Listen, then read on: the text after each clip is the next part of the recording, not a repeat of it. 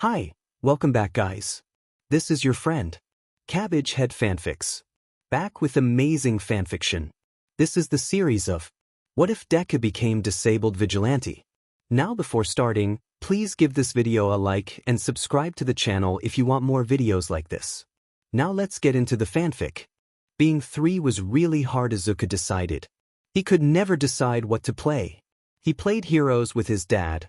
Izuku was always All Might cause All Might was the coolest hero. He babbled about heroes with his mom. She always wrote down his words, saying that he had a really good analysis, or he spent his day playing with Kaken. He was busy. The sound of the door opening alerted him that his dad was home, so Izuku leapt off the couch grabbing his notebook with the most recent hero notes. "I'm home," Hisashi called, carefully taking off his shoes. Dad, look at what I did today." Mom helped me write down my notes on the new underground hero eraser head. Izuku held up his notebook, covered in various hero stickers. "Let me see, Zuku." Hisashi grabbed the notebook, flipping to the latest page.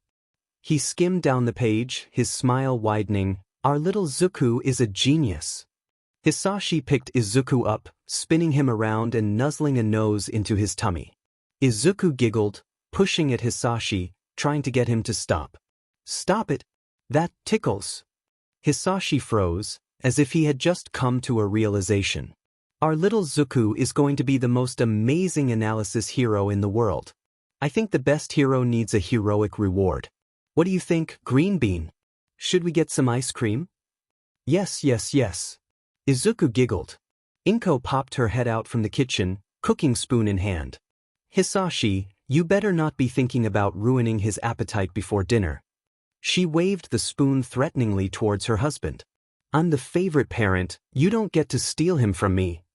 Hisashi stuck his tongue out at Inko, giving her the best puppy dog eyes. Izuku joined him. "But Inko, our son, is the most amazing hero I've ever seen, and he has to be rewarded like a hero too." "Yeah, I'm like All Might," Izuku chimed in. Inko stared at her boys, heaving a heavy sigh. "Fine, but you better bring me a scoop of strawberry." Hisashi cried out in joy, lifting Izuku over his head. "Can Kaken come too? He's gonna be a hero too. If Aunt Mitsuki says it's okay, then I don't see why not." Inko walked out, phone in hand. "I knew you were gonna ask, so I already called. Mitsuki says it's okay, so go put on your shoes." Izuku cheered, racing towards the door. Let's go. Hisashi gave Inko a deep kiss, wishing her a farewell. Izuku sat at the step, slipping on his All Might light-up shoes with the Velcro. Hisashi latched the shoes, giving Izuku a big kiss as well. "You ready, Green Bean?" "Yeah, let's go." "All right, we're off." "We're off," Izuku echoed. "Be safe," Inko replied. Hisashi carried Izuku on his shoulders, humming a song while Izuku played drums on his head. When they reached the Bakuga house, Izuku demanded to be put down so he could ring the doorbell himself. Katsuki opened the door, and the two took off together down the street, hand in hand. Hisashi followed after them closely, wishing a quick goodbye to Mitsuki. Mitsuki laughed, shutting the door behind her. Hisashi smiled, catching up to where the boys were waiting. An hour and 3 happy customers later, the small group was walking down the street, returning home. Izuku was carrying Inko's strawberry ice cream tightly, all while narrating All Might's latest adventure. And then he ran into the building and saved all of the people. Yeah, Katsuki added. "And he did it in 5 minutes too." "Really? That's so cool." The trio stopped at the corner, Hisashi explaining that they could only cross the street when the white man in the sign was visible. Izuku was vibrating from sugar and happiness, but suddenly froze when he looked down the street. The cup of ice cream he was holding hit the ground with a quiet thunk. Hisashi paused. He smelled smoke. And it wasn't his quirk. Hisashi picked the 2 boys up, racing down the street. Wherever there was smoke, fire usually followed. A group of men burst through a shop window, right in front of Hisashi. Hisashi skid to a halt, looking for a way out. "Effendi endeavor!" one of the villains shouted, his clothes and mask singed. The villain smacked out the glowing embers of his dark clothes, looking up to see Hisashi and the kids. The villain grinned. Looks like we got some civilians wanting to be hostages. Hisashi growled, quirk activating, smoke rising out of his throat. Don't effing touch us. The villain laughed. I don't think you get much of a choice. A blue glow surrounded the villain and Hisashi, the new quirk repelling the two from each other. Izuku hit the ground beside Katsuki, his head banging against the concrete. He looked up groggily, watching his dad struggle against a villain with a large magnet who was holding a knife to his throat. Don't move, or I kill you then the kids. The magnet villain whispered. Hisashi froze, but he was too aggravated to stop the smoke streaming from his mouth, alerting any heroes nearby to the situation. Izuku sat up on shaky arms, blood seeping into his eye from a cut on his head. His head hurt a lot. Beside him, Kaken was also struggling to sit up. Dad? Izuku whimpered. He looked around, spotting the red hair of his dad. He crawled forward, even though the white man in the sign hadn't appeared yet.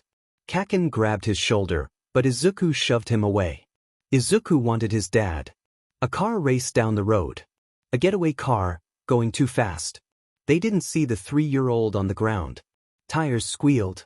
Hisashi roared, breaking free and leaping for his son. A loud crash echoed. Sheet! Run! A villain yelled, racing from the car. Civilians screamed. Izuku opened his eyes. When had he closed them? He was under the car's front wheel, blood puddling under him. Next to him, his dad lay unmoving, body broken from the impact. Izuku reached for him, hands connecting. Like a robot, Hisashi's fingers wrapped around Izuku's small hand, grasping it tightly. Then, like a puppet whose strings were cut, went limp. The sound of footsteps were drowned out by the sound of Izuku's cries. Heroes had arrived. The Space Hero 13's shoes, astronaut shoes Izuku's brain noted, appeared in his field of view. 13 vaporized the car that pinned Izuku down. They whispered soft words to Izuku, but nothing could calm him down. They immobilized his neck and back, transporting the traumatized child into an ambulance. Kaken was placed next to him, in shock. 13 left the boys to paramedics, going to assist others as they placed a white sheet atop Hisashi's body. Izuku stared out of the ambulance, his eyes blank. The doors closed. But not before Izuku watched the lifeless hand of his dad fall limply off the stretcher. Izuku screamed. Inko leaned heavily against the hospital toilet, the contents of her stomach coming up. Hisashi was gone, dead on arrival at the hospital. Izuku was hurt. Her baby, her child, he was Pano. Inko wiped her lips. She refused to think about it. Izuku would be fine. The doctors would fix him. So many quirks in the world, one of them had to be able to help. Inko couldn't handle the thought of rejection, the thought of watching her son struggle every day. He was only 3. He couldn't be. Inko took a sip of water from the sink, spitting out the acidic taste of bile. She closed the door behind her, the small thunk echoing like thunder in the silent pediatrics ward. Inko walked to Izuku's hospital room, the small body only taking up a quarter of the hospital bed. Izuku slept peacefully, no worry or sadness in his face. Innocent. Inko wanted to preserve that innocence for as long as she could. She sat down in the chair beside her baby's bed. Inko wept. Izuku woke up in an unfamiliar bed. He woke to the sound of quiet beeping and his mother's poorly concealed sniffles. Images of his dad flashed before his eyes. The last squeeze before his dad went limp, the hand from the stretcher. Izuku felt tears prick at his eyes. He scrubbed them away. He had to be like All Might. Heroes didn't cry. His tiny hands wiped angrily at his face, but the tears didn't stop. Izuku growled in frustration. The sound alerted Inko, who shot up with bloodshot eyes and wrapped her son in her arms. She held him tightly, as if he was about to disappear. "Mom," Izuku whispered, his voice hoarse and sore from screaming. Inko tried to smile, but her lips merely twitched. "Dad's gone, isn't he?" Inko nodded, wrapping her arms even tighter. "Yeah, he tried to protect you from the car." "Like All Might." "Like All Might." Izuku nodded. His dad was a superhero. He looked around the room, but didn't see who he was looking for. "Mom, where's Kaken?" Aunt Mitsuki came and picked him up. "He's okay, just a little scared. Izuku frowned. I pushed him, I need to apologize for being mean.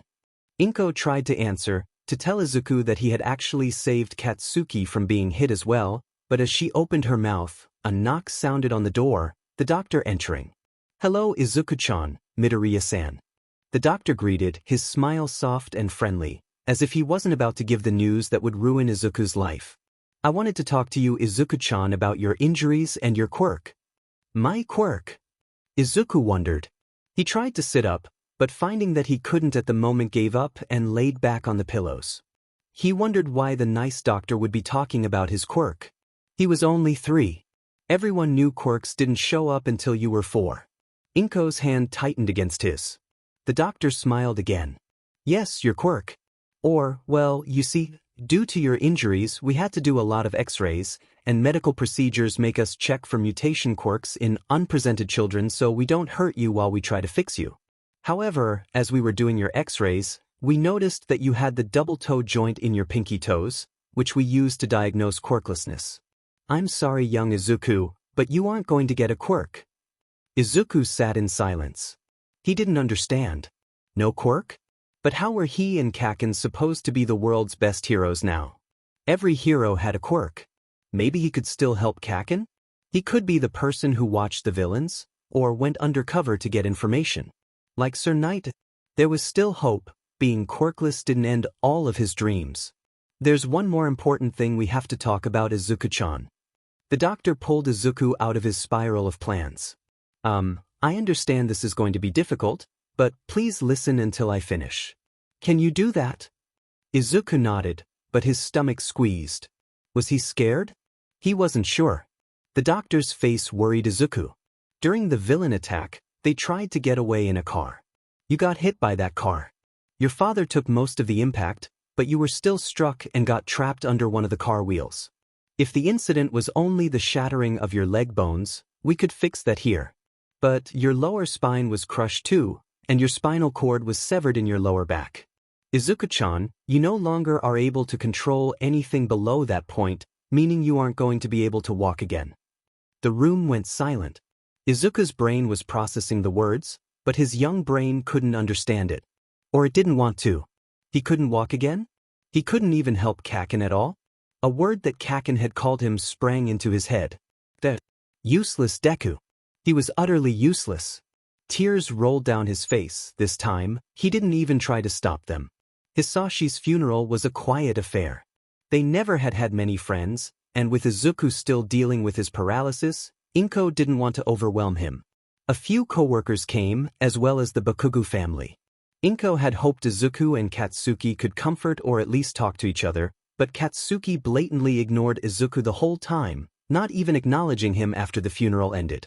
The space hero, 13, had shown up at the end, checking in on Inko and Izuku, making sure they were handling the grief and transition.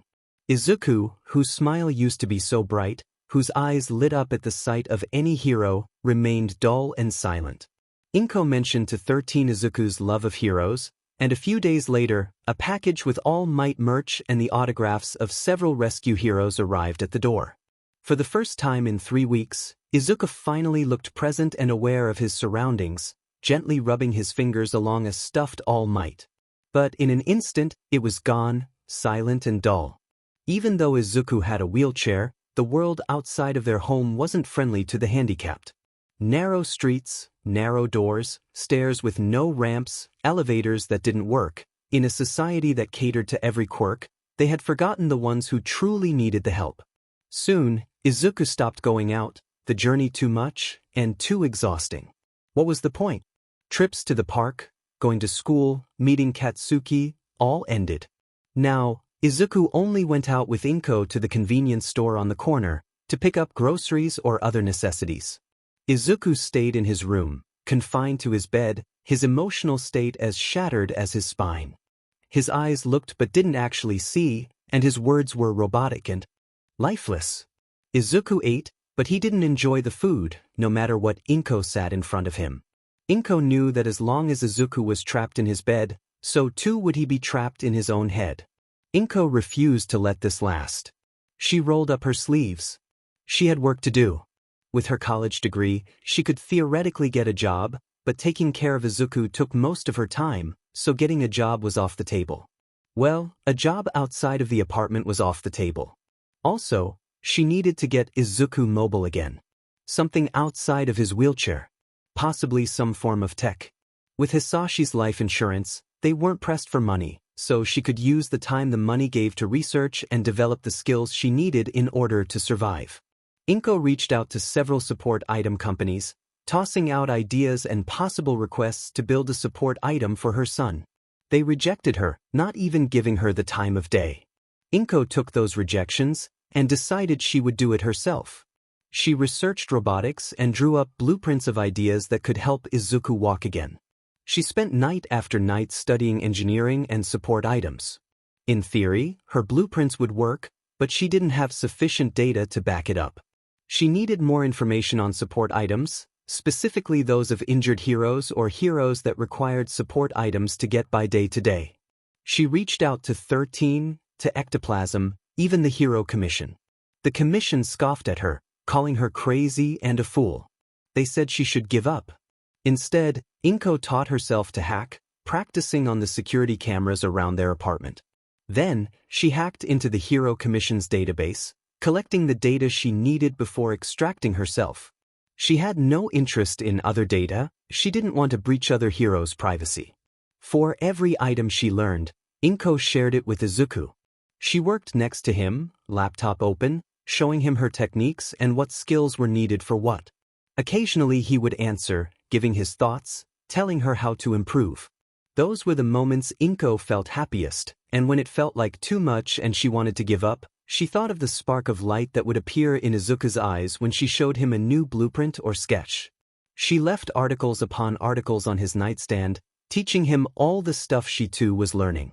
One night, they sat together, Izuku reading about vigilantes and a drag called Trigger, while Inko worked on their budget. Inko sighed, causing Izuku to turn and look at her. Even though they had Hisashi's money, if they were going to build and maintain any sort of support item, they would need more money than they had. She had a few ideas, but she wasn't proud of them. It would require her quirk, but as it was right now, it wasn't all that strong. She needed to practice. Every time she went shopping, she practiced her quirk, feeling how it worked, how it reacted to objects, how to manipulate it, and to make it stronger. She began to pickpocket. A coin turned to a few coins, turned to bills, turned to entire wallets as she strengthened her quirk. She stole the cash, then returned the wallets as swiftly as possible, repositioning herself to the opposite side of the victim and pulling the wallet back into the bag it had been in. She fine-tuned her skills, making it stronger than it had ever been before. She gave Izuku articles about pickpocketing and lockpicking, and even though she hoped he never needed them, they were important skills to have. Inko sold her soul to crime, all for her son. Everything was always for him. He, who still frowned more than he smiled, but whose eyes had brightened at the future, who absorbed everything she gave him like a sponge. He began to write in his notebooks again, analyzing quirks and debating them in short, quiet sentences with Inko. Izuku no longer obsessed over All Might. Instead, he put his thoughts towards other heroes. Sir Night Eye, Eraserhead, and 13 heroes who couldn't always rely on their quirks, heroes that relied on their brains more than their power. He still loved All Might, but now new heroes were taking that place in his heart. 3 years and 6 months later, Inko's work finally paid off. An email, short and to the point, expressed interest in her blueprints, stating that her blueprints would never actually work, but the idea in and of itself was good, so they were interested in building a support item for Izuku. They said they would drop by in a few days to discuss the endeavor. Inko thanked them, giving them their address. This was how the Midoriyas met the Hatsums. By age 6, the doctor's diagnosis of quirklessness and paralysis had come true. No quirk, no legs, no life, and no friends. Katsuki hadn't even visited in the 3 years since Izuku was injured. The only light in this dark and dull life was his mom. She was the only one who hadn't looked at him in pity. Instead, she had decided to help Izuku herself. And, apparently, her goal was coming to fruition. After 3 years of nothing, some support company engineers were coming to the apartment, to discuss the support item with Inko. Izuku stayed in his bed. Even as the doorbell rang, he didn't want random strangers to look at him with pity, to give empty apologies, much like everyone else had in the past. It was why he stopped going out. He hated the eyes and the mutters behind his back, the whispers that said his mom was crazy and delusional. He heard them, he heard their every word, their whispers not quite quiet enough for his young ears. The voices in the apartment were loud through his open door, but he couldn't care less. He pulled the blanket over his head, willing them to be gone quick. Light footsteps sounded down the hallway, probably just his mom grabbing more blueprints from her room. "Wow. You really can't feel anything, can you?" A voice echoed at the foot of his bed, startling Izuku. He whipped the blanket off, a glare aimed at the pink-haired stranger who was aggressively poking his foot with a sharp tool. "Would you stop that?" Izuku growled, though the girl only reacted by changing the position she was poking. "Nope. I want to check out the limitations of your nerve endings in order to determine your type of treatment." Izuku groaned, covering his head again. "Crazy people. May. You can't just come into someone's room and start poking them without permission." A new voice sounded at the foot of the bed, startling Izuku again. Izuku pulled the blanket back down with barely controlled contempt. A taller and older version of this pink-haired May girl was standing at the foot of his bed as well. She was also poking his legs. "But Mom," May complained, "we need to determine his muscle mass and level of feeling before we try to complete the surgery. Right? Speaking of muscle mass, I need you to write down these numbers. Ready?" Izuku slumped back while the pink-haired terrors rambled off numbers and poked his legs and thighs, completely ignoring him. His mom entered soon after they began, standing in the doorway with a poorly concealed smile. Izuku glared at her, mouthing for help, only to have her do nothing. After an eternity and a half, the elder pink-haired demon snapped her notebook shut and turned to face Inko. "Well, I might not know anything about surgery, but Izuku's body does seem stable enough for our support gear. His muscles haven't atrophied as much as I expected." "Yes. Well, I've been making sure to stretch and work Izuku's legs every night." "Perfect. I have a doctor on standby, and now that I have Izuku-chan's measurements, I'm ready to go. Come along with me. I'll see you next week, Inko-san." The pink-haired nightmares left the room, Inko escorting them out. While the group discussed payment and various components that were required, Izuku really hoped he imagined it when May said that they should add turbo rockets.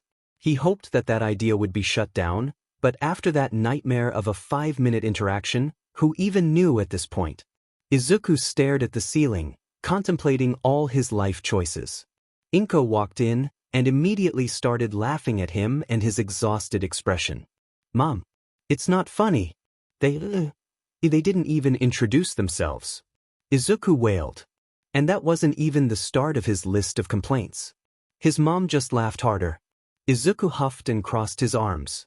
Inko took a moment to catch her breath. Finally, those Izuku were the Hatsums. Izuku's jaw dropped. The Hatsums? The Hatsums, who were one of the leading creators of support gear in Japan. The Hatsums who made 13th Suit, Ectoplasm's legs, and the Wild Pussycats costumes? How in the world did his mom get in contact with the most famous support company in the world, let alone one of the founders? "How in the world?" Izuku sputtered out. Inko shrugged. "I guess after 3 years of hounding them, they finally gave in. Their daughter, May, is the same age as you, so maybe they were inspired by that. And the surgery they mentioned? I'm not entirely sure. I thought they were coming over to discuss blueprints and ideas, but apparently they already have that prepared and just needed your measurements." "And next week?" "Yeah, they have the procedure scheduled for next week. I thought it was too soon, but in Hatsum time, it wasn't soon enough." Izuku's eyes watered. He was gonna walk again. He was going to be free from this hell. A smile worked its way onto his face, the muscles unsure of what to do after 3 years of nothing. Inko pulled Izuku into her arms, her eyes just as wet as Izuku's. They were gonna be all right. Her son could be a hero now. A week, 2 phone calls, and 3 X-rays later, Izuku was cleared for surgery. The support item was built, the surgery scheduled. Now all that was needed was the Midoriya family. Izuku hadn't been able to sleep the night before. Excitement and anxiety had kept his brain awake. Inko pushed Izuku's wheelchair, the boy nearly vibrating in excitement. As the doors to the hospital opened, Izuku's breath stuttered. Memories of his accident all those years ago resurfaced. The beeping of the heart monitor, the smell of antiseptic, the quiet steps down an empty hall. Nausea filled his empty stomach, his heart racing. Inko's warm hands squeezed his shoulder, her gentle words as she discussed a new hero's quirk, distracting him. Izuku felt himself get swept away in quirk analysis, forcing his focus elsewhere. His hands twitched. He wished he had brought his notebook. 2 pairs of feet entered his field of vision, halting his rant. "Hello Midoriya-san, my name is Hatsum Shu, I'm the doctor performing young Izuku's surgery today." The doctor bowed deeply, offering his business card. Inko grabbed it, reading it carefully. "It is nice to meet you, Dr. Hatsum. And you as well. Your principal Nedzu." Izuku interrupted. "You oversee UA, and are also the only known animal to have a quirk. Your quirk, High Specs, is speculated to make you about as intelligent as a human, but I've followed your work for long enough that I know that isn't true. Last year you solved 150 cold cases, and are constantly seen at police stations working as a consultant." Izuku took a breath. Nedzu was so cool. Nedzu laughed. "Well, it seems like I don't need to make any introductions." Nedzu turned to Inko, bowing and giving his business card as well. "As Izuku stated, my name is Nedzu, principal of UA. I was the one who got you blueprints on Hatsum-san's desk, Inko-san, though my being here is for a more selfish reason. I was curious to meet the woman who successfully hacked into the Hero Commission's database." Inko blanched. Her fingers twitched, quirk activated. She probably could cause enough chaos to get her and Izuku safely out, but Izuku needed the surgery. Nedzu raised his hands in surrender. "Oh, you don't have to worry about me telling them or anything. We're not on the greatest of terms, you see. I'm impressed by your work, Midoriya-san. If you ever need a job, UA would be happy to take you." Inko swallowed, her throat tight. She blinked back tears. Once Izuku was mobile again, she could start to work again, not having to rely on crime to put food on their table. Izuku squeezed her hand, comforting her. Taking a breath, Inko turned back to Dr. Hatsum, who was silently waiting. Inko nodded. It was time to begin. Dr. Hatsum led the Midoriyas through the hospital, the sterile white walls a maze. "My quirk gives me steady hands, so it's been incredibly helpful for surgeries. Combined with my wife's mechanical abilities, we've been creating support gear for injured heroes and heroes who have finicky quirks for years. While we usually only work with heroes, the blueprints Nedzu gave us were stolen by Mei, who demanded that we build them. While Mei won't be participating in the surgery at all, with your permission, Inko-san, we would like Mei to observe the surgery, as she will be the one maintaining Izuku's support item in the future." Inko and Izuku nodded, both overwhelmed by the rapid-fire words of the doctor. Nonplussed, the man continued. "Also, I doubt my wife explained the support item, but basically, I'll be fitting small transmitters on the end of your severed nerves that can pick up the signals your brain sends out. When they receive the signal, they send out their own signal to a set of leg braces that we built for you, simulating your own movement. We weren't able to do anything about the lack of feeling in the legs, but you should, in theory, be able to walk. We'll do adjustments on the braces as you grow, but that'll be pretty simple since the most important part of the support item is inside your body." Izuku understood about 75% of that explanation, but since his mother was nodding, he assumed she understood it, so he decided to trust her judgment. As long as he could walk again, he would do anything. "All right, once we go through here, we can begin the surgery." Izuku woke up in an unfamiliar bed. The heart monitor next to him beeped. Izuku opened his eyes, his mother sat beside him, a smile on her face.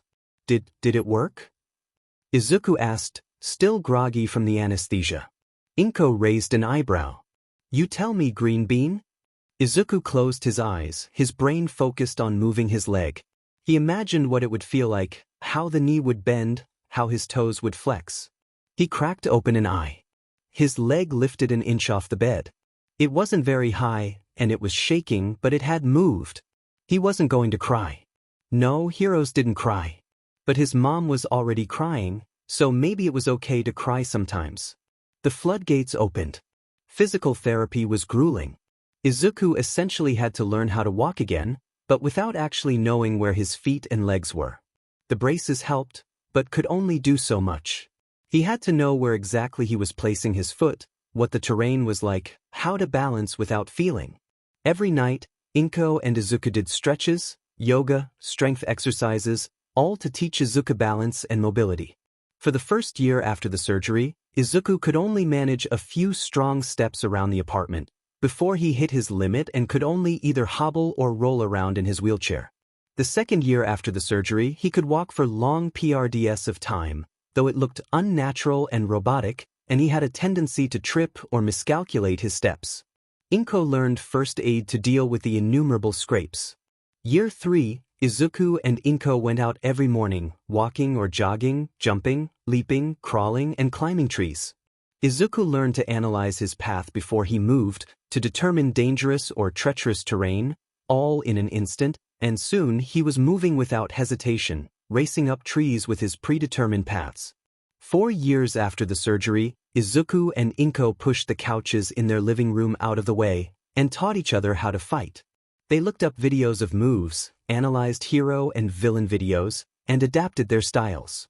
They sparred against each other, fists and feet moving faster each day. Izuku's confidence grew, and with it, so too did his movements.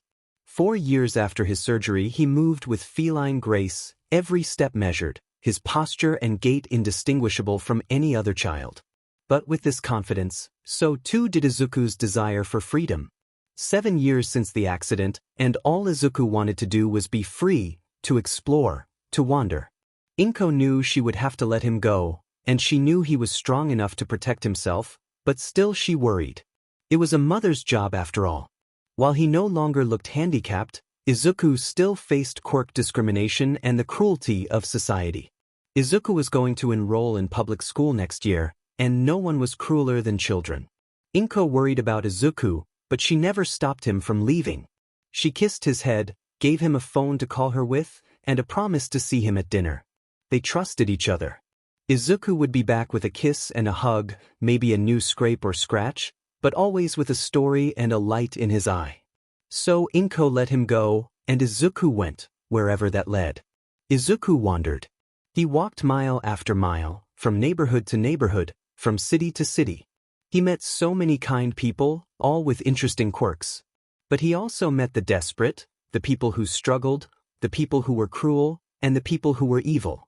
Downtown Mizudafu used to be a glamorous area, with bright lights and new buildings on every corner. But as the region developed, the industries moved elsewhere, and downtown Mizudafu was forgotten. Now, it was a concrete jungle, gray and dull, the only color the graffiti on the walls. Drags, crime, homelessness ran rampant, hopelessness filled the air. Izuku's feet had led him here, hoodie pulled over his head, trying to keep a low profile. He wasn't necessarily scared, but he didn't want to be here any longer than necessary. Outsiders drew too much negative attention. The smell of smoke filled the air. Izuku froze. He trembled, images of the accident overwhelmed his brain. His breathing quickened, panic and nausea rising in his throat. A scream sounded, but it wasn't him. Izuku snapped back to reality, his head whipped around, trying to locate where the sound had come from. The smoke streamed from an alley, dissipating into the smoggy air. Izuku didn't think, he leapt forward, racing into the alleyway. A woman trembled in the shadows, a man with burning arms had trapped her in the corner. Her blouse was ripped and burned, bra exposed. Her eyes caught Izuku's movement, fear-filled and pleading. She begged for help without saying a word. Izuku swallowed, he could help. He had to help. Where were the heroes? Izuku shook his head. If he could help, he should help. He ran forward, urging his legs to move faster. He only had the element of surprise, so he had to make the most of it. He leapt on top of a dumpster, the noise alerting the attacker, but as the man turned, Izuku aimed a leaping kick at his head. The kick connected, the man's head whipping back and knocking him unconscious. Izuku landed gracefully, hopping forward a few steps to maintain balance. Izuku turned to the woman, who stood in silence. Whether it was from fear or relief, Izuku wasn't sure. "Are you okay?" he asked, hands in front of him, in a gesture he hoped was non-threatening. The woman gulped, nodding her head shakily. She picked up the burnt remains of her shirt and purse, pushing past Izuku without making eye contact. "Wait!" Izuku called. The woman flinched. "Shouldn't we wait for the heroes to arrive so they can make sure you're okay?" The woman barked out a laugh. "You're not from around here, are you? The heroes don't care about us, never have, never will." Izuku was confused. Crime rates were high in this area, he knew that. So, isn't this where the heroes were needed most? "I'm sorry, ma'am, I'm afraid I don't understand." The woman sighed. "Kid, heroics is a popularity contest. This area isn't the shiny, photogenic place that any of the top heroes want to be seen around. If you want help, you help yourself." But that's not right. Heroes should help everyone, regardless of who or where they are. That's just the way it is. The woman gave Izuku a glance. "Thank you for your help today, but you should leave and never come back. If anyone sees you here, they'll slap a vigilante charge on you." The woman left a stunned Izuku. He heard movement from the man he had attacked earlier and took off running. He raced home, faster than he had ever run before. His mind whirled. He slammed the door to the apartment, not even greeting his mom, he was too distraught. He collapsed on the couch. Inko heard the door open, but was concerned when she didn't hear Izuku. She turned the heat down on the stove, it could wait, before walking into the living room. She saw Izuku curled in a ball on the couch, a pillow poorly muffling his crying. "Izuku, are you hurt?" Inko sat next to him, a gentle hand placed on his shaking shoulder. Izuku shook his head. Inko tried a different angle. "Izuku, did you hurt someone?" Izuku's breath hitched. "So that's what had happened. Do you want to talk about it?" "No," was Izuku's muffled reply. Inko waited. "Maybe?" "I don't know." Inko hummed, giving Izuku the time he needed to collect himself. After an hour, Izuku's breathing slowed, and he was calm enough to sit up.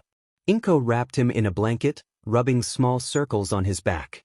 "Mom, did you know that there are no heroes in downtown Mizudafu?" Inko nodded. She had been there multiple times to sell stolen items in the past. It was a dreadful area, she had been attacked often. "Why are there no heroes?" Inko took a breath. "Well, I think that heroes see the place as hopeless and have given up on it. There's no glory in trying to help a region where only the poorest live." It was an unpleasant truth, but it was the truth. Even when those people need the heroes the most? Yeah, even when they need it the most. "Mom, Izuku took a breath. "Do you think I could help them?" "Well, I think it depends, Izuku. People who are desperate will do whatever is necessary to survive. Would you condemn those who steal to eat? Or would you help them even when they themselves are criminals?" Izuku sighed. "You don't know. But today I did something. I helped someone. She was so scared.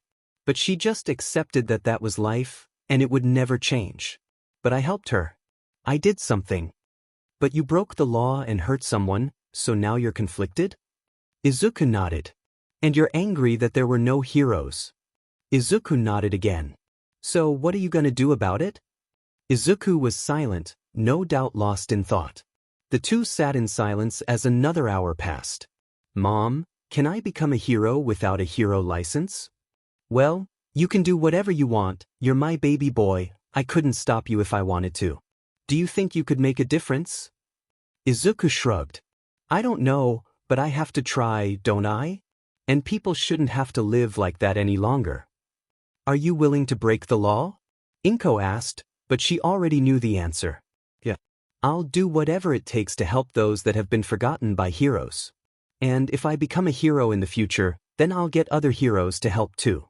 But they need help now. I can't wait years. I need to help now." "All right then. All right. All right." Inko smiled. "If you're sure, then I'll support you every step of the way. You'll need help with surveillance, right?" "I can do that." Izuku stared at her.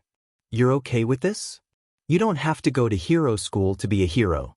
Though, if my son is going to be a vigilante, then we're gonna have to do something to protect your identity and quirk. But I don't have a quirk? Izuku looked confused. Exactly. We need to make it seem like you have one, so no one is suspicious. Any ideas? Izuku nibbled his thumb. Well, mutation quirks are usually pretty obvious. Inko smiled as Izuku mumbled away. She was no stranger to crime, and she knew, deep in her heart, that even if she had said she was not okay with Izuku doing vigilantism, he would do it anyway. Better she knew when and where he was doing it anyway. She was so proud of her son. She knew he could change the world one step at a time. To help the forgotten, the condemned, the desperate. That was her son. Aizawa was tired. Why the F? Was he the one who had to go investigate Mirko's secret love child? It wasn't like his quirk even worked on mutant types, and besides, Rabbit had been active for at least 2 years, but just because they were reported near the area where 2 heroes had been killed, the villain had been caught and arrested. The Hero Commission was breathing down everyone's back to get the dangerous criminal off the streets. And sure, maybe Aizawa did have extra time after expelling his whole class, but he had cats and a husband to deal with at home. Besides, Aizawa was quite fine with working alongside vigilantes, but no, apparently Nedzu thought that he should be the one to arrest the vigilante. So here he was, middle of the night, crouching on a rooftop, 2 months into the operation. He was so FNG tired. 2 months without any solid leads, only rumors and reports from witnesses and police. Nothing caught on cameras, criminals not knowing anything. There was nothing for Aizawa to work with. The only definite reports were that the vigilante, Rabbit, had a rabbit mutation quirk, but rabbit mutations were so common that even a search through the quirk registry had offered nothing. At this point, Aizawa was grasping at straws.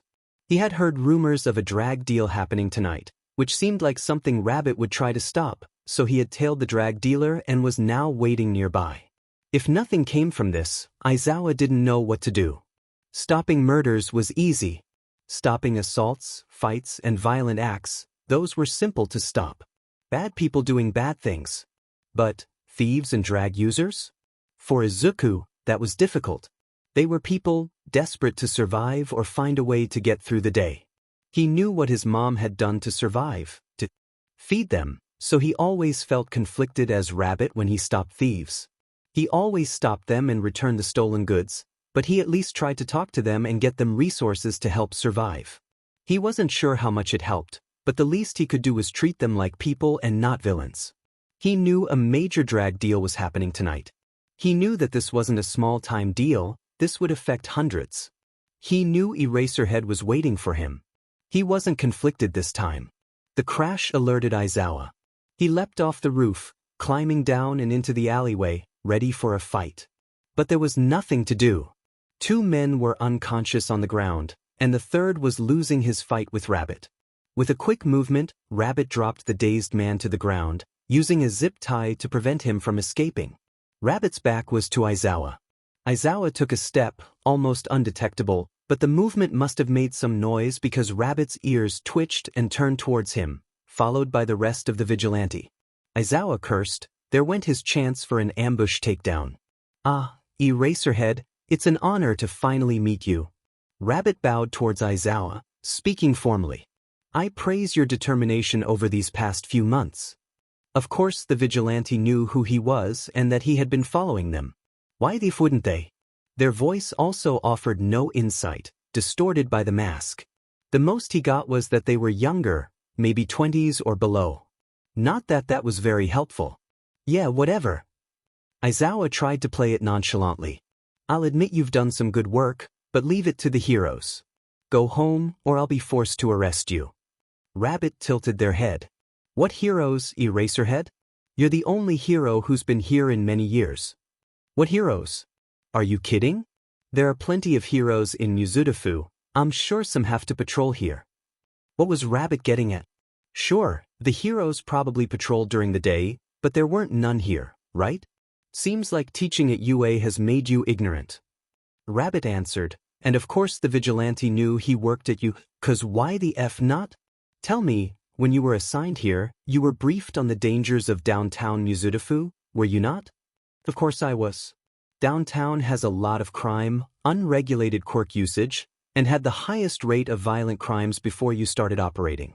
Why is this important? And during your briefing, which heroes were you told patrolled here? Aizawa paused, thinking back to 2 months ago. Netsu had given him a folder to read, with everything they knew about Rabbit. It had been pathetically thin, he remembered. Netsu had talked about Rabbit's suspected quirk and the region, but had there been anything on heroes? You don't remember, was Aizawa's reply. You don't remember because there isn't anything to remember. There are no heroes here, no laws, no semblance of order. If you arrest me, Eraserhead, what happens then?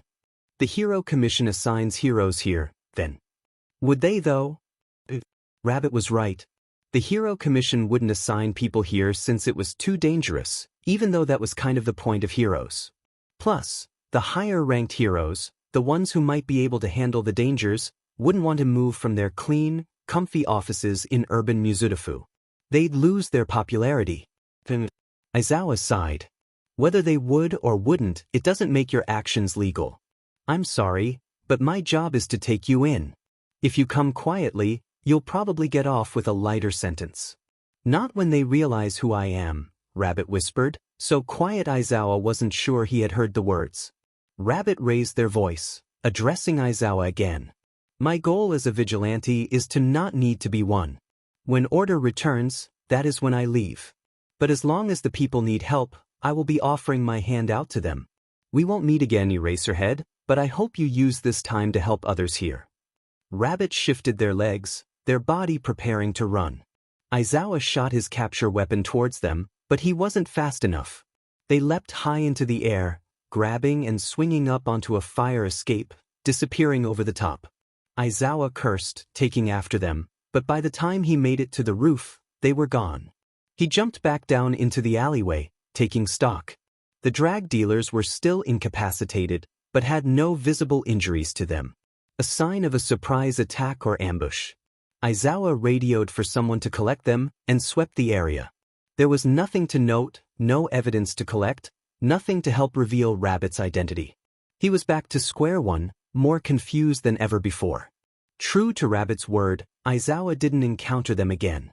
He went out each night, and he'd occasionally see their ears, or their running body, but when he reached where they had been, they were gone. More often than not, below those spots, a crime happened.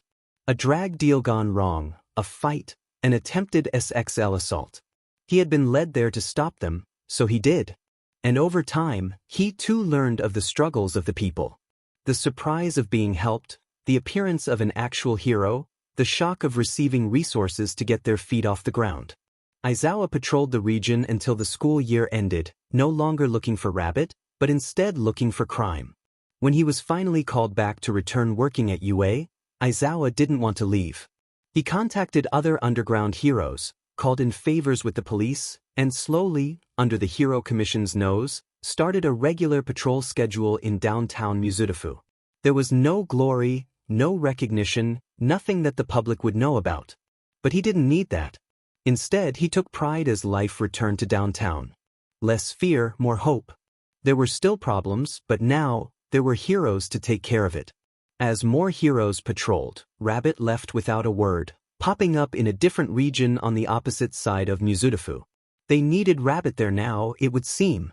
Aizawa smiled at the report Netsu had given him. Eraserhead would not be the one to apprehend Rabbit, and he doubted there was anyone that could.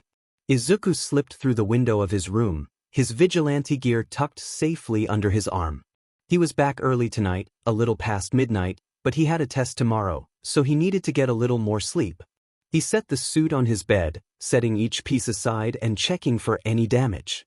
The mechanical rabbit ears were clear, the mask and goggles were working. Well too, though the goggles had gotten scratched during an altercation. Nothing that couldn't be fixed though. He set the gear into a box, sliding it as far back into the closet as he could. No one ever came over to the apartment anymore, but it never hurt to be safe. Izuku slipped on his pajamas, the soft material soft on his weary body. He opened his door, calling to his mom. "Mom, I'm home." "Welcome back, Izuku. Cameras are clear, no one followed you." Did you get your homework and studying done for tomorrow? Izuku kissed Inko's forehead. Yep, I did it before patrol.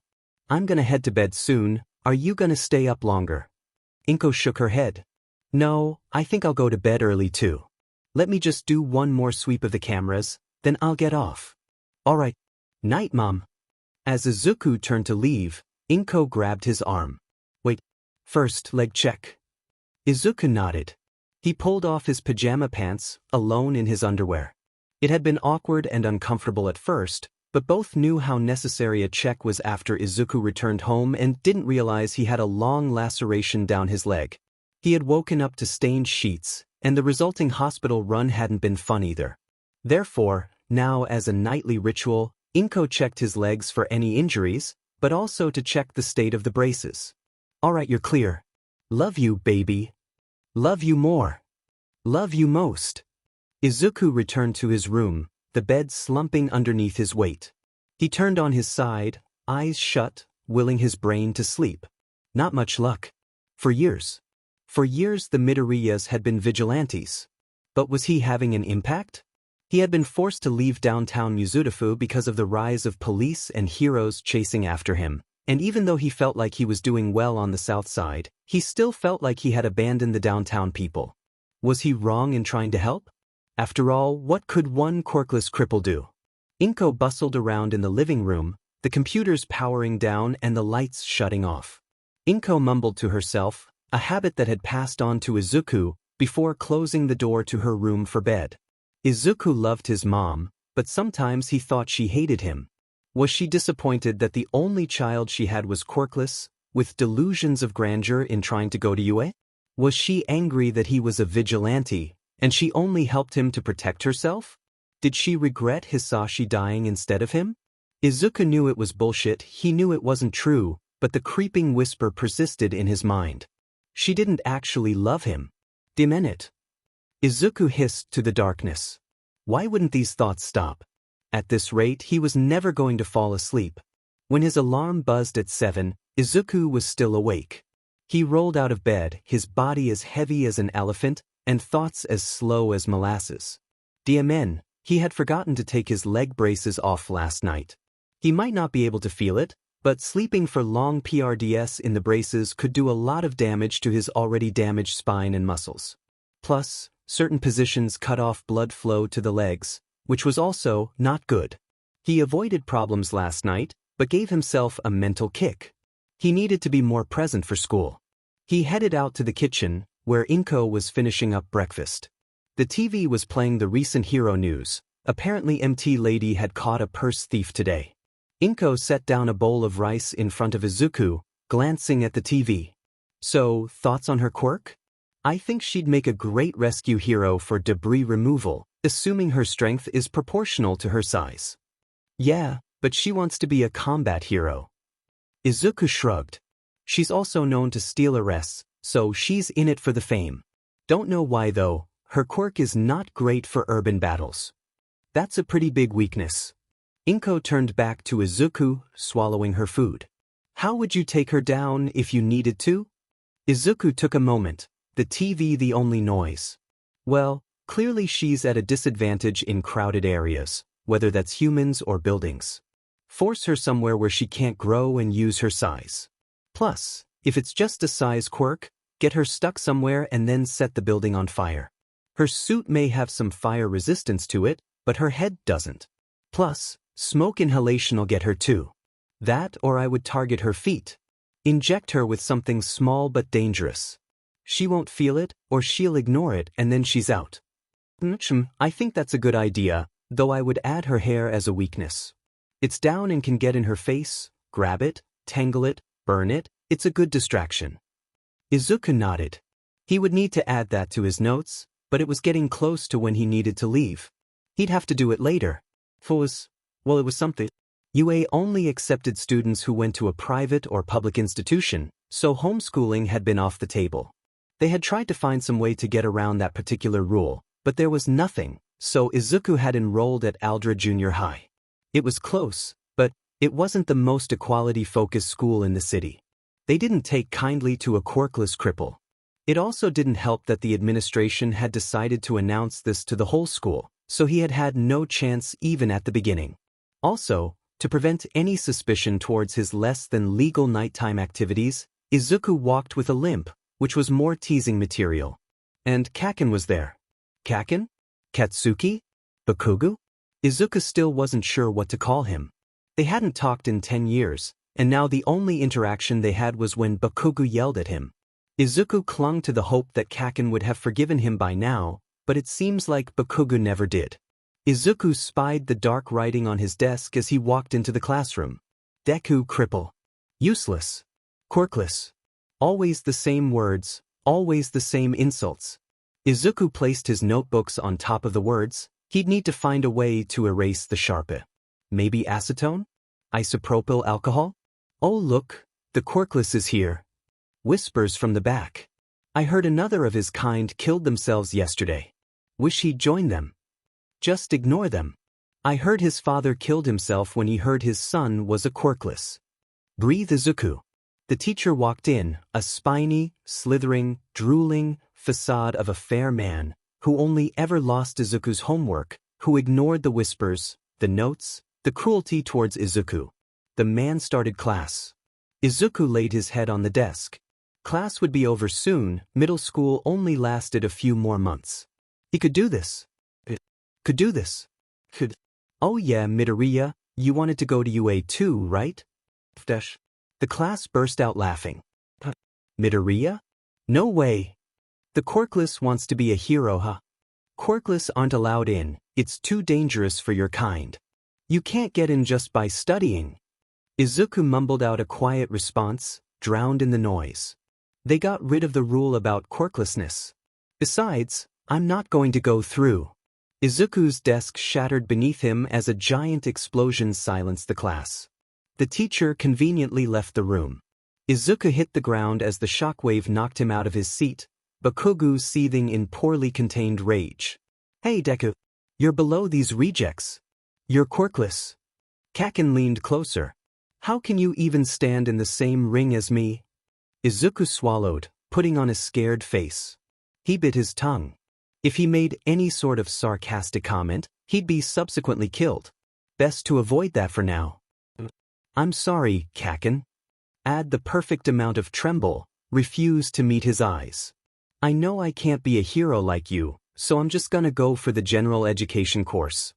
Izuku rolled his eyes internally. Bakugu ate it up, hook, line, and sinker. Useless Dekus don't even belong at UA. I'm gonna be the only one who goes. Stay home with your mommy.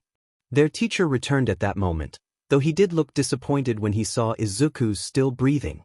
Izuku ignored him, stuck on the floor now that his desk and chair had exploded. Izuku zoned out for the rest of the day. It wasn't like he didn't already know the material. He worked on his homework for tomorrow. If he got it done early, he might be able to start patrol earlier today. He finished up right before the bell, so he used the extra couple minutes to rapidly write his discussion notes about MT Lady. A pair of shoes entered his field of view. We're not done talking yet, Deku. Bakugu grabbed the notebook, a trophy for his lackeys. Hey Katsuki, what's that?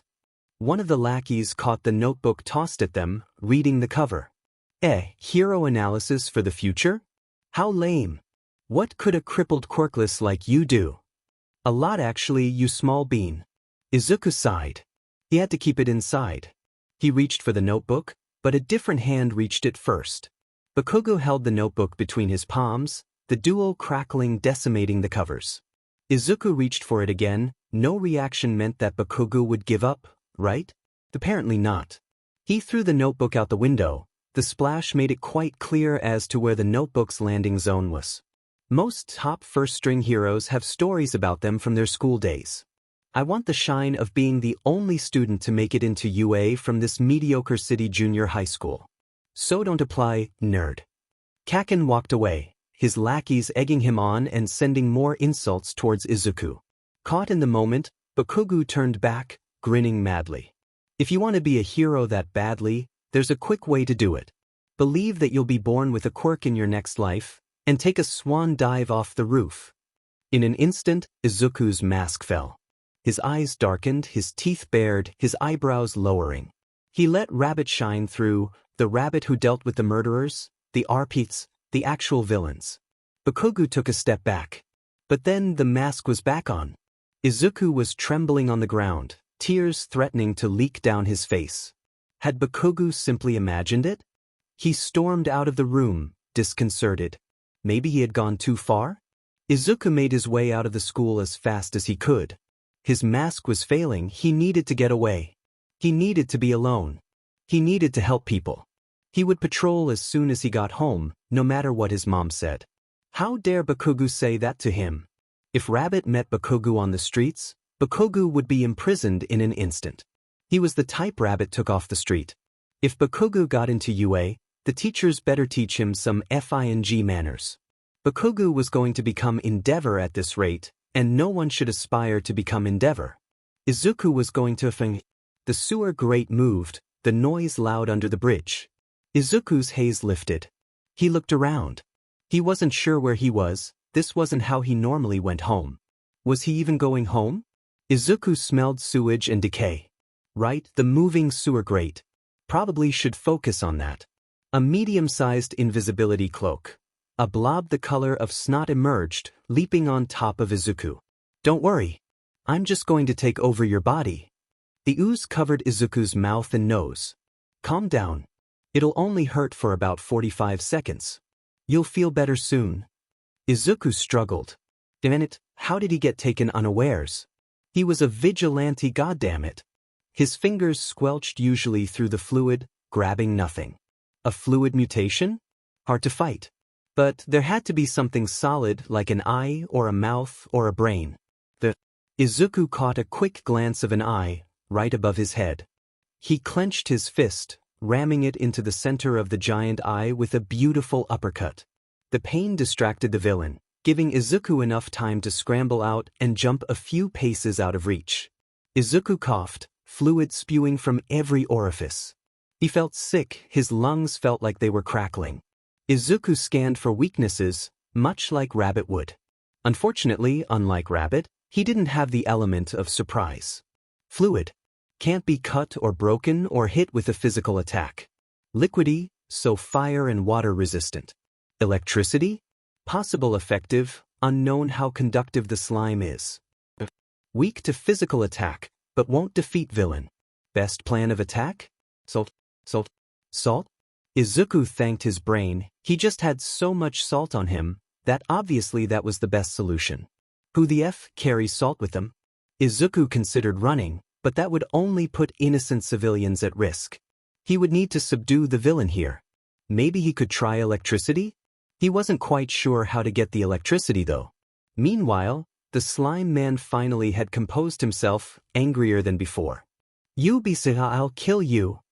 You already were trying to kill me, asshat. Come up with a better threat. The slime villain lunged forward. Izuku rolled out of the way, his phone flying out of his pocket and into the gutter. That was filled with water. Okay, new plan. Distract the villain until someone else could call for help. Hopefully sooner rather than later. As if his thoughts were heard, the sewer grate once again moved, shooting up into the bridge's underside, impeding itself deeply. Izuku dodged another swipe, a flash of blonde shooting past, the words, Texas Smash, flying past him as well. A gust of air blasted into the slime, scattering him. All right, new weakness. Large blast of wind scatters slime. Izuku drew to a halt, catching his breath. He turned to look at his rescuer, but it was at that moment that his body decided it had had enough slime inside of it. Izuku hurled, his stomach emptying, sludge, as well as his lunch spewing onto the ground. A hand awkwardly patted his back, unsure what to do. Are you all right, my boy? Sheet. Izuku had just thrown up in front of All Might. The All Might. The All Might who was favoring his right side? How odd. And possible dangerous to know. You did well dodging all his attacks. You must be a hero hopeful. Thank you? Can I just ask a quick question? If you're asking for an autograph, have no fear. I have signed your notebook. Now, I must be off to the police. Dangerous territory or not, Izuku had to know. Why are you hiding such a major injury? All Might froze. I assume Recovery Girl wasn't able to heal it completely if it's inhibiting you this much. Does this have anything to do with the fight that was covered up 6 years ago by the Hero Commission? All Might turned. Izuku blinked. Izuku was in the air. All Might leapt onto a roof, dropping Izuku heavily on the ground. All Might looked around wildly, making sure it was clear. Smoke pooled off All Might, hiding him from view. When the smoke cleared, All Might was gone. A skinny skeleton of a man stood in his place instead. The man was gaunt, thin and weak, but it was definitely still All Might. Barely. Look, kid, I have a question, and I need you to answer this seriously and truthfully. How do you know that information?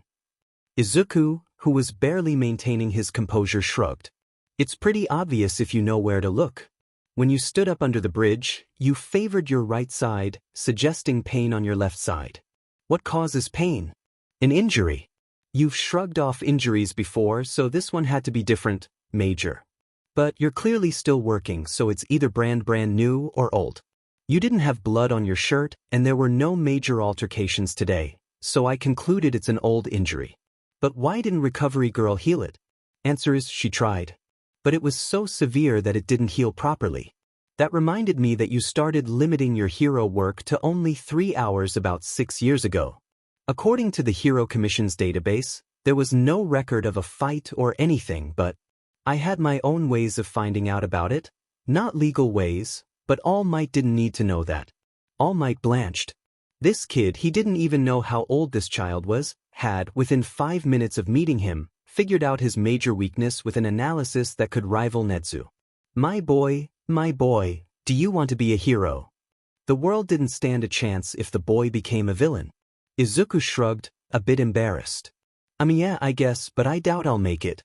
I'm gonna try to get into UA's General Studies course, so maybe I'll do something with that. I'm just happy with what I'm doing now. Helping people isn't just the job for heroes. General Studies, huh? All Might nodded. Your quirk must not be suited for the heroic course then? Kind of? No. Izuku shuffled on his feet. I'm quirkless, so... Boy! All Might yelled. You're quirkless? What were you doing fighting that villain? You should have run away, get someone who can handle it. And let someone else be attacked? Hell no. All Might, sir, I respect you, but even without a quirk, I'm not helpless. I'm not useless. But you could have gotten hurt. Newsflash. People with quirks get hurt too. My dad, you, ectoplasm with all your quirks, didn't stop you from being injured, okay? If I can help, I will. Now, you should probably go, you're about to run out of time. Izuku stormed off, leaving a frozen All Might on the roof.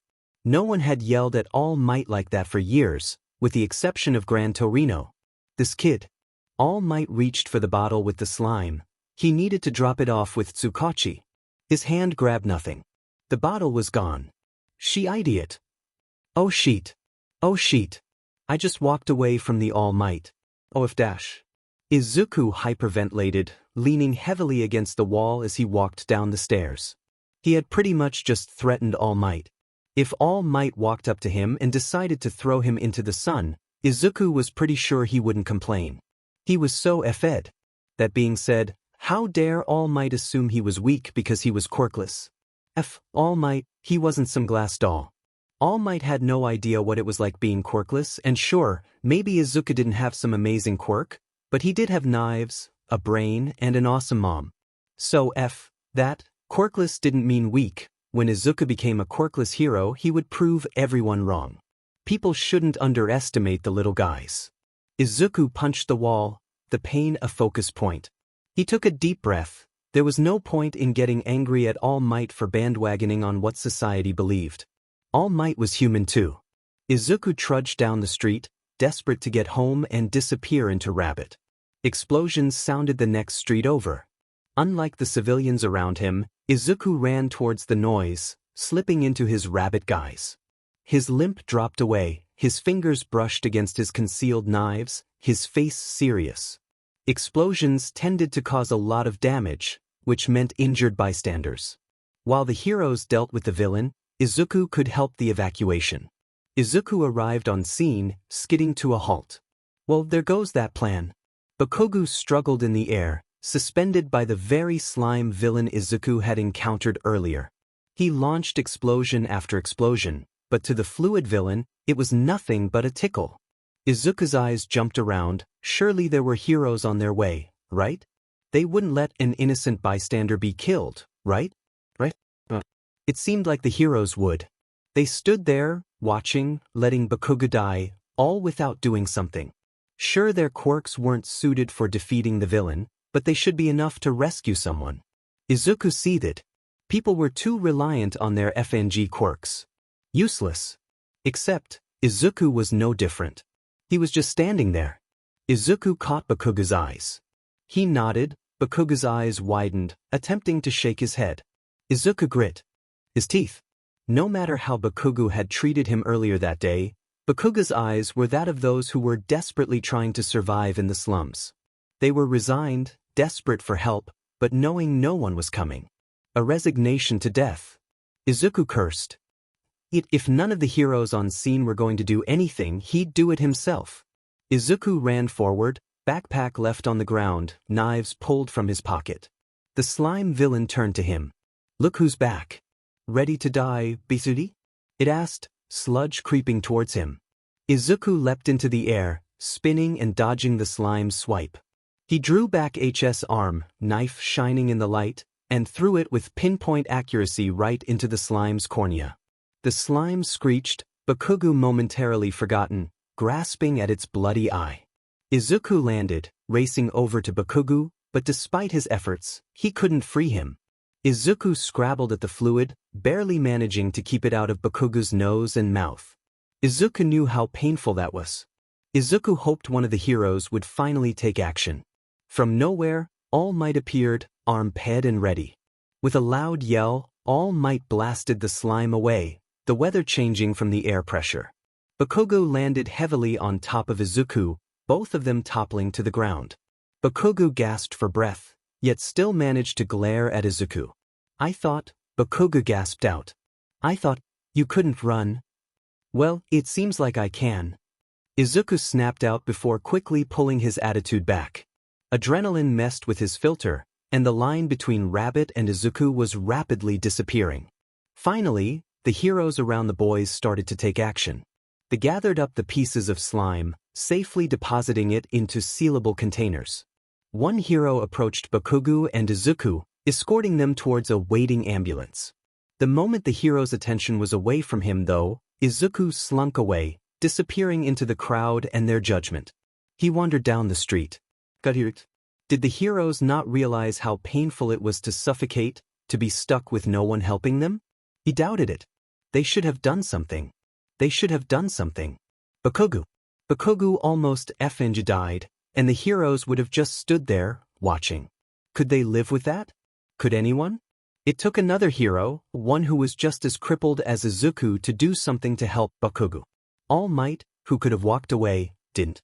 That was why he was the #1 hero, not his capture count, not his encounter rate, his kindness. Izuku sighed. He was done dealing with this society today. He was going to go home, do his homework, and then pass out for the next 2 weeks. Deku! Or not. Izuku turned. Bakugo was racing towards him. Angry. As usual. Izuku put on his weakling mask. Kaken? Bakugo stopped, his eyes narrowing as he didn't fall for Izuku's weak character. I never asked you for help. And you didn't help me. Got it? I was fine by myself. You're a quirkless failure playing without a full deck. Don't think you can look down on me with that weak act of yours. Besides, you can't even walk right with your legs injured like that. Are you trying to get yourself hurt? It appears the angry exploder did care. Izuku took a deep breath, his mask dropping. He looked Bakugo in the eye, the boy barely avoiding a flinch. Izuku never looked Bakugo in the eyes. Have you ever been to the slums of Mizudafu, Kaken? Izuku asked. No. What the f does that have? Kaken, if you want to be a hero, go walk there. Izuku interrupted. I helped because when I saw your face, I saw the same face as those who have accepted their own deaths. Your eyes were asking for help, and deny it if you will, I will always give help to those who need it, crippled or not. What if you had gotten FING injured? Bakugo retorted. Well, I'm already FING injured as you put it, so what's a few scratches more? I'm not going to let that stop me from doing the right thing.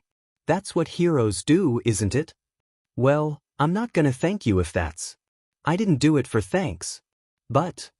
Bakugo continued, interrupting Izuku. I'm sorry about telling you to jump off the roof. It was wrong, and I shouldn't have said it. Thank you for the apology, Bakugo. But I'm not sure if I'm ready to forgive you. Whatever, nerd. You're still quirkless, so don't even think about becoming a hero. Bakugo stormed off, muttering something about being the #1 hero. Izuku shrugged. Bakugo's words didn't bother him anymore. He was quirkless, sure, but he was going to become a hero. And if not a hero, then he would be a vigilante to watch over the heroes. I am here. Izuku jumped 6 feet in the air, knife out, and aimed towards whoever had managed to sneak up on him. It was just All Might. Izuku let out a deep breath. His heart couldn't take this sort of stress. He was going to have a heart attack at this rate. All Might laughed, though it was cut short by spewing blood and a cloud of smoke. Izuku went to reach into his bag for a tissue, but his backpack wasn't there. It was still on the scene of the villain attack. Looking for this, my boy? All Might held out Izuku's yellow backpack. I saw it on the ground and remembered you had one just like it earlier. Thank you. Izuku grabbed it, swinging it over his shoulder. All Might, sir, what are you doing here? Weren't you surrounded by reporters? I wouldn't be #1 if I didn't know how to escape some pesky reporters. Anyways, young man. I come with thanks, a correction, and a suggestion. Izuku pet his head, listening intently. If you hadn't been there, if you hadn't yelled at me, I would have turned into a guy in a bodysuit who was all talk. I would have walked away and let someone else deal with it. Thank you. I said you couldn't do anything because you were quirkless, but it was none other than the timid, quirkless you at the scene that I was able to act. Your body moved before you had the chance to think. I came to tell you that you can be a hero. Izuku smiled. Thank you for your kind words, All Might.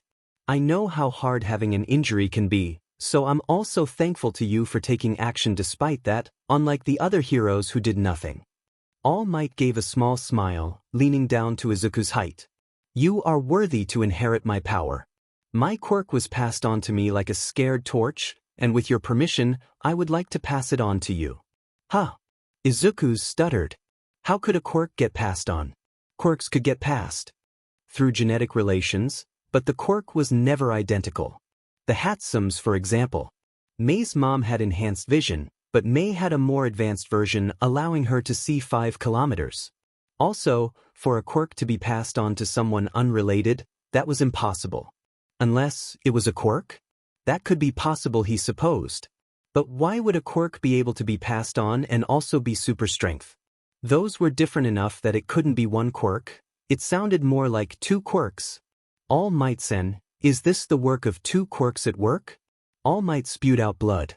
You, young man, are way too smart for your own good. The power to transfer power is indeed the quirk I inherited. It combined with a stockpiling quirk, and became the quirk you know today. Now, do you accept my power? Izuku took a breath, thinking carefully.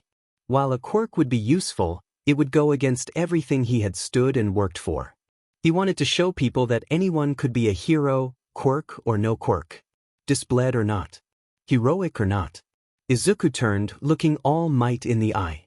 Thank you, sir. I really appreciate the opportunity.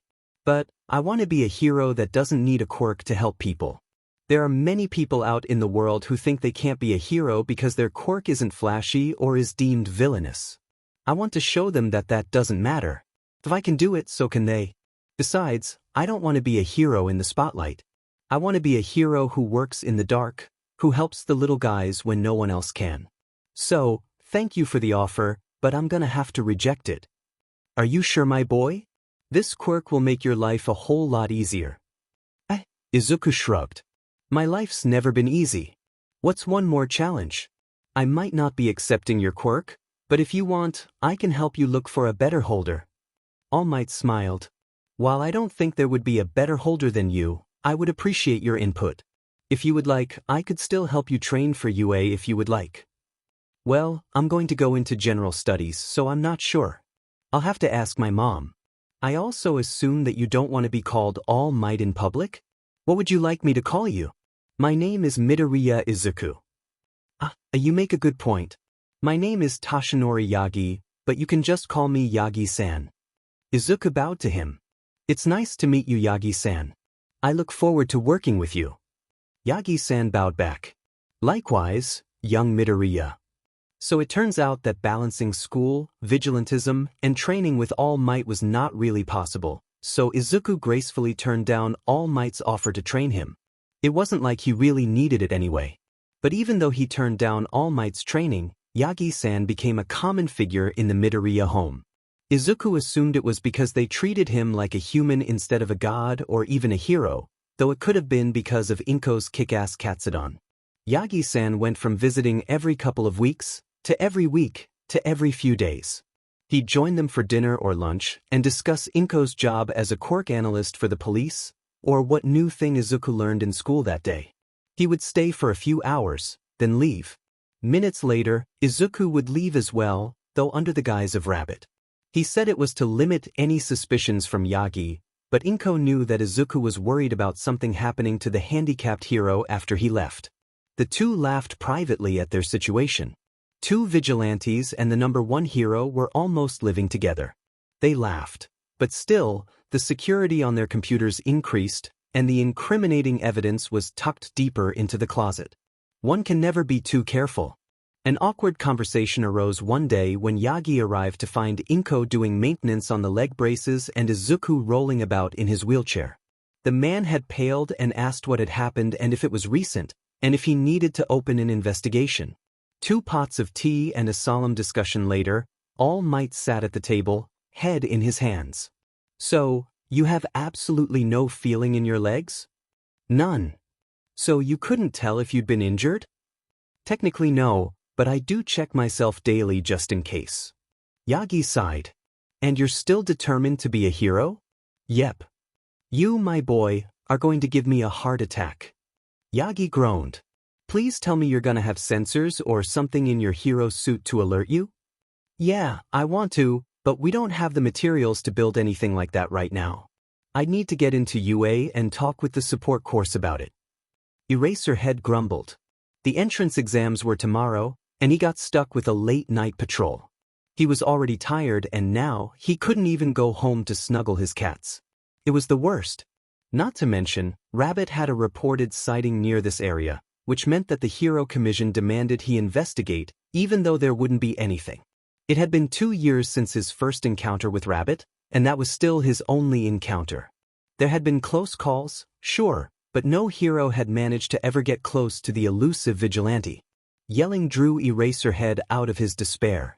He moved towards the sound, dodging vents and pipes along the roof.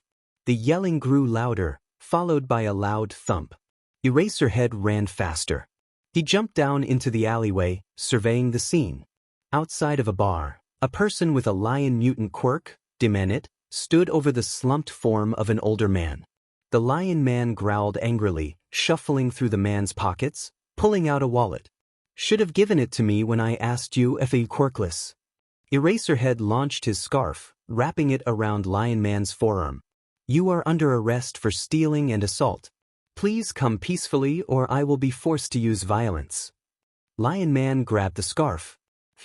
Are you a Quirkless too? Lion Man yanked the scarf forward, throwing Eraserhead off balance. Eraserhead cursed, barely dodging a swipe. There wasn't much he could do against mutant types. He rolled left, trying to get behind the man. He forgot that lions have tails. The tail whipped across him, body ragdolling into the wall. Eraserhead's ears rang, vision blurry. That wasn't good. Lion Guy stepped closer. Eraserhead blinked. Lion Guy raised a furry fist. Blink. A shadow appeared on the rooftop. Blink. Lion Guy was on the ground. Blink. Hands picked up his body. Blink. Words. Someone was talking. Blink. Recovery girl, he mumbled. Blink. Movement. Blink. Blink. A car. Blink. Rabbit. Blink. A kiss. Sip. Rabbit swallowed. Eraserhead wasn't looking good. Rabbit had been tracking the lion guy for a few hours, but had lost him when he had entered the bar. The lion guy was known for starting fights and discrimination against those with weaker quirks. And he had hit the jackpot today, finding an older man who didn't even have a quirk.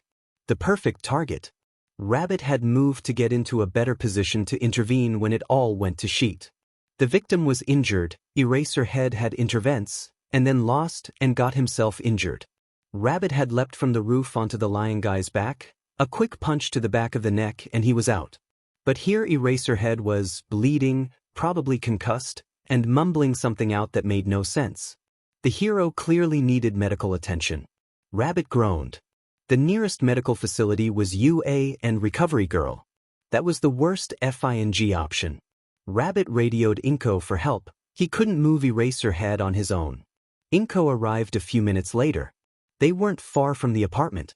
Dangerous, but the two had wanted to get Lion Guy off the street.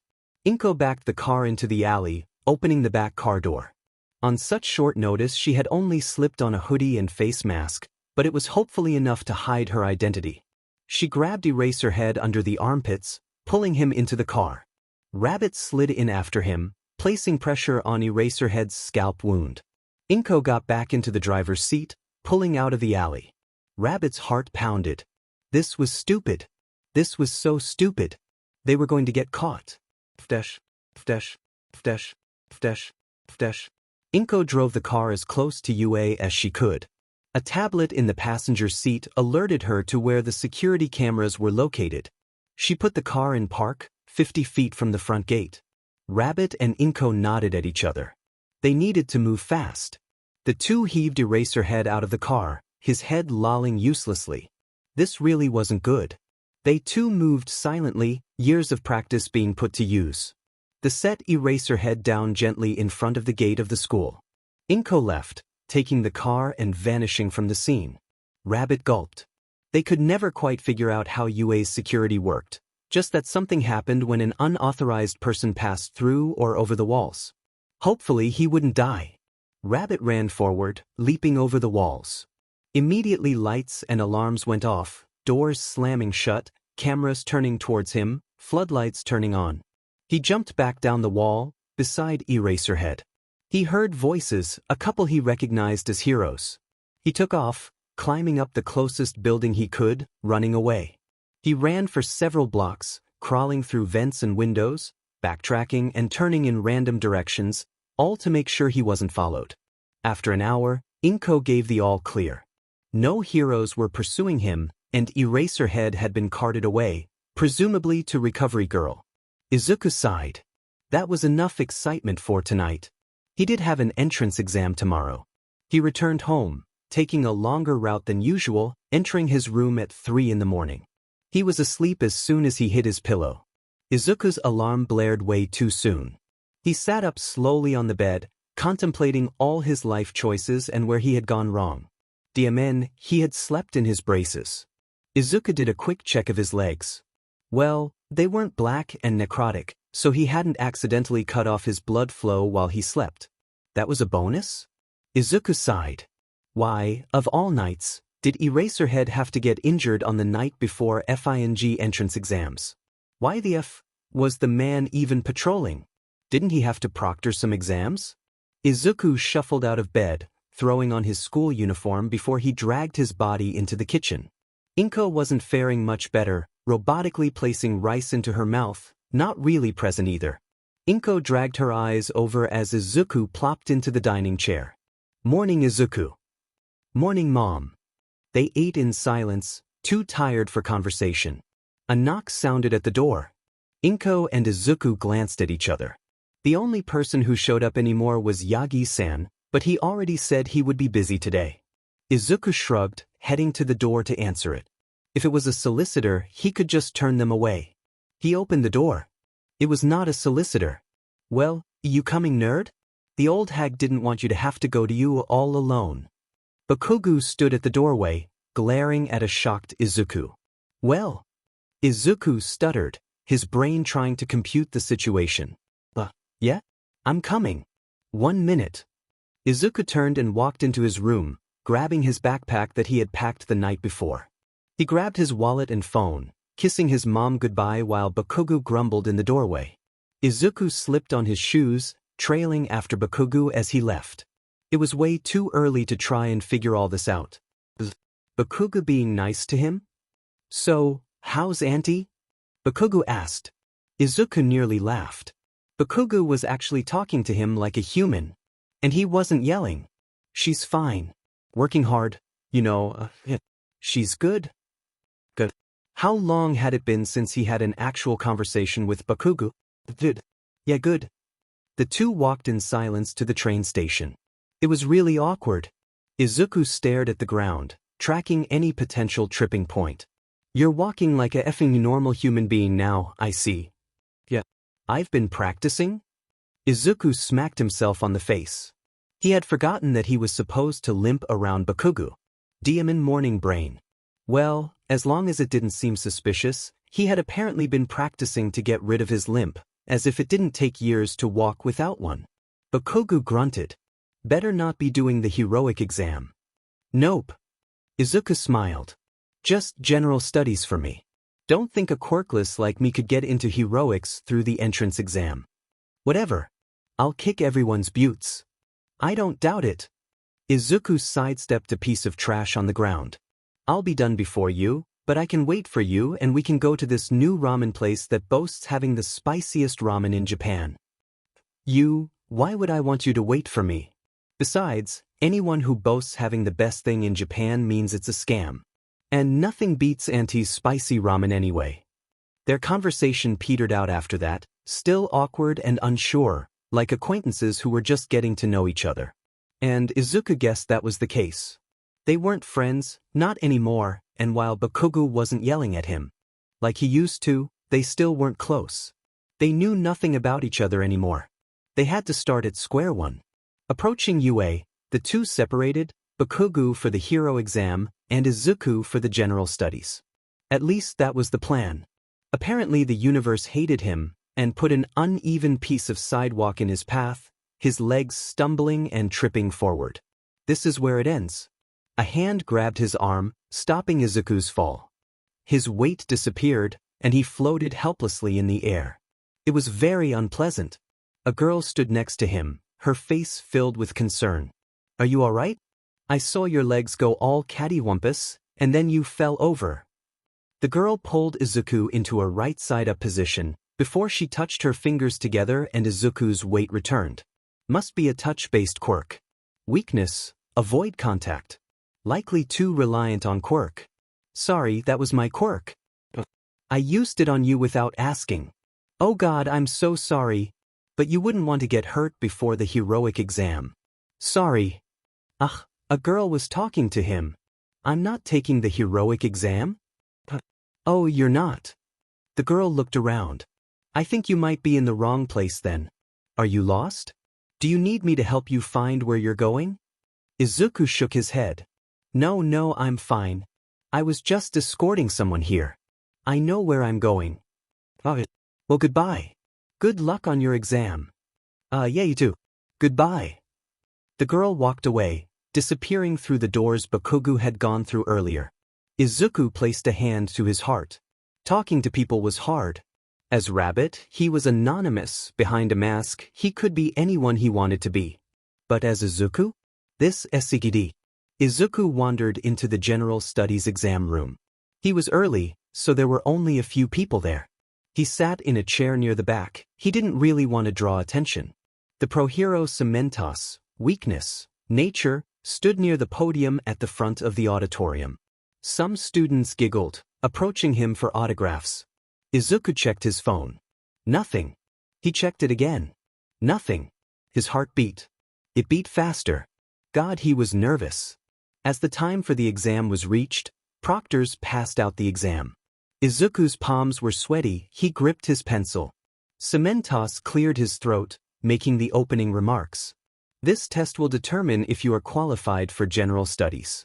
Even though UA is considered a hero school, we still boast one of the top general studies programs in the nation. This also means you can't slack off either. We'll cover quirk theory, hero laws, and heroic history alongside normal curriculum, so prepare to go plus ultra. Also, if you wish to join the hero course, there is an opportunity to change courses after the sports festival. I wish you the best of luck on the test. You have 4 hours, you may begin now. The sound of test books flipping open filled the air. Pencils scribbled along the numerous papers.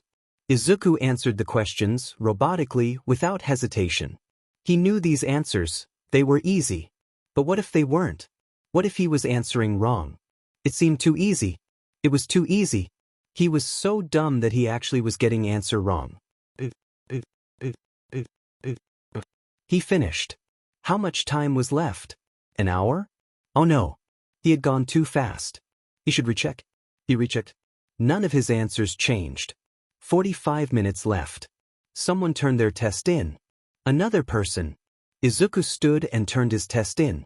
He left the auditorium, the others who had finished saying that they gave up and just turned their exams in. Well, at least it was over. Izuku stood at the front gate, waiting for Bakugo. 2 hours later, Bakugo and all the other heroic examinees emerged, all looking pretty beat up. Bakugo held his wrists, curses coming out under his breath. Are you okay, Kaken? Izuku approached the boy, fingers twitching. He wanted to help, but the memory of explosions and burns kept him back. Huff, Dad. I'm fine. Bakugo growled. I'm starving. Let's go eat. So the exam went well? It went FING fantastic except for this one extra who got stuck under some FING rubble. Were they okay? Would UA let someone get super injured? She was FING fine, but I had to help her instead of taking out the biggest robot. I bet I lost FNG points because of her. I'm sure she's happy though. You're her hero. F off. Aizawa groaned from the corner of the room. Hizashi stood in front of the monitors, watching as he started the physical exam. Aizawa rubbed his temples, his head hurt. Recovery Girl said he shouldn't watch the exam, but a little pain never stopped him before. These were going to be his students, he sure as hell was gonna watch them. Last night was blurry. He wasn't sure who rescued him, though he had his guesses. Recovery Girl had healed his concussion, and he had slept until right before the exam. He was thankful to his rescuer and to Recovery Girl. Last night could have gone very differently. Hizashi made a noise of excitement. Aizawa cursed, he had zoned out. He turned his attention back to the screen just as the zero-pointer was released. Students fled from the destruction, screams and cries of disbelief filling the monitors. A cry of pain drew his attention. In Field Gamma, a young girl, identified as Uraraka Achiko, was trapped beneath a piece of concrete. Hizashi's hand hovered near the kill command for the robots. She was right in the line of destruction. They'd wait for as long as possible to see what the examinees would do, but they wouldn't risk a serious injury. One boy, identified as Ida Tenya, looked at Uraraka, but he turned away and ran. Aizawa sighed, flipping on his tablet to look at Ida's score. Good enough to be in his class, but he definitely would be docked for that. Aizawa would need to review rescue techniques with him. With a loud bang, a student with an explosion quirk, Bakugo Katsuki, exploded onto the scene, racing towards the zero-pointer. Aizawa sighed. Strength was good, but a fight this close to an injured examinee would be too dangerous, they would have to terminate. Hizashi went to press the button just as Aizawa's eyes flicked back to the screen. Wait! Hizashi froze at Aizawa's command. Aizawa stood up, approaching the screens. Bakugo had noticed Uraraka, and his face had filled with fear and panic. Bakugo skidded to a halt, turning away from the zero-pointer, and running towards Uraraka. This behavior had not been exhibited by the boy before. Bakugo raced towards Uraraka, his words not picking up in the mix. The two exchanged words, both gesturing wildly. They must have come to an agreement, because Uraraka covered her head while Bakugo blasted away the rubble that trapped her. His attention on her, he didn't notice a piece of rubble falling for him. Uraraka yelled, slapping the rubble and pushing Bakugo out of the way. Bakugo stood up, glancing at the rubble floating by his head. The two exchanged words again, and with one last glance towards the zero-pointer, he picked Uraraka up, who had negated her own gravity, and launched themselves down the alley and away from the zero-pointer. After President Mike called time, recovery girls saw to Uraraka, who had suffered a minor fracture in her leg, before leaving. Bakugo waved off Uraraka's thanks and sulked out of the exam arena. Eraserhead smiled. Interesting. The week after the exam was the longest week Izuku ever faced. He was all twitchy, and his palms sweat every time he opened the mail to check for his letter. So, he did the only thing that would help. He drowned his problems in patrols. The week after the exam, Rabbit had his highest capture rate yet, which was good for his anxiety, but the increase in activity led to more heroes chasing after him, not all of them nighttime or underground heroes. He had had a very awkward encounter with Miruko, and the altercation had forced him to take a 2-day-long break. Izuku finished securing the criminal to a pipe, asking Inko to contact police for him. She affirmed, their connection cut as she called. Behind him a pipe hit the ground, the sound startling Izuku. There shouldn't have been anyone nearby, right? Wrong. Blue ears flashed across his vision as a strong kick to the abdomen sent him flying into the wall. Izuku groaned. That hurt. So, you're Rabbit, huh? Izuku lifted his arm, a weak imitation of a wave. Hi, Miruko. What's up, Doc? Miruko marched over, planting a foot on Izuku's chest. I've been made fun of by every hero, saying that you're my illegitimate son. Do you know how hard it is to walk into my FING agency and watch the receptionists giggle at me? They FNG giggled at me. Sorry? Miruko's foot pressed down harder, Izuku gasping for breath. And now, the Hero Commission is forcing me to come out here and track you down, in order to prove we're not related. As if I even wanted kids, I sure as hell wouldn't have one become a lowly criminal. So come in quietly, and I won't have to hurt you. Izuku struggled against her weight. His options were limited, though he did have one idea. His mom was back on comms, and was updated to the situation. He wouldn't be able to say his plan, but he trusted his mom to understand what he was about to do. He slipped his hand under his hood, pulling out his earpiece from his real ear.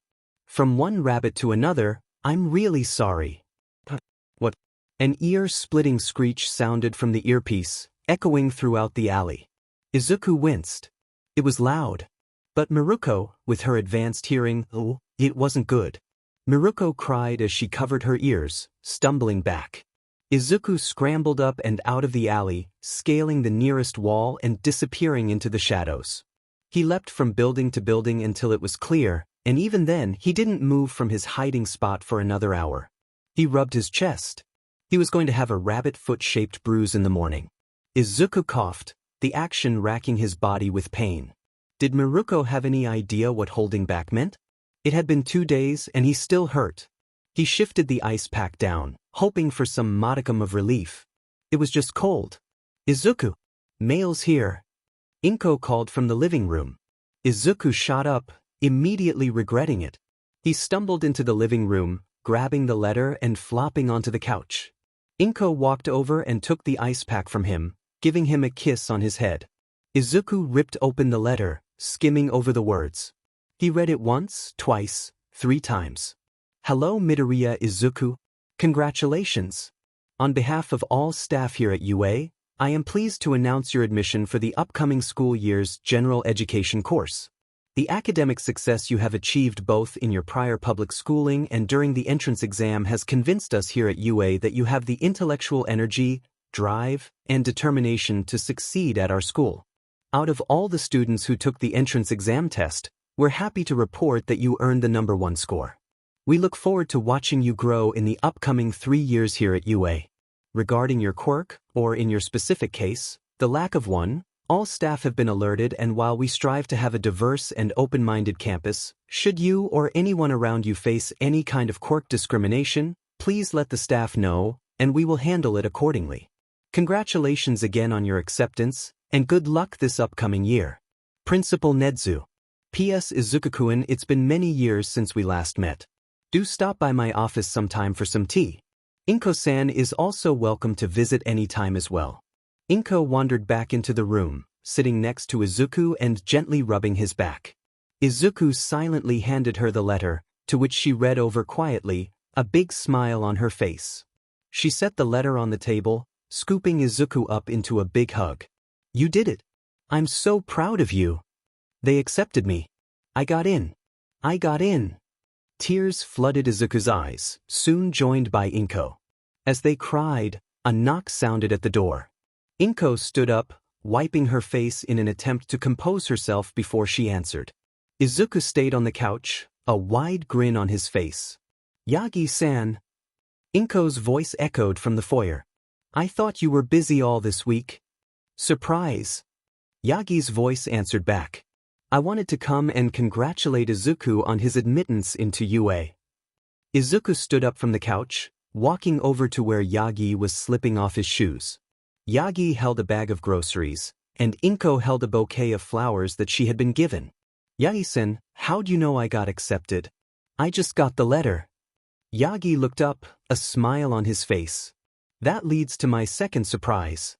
This next year, I will be teaching at UA. What? Inko and Izuku yelled at the same time. But you've never taught before? Izuku was flabbergasted. Tashinori, are you sure this is a good idea? Inko asked. I'll admit I'm a bit nervous. Yagi rubbed his head sheepishly. But Nedzu thought it would be a good idea to try and find a successor through UA, where we can monitor and help them grow into a new quirk. So all the teachers know about One for All? Izuku asked. Just Nedzu and Recovery Girl at the moment. It's too big a secret for the other teachers to know. They do know about this form, though. Tashinori, Inko cut in. I think the teachers should know if you're going to give one of their students a new quirk. I'm sorry, Inko. I don't think anyone besides those I truly trust should know. Maybe I'll tell them in the future, though I doubt it. It's your choice, Tashinori. I won't try to change your mind. But should you ever need help, I'm happy to provide it. Yagi smiled, a slight blush on his face. Thank you, Inko. Izuku rolled his eyes. Upwards. This was a mistake. Who did he think he was? Izuku couldn't go to UA, he couldn't do it. Racked by insomnia and anxiety, Izuku stayed up straight for the 2 days before the start of school. What if they hated him? What if the principal or teachers realized that he was a useless Quirkless and kicked him out? What if they had made a mistake and when he shows up to class there won't be a desk for him?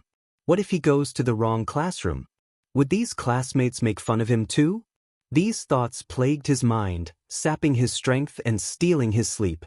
Worried for his health, Inko refused to monitor Rabbit's patrols, saying that if he wanted her help, he needed to not kill himself by patrolling himself to death. Izuku had gone out anyway, but with too many close calls and not enough info, the patrol hadn't been very fruitful. All it resulted in was more lost sleep. Now, 2 days later, Izuku walked like a zombie through the gates of UA, not really registering where he was nor where he was going. Demon Man. I thought I looked tired, but you take the trophy. Izuku's eyes dragged over to the voice, purple hair registering in his mind. And the eye bags? Those are some dark eye bags. Couldn't sleep. Insomnia. Did Izuku's tongue get heavier? It felt heavier. Purple hair shrugged. Insomnia's a beach. Glad to see I'm not the only one who has it. Purple hair watched as Izuku stumbled slightly over uneven ground. You good to get to class? Yeah, just got to find my class. What class was he in again? Want to see? Izuku stifled a yawn. Maybe he could nap during lunch. Purple hair sighed. Look, it wouldn't be very heroic if I left you like this. Come on, I'm heading to the same class, we'll go together. Nice. Izuku gave a thumbs up, managing a weak smile that probably was more like a grimace. Izuku grabbed Purple Hair's sleeve. Name Midoriya Izuku. The other boy grunted. Shinso Hitoshi. But I'm not here to make friends, so don't get too familiar with me. The two were silent the rest of the way, Shinso deftly navigating the numerous halls of the vast school. Izuku phased in and out of sleep, trusting Shinso wouldn't leave him behind. Hitoshi sighed. He definitely preferred avoiding useless conversation, but having this small green-haired boy hanging off of him was ruining his strong silent type image. Entering the classroom, Hitoshi dumped Midoriya onto the floor near his desk, taking his own seat. Midoriya climbed into his chair, snuggling into a tight ball. Hitoshi smiled, though he tried to hide it. He was not here to make friends, damn it. With a crash, the door slammed open, Present Mike screeching into the room. The noise startled Midoriya awake, his balance lost, who then crashed onto the ground. He rubbed his head, face red, ignoring the giggles of the others around him as he climbed back into his seat. "What's up, Class 1C?" Mike yelled, the windows shaking.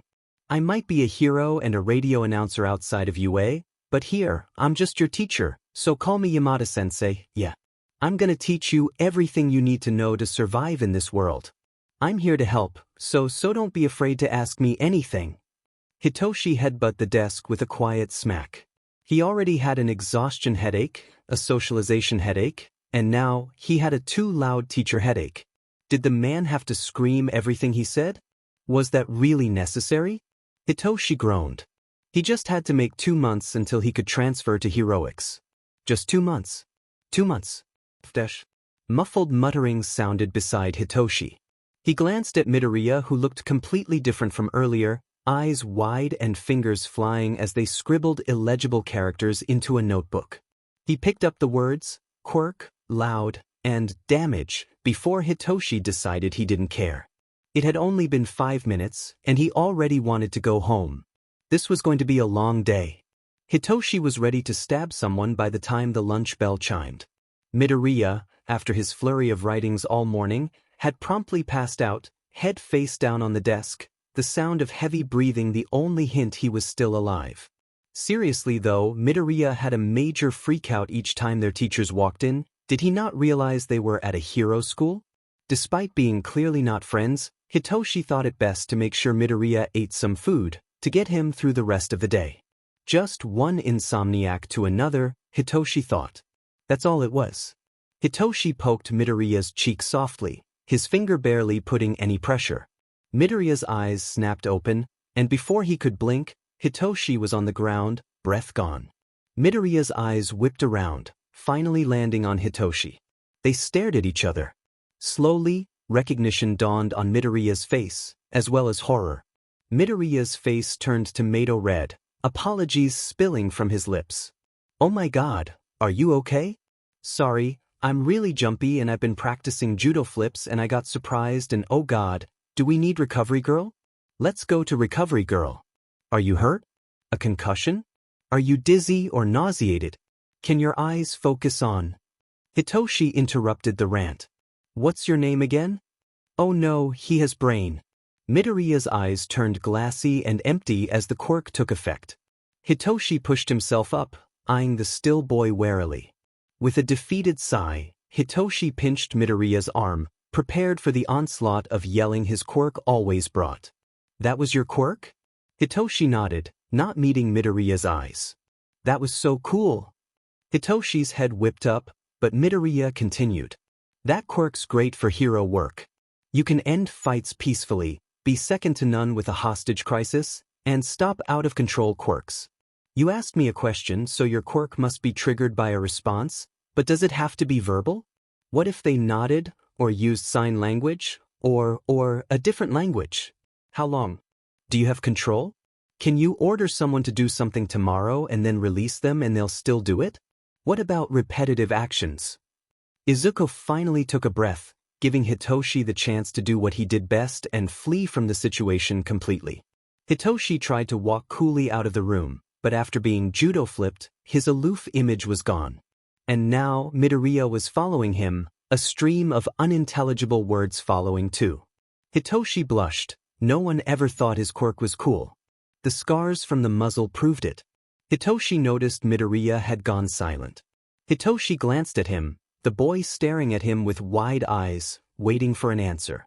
Hitoshi stuttered. How many questions had Midoriya asked? My quirk is called brainwashing. I think it's just verbal responses, but I've never really practiced it with sign language. I've never really practiced it at all." He added quietly. Midoriya's notebook had magically appeared in his hands. Midoriya's quirk? Midoriya scribbled down notes. "Oh, why not? 'Cause it's a villain's quirk." The snap of the notebook shutting startled Hitoshi. He turned to see Midoriya glaring at him. Shinsukuin. The deadly calm in Midoriya's voice starkly contrasted the giddy murmurs of earlier. No quirk is villainous. Those who choose to use their quirk for harm are villainous. You don't get to choose what quirk you are born with, but you do get to choose how to use it. So tell me, do you want to use your quirk to help people? Well, of course. Then that's that. It's not a villainous quirk, it's a heroic quirk. Midoriya walked down the hallway, as if he hadn't suddenly dropped a major bomb on Hitoshi. Midoriya was the first person to ever tell him his quirk was heroic. The first person to believe he could be a hero. Not his mom, certainly not his dad, never any of his classmates. They had muzzled him, degraded him, expected nothing of him, and yet, a boy who he had met only a few hours ago overlooked all of that and saw him for who he truly was. A human. Not an animal to be muzzled. Not a villain to be contained. A human. A hero. And maybe a friend? Aizawa opened the door to the teacher's lounge for lunch. All the conversation ceased as all the other teachers turned to look at him. Aizawa made his way to his desk, their eyes following him. He sat down, pulling out his students' files to review. Someone plopped down in the seat next to him, leaning in close. Midnight rested her elbows on her knees, ignoring Aizawa's personal space. So, how was your first day of class? Aizawa grunted. It was fine. Thinchum. Midnight shifted. And you like your students? They're fine. Around the two, the other teachers pretended to work, sneaking glances towards their conversation. All Might looked concerned and confused, unsure of what was happening. How was everyone else's class? He asked, but was interrupted by Vlad King. Not now, All Might. We need to hear about Aizawa's class first. Yeah. Present Mike added. So how many? 1 to 20? Aizawa sighed. He should have known. I did not expel any of my students. Curses and groans spread across the room. Wallets opened, and money exchanged hands. All Might watched as Midnight handed Present Mike a stack of cash. I'm afraid that I'm a bit lost. The teachers made bets on how many students Aizawa would expel this year. Nedzu appeared next to the gaunt man, startling the #1 hero. Though I would like to say we do not condone illegal gambling here at this institution. Nedzu paused. That being said, Aizawa. Aizawa cursed, pulling out his wallet and handing Nedzu 10,000 yen. Around him, other teachers exclaimed and complained about the new development. Nedzu was betting? No fair. Nedzu's always right. Aizawa was in on it? Nizu cleared his throat, pocketing his cash. I told you you would like your class. I don't like anyone. My students all at least have a tiny bit of potential. That's the only reason. They weren't completely useless. Does Aizawa actually like his class this year? Midnight crowed. That's a first. Aizawa huffed, settling deeper into his seat. He didn't need to deal with the peanut gallery right now. While he hadn't expelled anyone today, he did have some concerns about several of his students. Hopefully this semester would iron out any negative aspects, but only time would tell. Present Mike stood up, all eyes on him. Enough about Aizawa's class. You all need to hear about my class. Class 1C, right? Nedzu asked, as if he didn't have every teacher's class and student list memorized. I understand there are some hero hopefuls in that class? All Might perked up. Class 1C? He asked. You better watch out, Aizawa, Vlad. 2 of my students are looking pretty good for the sports festival. PSH, what can a couple of Gen EDS do against my superior class? Vlad King retorted. Well, one of my students judo flipped another from a disadvantageous position. It was awesome. The teachers laughed. Really? What was the reaction? Are they okay? Did it happen to be Midoriya Izuku? All Might piped in. Present Mike turned to the gaunt hero. The was. You know him? Yes, All Might. I wasn't aware you were familiar with Izuku. Nedzu added, his voice a bit sharp. All Might blushed, uncomfortable. I met him and his mother some time ago, and have become something akin to friends with them. They're rather incredible people, and I understand that young Izuku is trying to get into the hero course. Midnight cooed. Ah, that's so cute. Nedzu smiled, though it wasn't a friendly one. All Might paled. Yes, Yagi. That is quite cute. We'll have to discuss it more later. All Might stuttered, as the teachers whispered prayers under their breaths. Not many survived an encounter with Nedzu, especially when he's in a mood like that. Rest in peace, All Might. So, Class 1A, huh? The two boys looked at each other. I guess that makes us rivals. Izuku shrugged, his lunch set off to the side so he could pay sole attention to Shinso. I prefer the term co-conspirators. Shinso used his chopsticks to pick out the bones of his fish, silent for a few minutes, the sound of the bones clinking on the tray drowned out by the loud conversations in the cafeteria. You are aware that we're competing against each other to get into the hero course, right? Izuku nodded. Yeah, so we should help each other get in. And you won't feel bad when I get in and you don't? Shinso asked cheekily. Hey, those are fighting words, Shinsugen. Izuku answered with no. I'll kick your butt, I'll kick the teacher's butt, I'll kick my own butt. Don't underestimate the power of a dumbass. That's a lot of butt, you sure you can handle it? Let's go, mate. Shinso laughed, but sobered up quickly. Seriously though. Getting into the hero course is hard enough alone, not to mention two of us. We'd replace 2 students, and I already heard that Eraserhead didn't expel anyone yet, so there aren't any empty seats. Yeah, we'd be stealing someone else's chance of becoming a hero, Izuku added. The two boys sat in silence, contemplative. Izuku had been banking on Eraserhead expelling at least one person, but since he hadn't, that meant the class was strong this year. And since Izuku was quirkless, his chances were even lower. Izuku shook his head. He at least had backup options with Rabbit. So, if he couldn't get into the hero course, he sure as hell was gonna make sure Shinso was going to get in. Though, Shinso definitely needed some help. He was too reliant on his quirk, Izuku could already tell from a brief glance at Shinsu's physique. Too skinny, no muscle. Well, I think we should still help each other get in. Maybe we could train with each other or something? Izuku smiled. Soft words. A suggestion. Make Shinso come to the decision himself. I don't know, Shinso was wavering. It could be fun. Another smile. Wait a minute. Let Shinso fill the silence.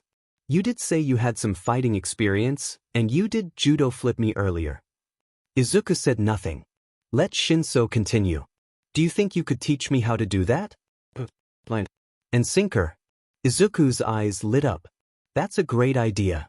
I can teach you to fight, and we can practice with each other. Fighting's good and all, but we still need information on the hero course's quirks. Shinso bit his thumbnail. We need to figure out their quirks if we want to counter them. Izuku noticed a familiar face off to the side. Well, I think I might have a solution. Shinso raised his eyebrow, but said nothing.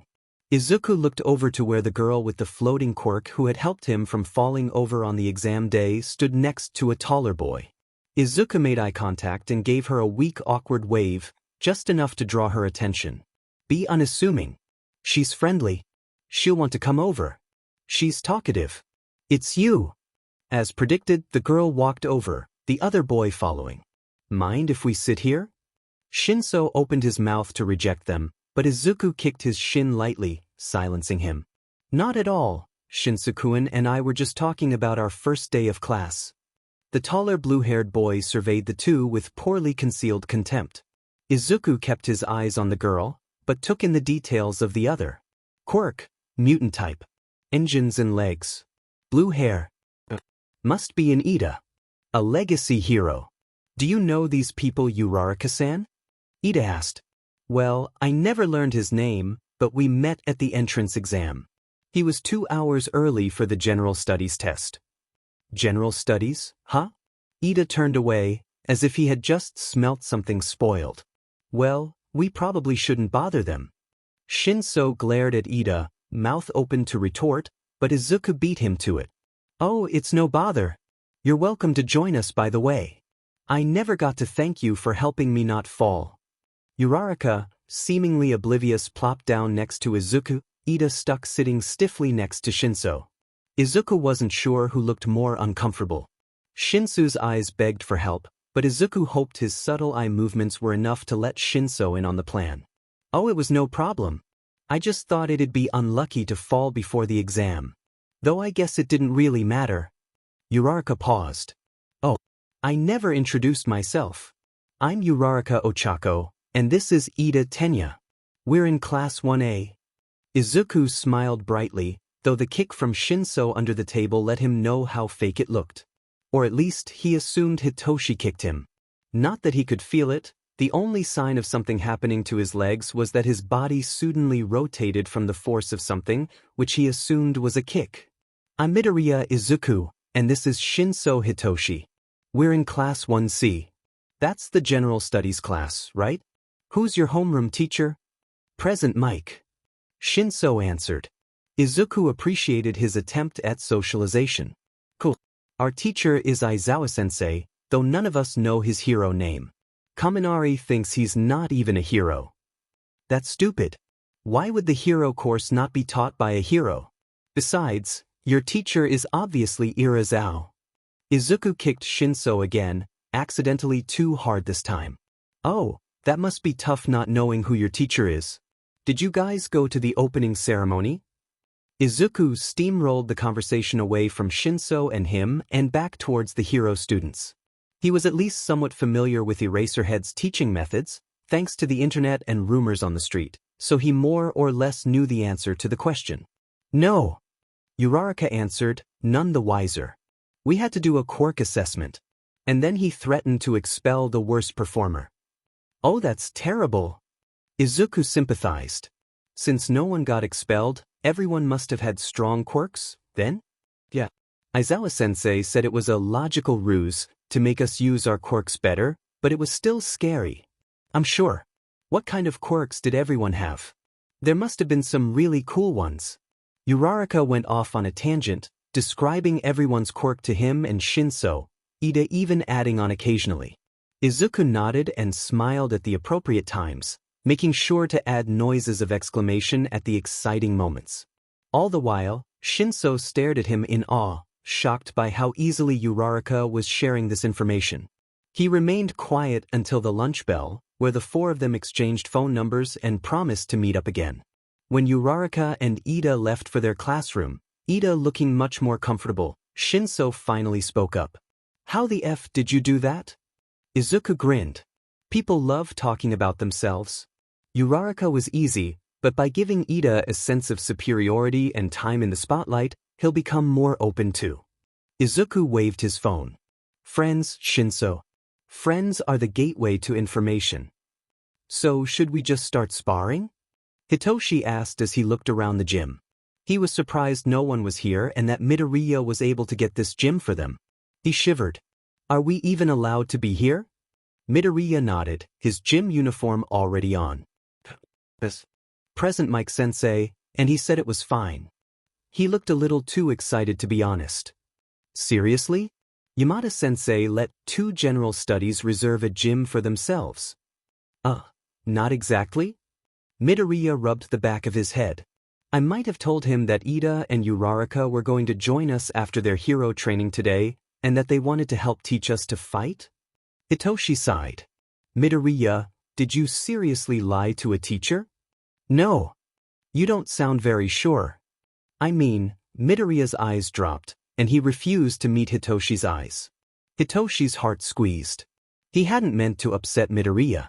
I just stretched the truth a little. Ida and Uraraka are still coming. Just in like an hour. What? I thought this was just gonna be you and me to prep for the sports festival. Why are you inviting 2 Hero Corps students? Midoriya sniffled slightly. Hitoshi's guilt rose. Maybe he shouldn't have gotten upset with Midoriya. Besides, this had been Hitoshi's idea. Midoriya was just trying to help. I just thought that if we sparred with hero students, we could gauge their quirks and fight skill level and use that against them.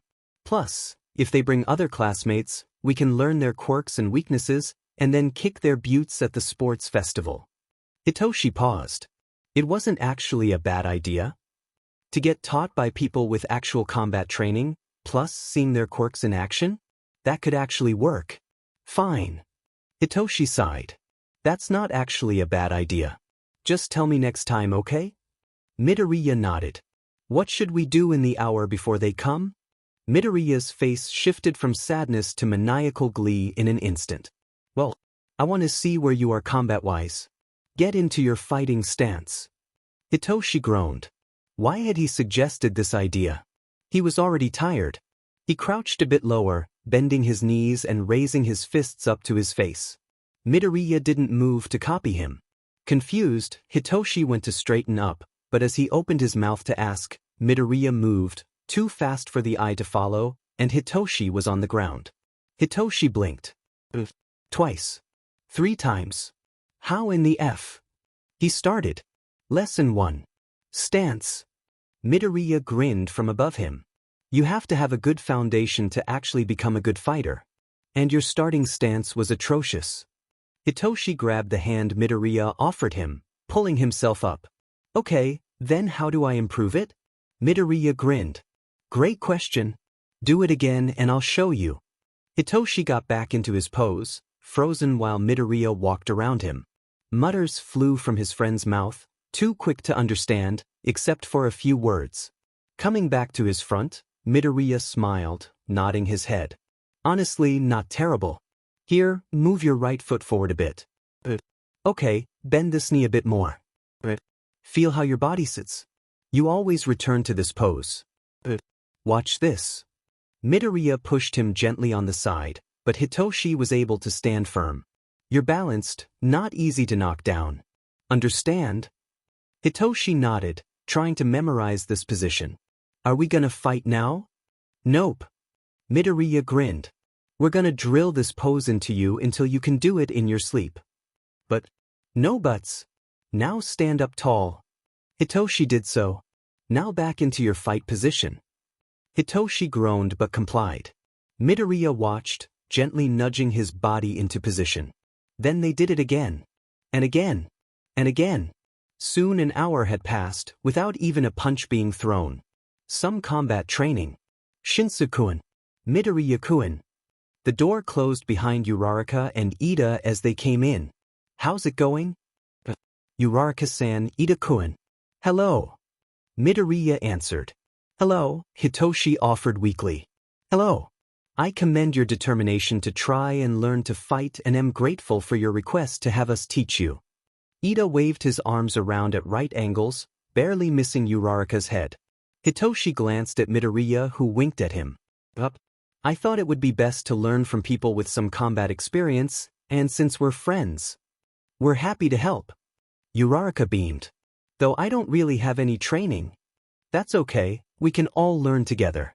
Ida, do you want to practice with Shin so Uraraka can train with me? A brilliant idea. Shall we begin? Ida walked over to the mats, stretching his body. Oh, one more thing. Everyone looked to Midoriya. No quirks. We need to learn the basics before we integrate in quirks. Ida nodded along as Midoriya spoke. Hitoshi silently thanked Midoriya, thankful that he wouldn't have to reveal his quirk. Though now that he thought about it, had Midoriya told him his quirk? He couldn't remember. A good idea, Midoriya-kun. We must learn to fight in case our quirks are disabled for some reason. Alright, let's begin. Hitoshi approached Ida, taking the pose he had been working on. Ida didn't hesitate, charging forward and throwing the first punch. It hit Hitoshi's raised arm, the force strong, but not enough to knock him over. He shuffled back a few steps, then threw his own punch. It wasn't great, and it didn't connect, but he didn't overextend himself and quickly returned to his original position. Ida was nodding, commenting on the good attempt. Hitoshi flicked his eyes towards the other pair, where Uraraka was getting the basic position training that he had just gotten over the past hour. Hitoshi smiled, wishing her luck, before he focused back on the kick Ida was aiming his way. This was no time to be getting distracted. Izuku knocked on the door to the principal's office. He shuffled his feet, not exactly nervous, but definitely apprehensive. That seemed like the right word. He felt apprehensive, he thinks. The training session yesterday had gone well, and after their short session, it seemed like Shinso and Ida were warming up to each other. Well, enough that he felt confident enough to abandon Shinso for lunch today. Shinso's eyes had screamed for him not to leave, but with Uraraka there, he was sure it'd be fine. A quiet voice telling him to enter sounded from behind the door. Izuku grabbed the bag he had brought, opening the door to greet the brilliant principal. "Ah, Izuku-chan. Or I guess I should be calling you Midoriya-kun now. You've grown a lot since I last saw you." Nedzu hopped off his chair, approaching Izuku. "Hello, Nedzu-san." He bowed to the principal. "It's good to see you again." Izuku held out the gift bag he was holding. "This is a gift from my mother and me." Nedzu smiled, gently taking the bag and opening it. "Ah, from Inko-san as well? You say? How is she doing? Hopefully staying out of trouble?" "Yep." Izuku laughed. "She's working as a court consultant for the police now." "Heard. We've worked together on a few cases, though she's always been remote." Nedzu unwrapped the gift. "Ah, Sanchati? How wonderful. Come, let me brew us some. Please, sit. Izuku looked around, and upon seeing the couch in the room, moved to sit and wait. Nedzu moved off to the side, turning on a kettle to start the water brewing. "How's the first week of classes been, Midoriya-kun? I was starting to worry that you wouldn't be coming to visit me." "Sorry it took so long. I was settling in, trying to make friends." Shinso Hitoshi. He tried for the hero course, but his quirk wasn't suited for the entrance exam if I recall. The kettle whistled, Nedzu pouring the water into mugs and adding the tea leaves. Honestly, Izuku wasn't all that surprised that Nedzu knew of his friendship with Shinso already. If Present Mike hadn't blabbed about it yet, then the numerous security cameras had probably already picked it up. "Yeah, Shinso was telling me about it. He said he couldn't do anything during the exam." Well, that's not entirely true as there was another point system for students, but I can understand where he's coming from. I've been trying for years to get the entrance exam changed, but the Hero Commission is adamant that we use the robots. Izuku accepted the proffered tea, holding it between his hands to warm them. "It's really advantageous for the flashier quirks, right? That's what the Hero Commission seems to want." "You are exactly correct, I'm afraid. Though, much to the Commission's chagrin, we got some students without flashy quirks into the heroic course this year. Hagakure Toru and Koda Koji, for example." Izuku nodded. "Invisibility and animal handling, if I remember correctly." I'm sure the Commission wasn't thrilled. Not in the slightest. They demanded I refuse their acceptance despite their incredible potential as stealth heroes, so naturally, I put them right into Class 1A. "You really don't like the Commission, do you?" Izuku took a sip of the tea. It was delicious. Nedzu smiled, teeth bared. "They have their uses, but let's just say we have very different definitions of what a hero is."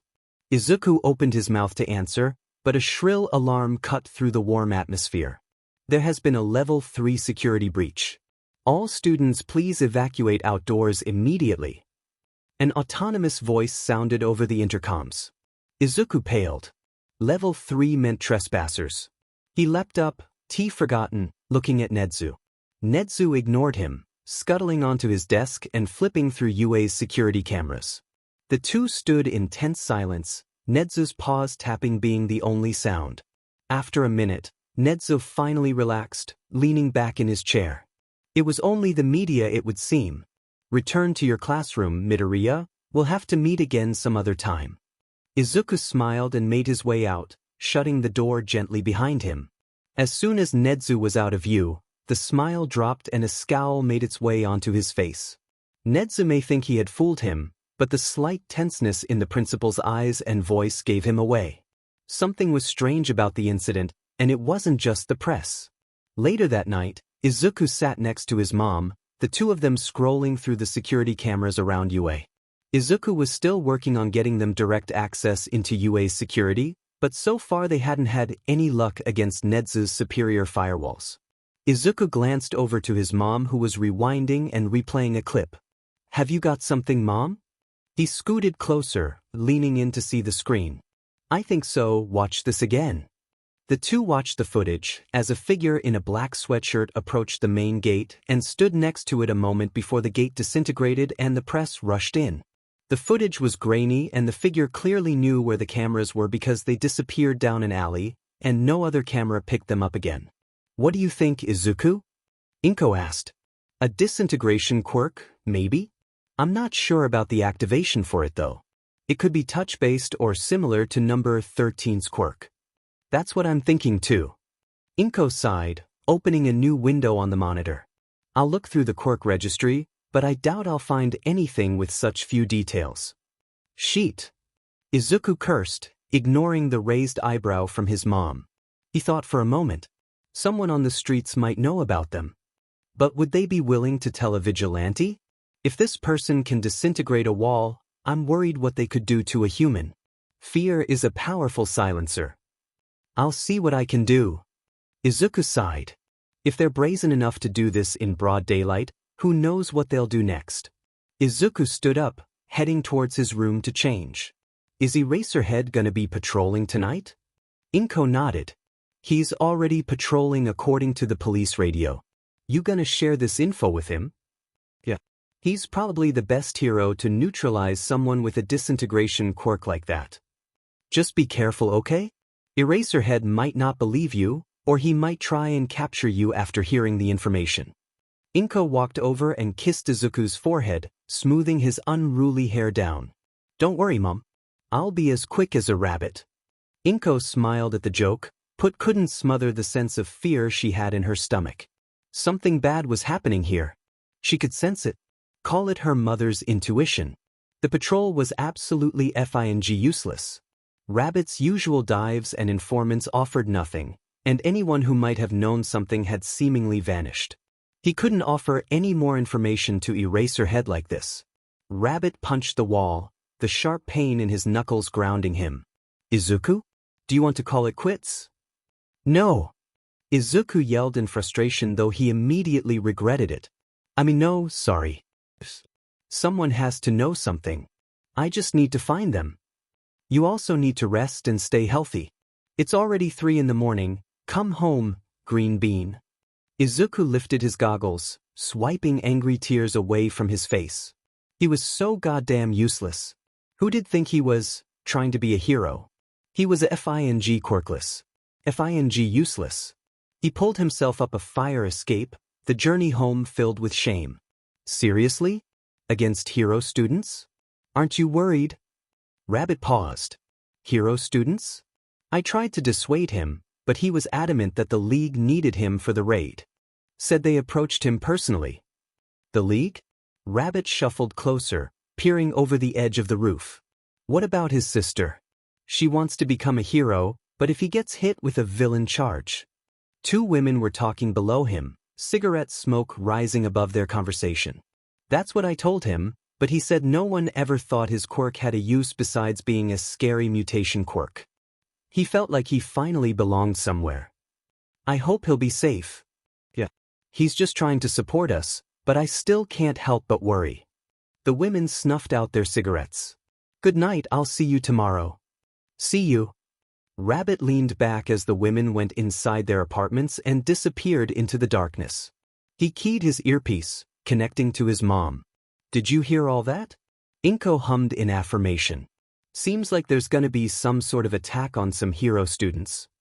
I can wager a guess on which ones. 1A, right? Since they're gathering mutant quirks. Eraserhead. Right. Rabbit stood up, peering around. We need to warn him. Where is he? He finished his patrol a couple of hours ago. Inko sighed. And without a solid time frame, our information would be pretty useless. It would at least let him know to be wary. Izuku yelled. Izuku. Inko's tone was sharp. He's a pro, so he's already going to be on guard.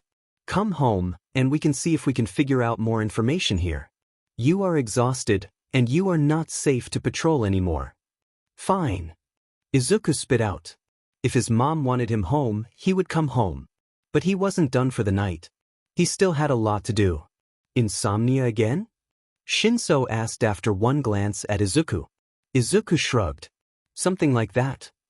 He and his mom may or may not have pulled an all-nighter in their attempt to determine the attack frame. It hadn't produced results. There were too many unknown variables, too many possibilities, no concrete answers. The most they could do now was wait. Inko, watching the external security cameras, still hadn't gotten through UA's firewall, and Izuku watching the internal student body. Hopefully, between the two of them, something would come from it, but they weren't sure. Paranoid as he was, Izuku wore his rabbit costume underneath his uniform, the hood, goggles, mask, and ears, tucked away in his backpack, out of sight, but not out of reach. Izuku was on guard, jumpy, eyes leaping from student to student, identifying possible threats. "Dude, you okay?" Shinso placed a gentle hand on his shoulder. "Gah!" Izuku nearly jumped out of his skin, arms swinging to hit his attacker, though Shinso deftly dodged out of the way. Izuku looked at him. Then looked away, embarrassed. "Sorry, anxiety." Shinso lifted an eyebrow, but shrugged. "Whatever. Just don't hurt yourself." Izuku smiled and set his stuff on the ground by his desk. Class started, and the PR dis passed without anything strange. Izuku couldn't focus, his eyes glancing out the window for threats, or glancing to his phone for a message from his mom. Nausea rose in his stomach, adrenaline pumping, pumping through his system. Shinso watched him carefully, concerned, despite Izuku's attempts to look fine. The two walked silently into the cafeteria, meeting with Ida and Uraraka, who were looking excited. Izuku sat down, collapsing face first onto the table. Uraraka patted his back sympathetically. Shinso placed his tray down, digging in immediately. "So," he asked between bites, "why are you two losers looking so excited?" "Well, we are going on a field trip today after lunch." Uraraka beamed. Izuku froze, his stomach dropping. "Where are you guys going?" Ida answered, his arms gesturing wildly. "Aizawa-sensei said we need to work on rescue techniques, so we're going to the USJ to learn. I expect Uraraka-san here to do well, given her quirk. Wish non-hero students could get that kind of training too." Shinso grumbled. "Don't worry, Hitoshi. We'll teach you everything you learn. That way, when you guys join our class, you'll already be prepared." The group was blinded by Uraraka's sweet smile. Izuku smiled back, though his heart was in his throat, and his emergency phone for Rabbit was in his hands. "Rabbit, I think I have the location." "Kitsune, but I'll monitor the location." "Rabbit, UA's USJ. They're going on a field trip there today after lunch." "Kitsune, fake an illness or injury, I'm coming to get you. The camera feed is on your phone now." Izuku locked the phone, sliding it back into his pocket. He swallowed heavily, his hand reaching into his backpack. He maneuvered around inside until he found the knife he kept tucked in there. He unsheathed the blade, gently holding it up to his fingers. He needed a deep enough injury for Recovery Girl to heal it, but not so deep that he would be too exhausted by the quirk. He took a deep breath and pulled, the blade biting deep into his skin. Satisfied with the damage, he yelped and yanked his hand out of his bag. 3 pairs of eyes turned to look at him. "You okay, Izuku-kun?" Uraraka asked. Izuku let out a weak laugh. "Yeah, I think I might just have cut myself on the scissors I keep in my backpack." He held up his hand. The group gasped. Shinso paled. "Midoriya, that is a serious injury. I demand you go to Recovery Girl immediately." Ida grabbed several napkins, all but throwing them at Izuku. Izuku placed pressure on the cut, making sure to wince in pain. Shinso stood up quickly and shakily. "I'll take him there. You guys go get ready for your field trip, okay? Have fun." Shinso gathered up Izuku's stuff, guiding him deftly through the crowded cafeteria. Shinso kept glancing at Izuku's hand, his face still pale. "Are you okay, Shinso?" Izuku asked. Yeah. "Not a huge fan of blood, that's all." You know heroes see a lot of blood, right?" Shinso groaned. "I'm well aware. I'm working on it, okay? Exposure therapy or something." The two entered Recovery Girl's office, bowing as the elderly hero walked over. They explained the situation, and Recovery Girl gave a quick peck to Izuku before shooing Shinso off and calling Inko. Izuku couldn't hear all of what his mother was saying, but the hysterical crying really sold the frantic mother act. Inko demanded that Izuku come home for the day to rest, and Recovery Girl, who really did not want to have to handle a hysterical parent, complied. Izuku left the room, making his way towards the front gate. He pulled out his phone to text the group chat and to further solidify his alibi. Broccoli boy. Recovery girl healed my hand. It's no big deal, but my mom's freaking out. I get to go home early though. Gravity girl. Thank goodness. Have fun. Engine enigma. Do not use this opportunity to slack off. Do you need us to bring you your homework? Tired teenager. Got it. Don't have too much fun. Broccoli boy. There goes all my plans. Good luck on the field trip. Gravity girl. Thanks. See you tomorrow. Engine enigma. Thank you Midori Yakuin. I hope you recover swiftly. Inko arrived shortly after, harried and hysterical, wrapping Izuku into a tight hug and weeping into his shoulder. She escorted Izuku to the car, fussing over him.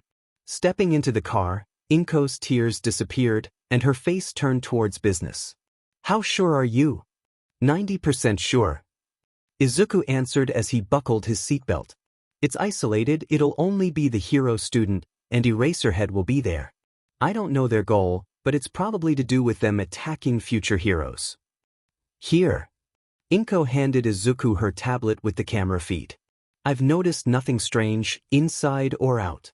The cams are on an independent network, so I was able to get in easily. Keep your eyes peeled for anything. The drive home was in a strained silence, the anticipation deafening. The pair entered their apartment and made their way towards the computers, monitoring for any suspicious activity. 10 minutes before Class 1A was due to leave, Inko turned to Izuku. Go change into your rabbit costume. We need eyes near the scene in case the cameras have been tampered with. You should probably go there now. Izuku sighed. I would, but there are too many day heroes.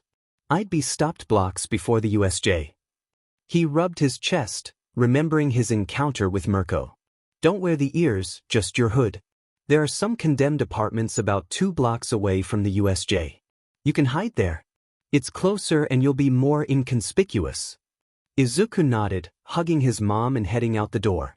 Inko checked the earpiece connection, announcing that 1A had just gotten on the bus and was set to arrive in about 15 minutes. Izuku raced as quickly as he could to the apartments, reaching the complex just as 1A entered the USJ. Ochako's eyes were wide as she stared into the large complex. You definitely has the best facilities in all of Japan. There were so many zones, so many different areas, and they were all going to learn how to navigate all of them. This was so cool. So far, she could see a fire area, a water area with a boat, a giant mountain, and even a stormy area. And there could even be more. It was huge. Wow, this is so cool, she exclaimed, her classmates in a similar state of shock. Everyone. All eyes drew towards the voice. I have been waiting for you. Ochaka nearly squealed as her eyes landed on 13. 13 was her favorite hero. They inspired her space-themed costume. They were so cool. Ochako wondered if it would be presumptuous to ask for an autograph. Definitely not for her. She'd give it to Izuku. That was it. She'd ask for an autograph for Izuku. Besides, she was pretty sure Izuku had mentioned liking 13. A shipwreck, a landslide, a fire, a windstorm, etc. Ochako shook her head and focused back to the lesson. No time for distractions. The USJ is a training ground that I made with different types of accidents and disasters. It's called the Unforeseen Simulation Joint, or USJ for short. The class cheered, breaking out into loud conversations. Tsuyu mentioned her skill in the flood zone, and Mina talked about maybe doing well in the landslide area. Bakugu, who despite Ochako's best efforts was still a stick in the mud, stood off to the side, arms crossed and mouth firmly set in a frown. Kirishima stood near him, excitedly talking about something. Aizawa-sensei and 13 shared some words that she couldn't hear, 13 lifting their fingers to signal a 3. What that meant, Ochako wasn't sure, but it probably wasn't important. Aizawa cleared his throat, the class quickly quieting. Before we begin, 13 wants to say a few words. Let's see. Before we begin, let me say one thing, or 2, or 3, or 4, 5, 6, 7. 13 began. The class groaned, their number kept increasing. Everyone, I am sure you are aware of my quirk, black hole. Ochako tried to keep her excitement from seeping out. I can SCK up anything and turn it to dust. You've been able to use that quirk to save people from all kinds of disasters, right? Ochako burst out. Yes, but it is a power that can kill easily. The class paused, 13's voice serious. Some of you also have quirks like that, right? In a superhuman society, personal quirks that have been certified and stringently regulated, so that doesn't seem to be a problem at first glance. However, please do not forget that there are many quirks that can easily kill with one wrong step. With Aizawa's physical fitness test, you found out about the possibility of your own hidden powers, and with All Might's person-to-person combat training, I think you experienced the danger of using those powers against others. This class is a fresh start. You shall learn how to use your quirks to save people's lives. You do not have powers so you can harm others. I hope you leave here with the understanding that you have powers in order to help others. Ochako swallowed. She understood that her quirk could hurt people just as much as it could help them. That is all. Thank you for listening. 13 finished their speech with a flourish and a small bow, to the applause of the class. That was so manly. Kirishima shouted. So cool. Hagakure's gloves humped up and down. Bravo! Bravo! Ito applauded. All right then, Aizawa interrupted, silencing the class. First, a bolt of electricity zapped across the lights, sparks flying and throwing the building into darkness. In the plaza, the fountain pulsed, a purple void appearing in front of it. Aizawa flinched, the pure bloodlust radiating from the portal shook him to his core. A blue-haired figure emerged from the depths, covered in hands. Aizawa stepped in front of his students, yelling towards them. Stay together and don't move. 13, protect the students. Rabbit. Inko's voice cut through the silence. USJ's cameras just went down.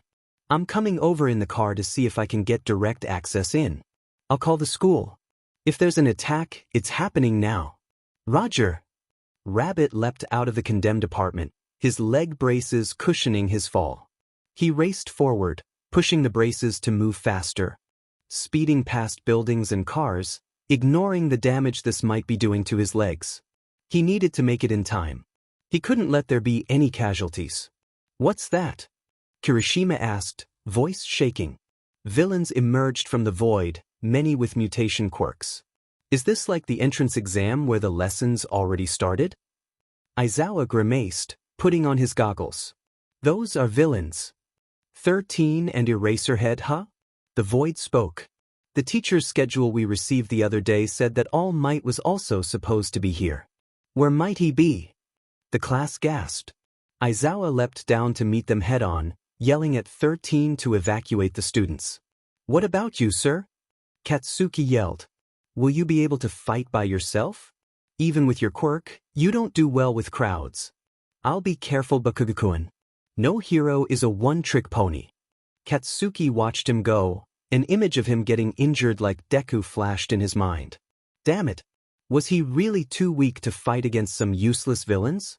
Would he have to run away and leave Aizawa-sensei to die, just like his uncle? Rabbit reached the front door of the USJ, breathing hard. Doors locked. Get me in. He jammed his phone into the console, letting Inko do her work. Hurry! Rabbit started panicking. Why was it taking so long? Almost in. A quirk's blocking electromagnetic signals. You go in, I won't be able to contact you until the quirk is disabled. That's fine. Just get me in. Eraserhead punched a villain, their quirk disabled. His capture weapon wrapped around another, pulling them into the air before releasing them to fall. The thunks of multiple bodies hitting sounded throughout the plaza.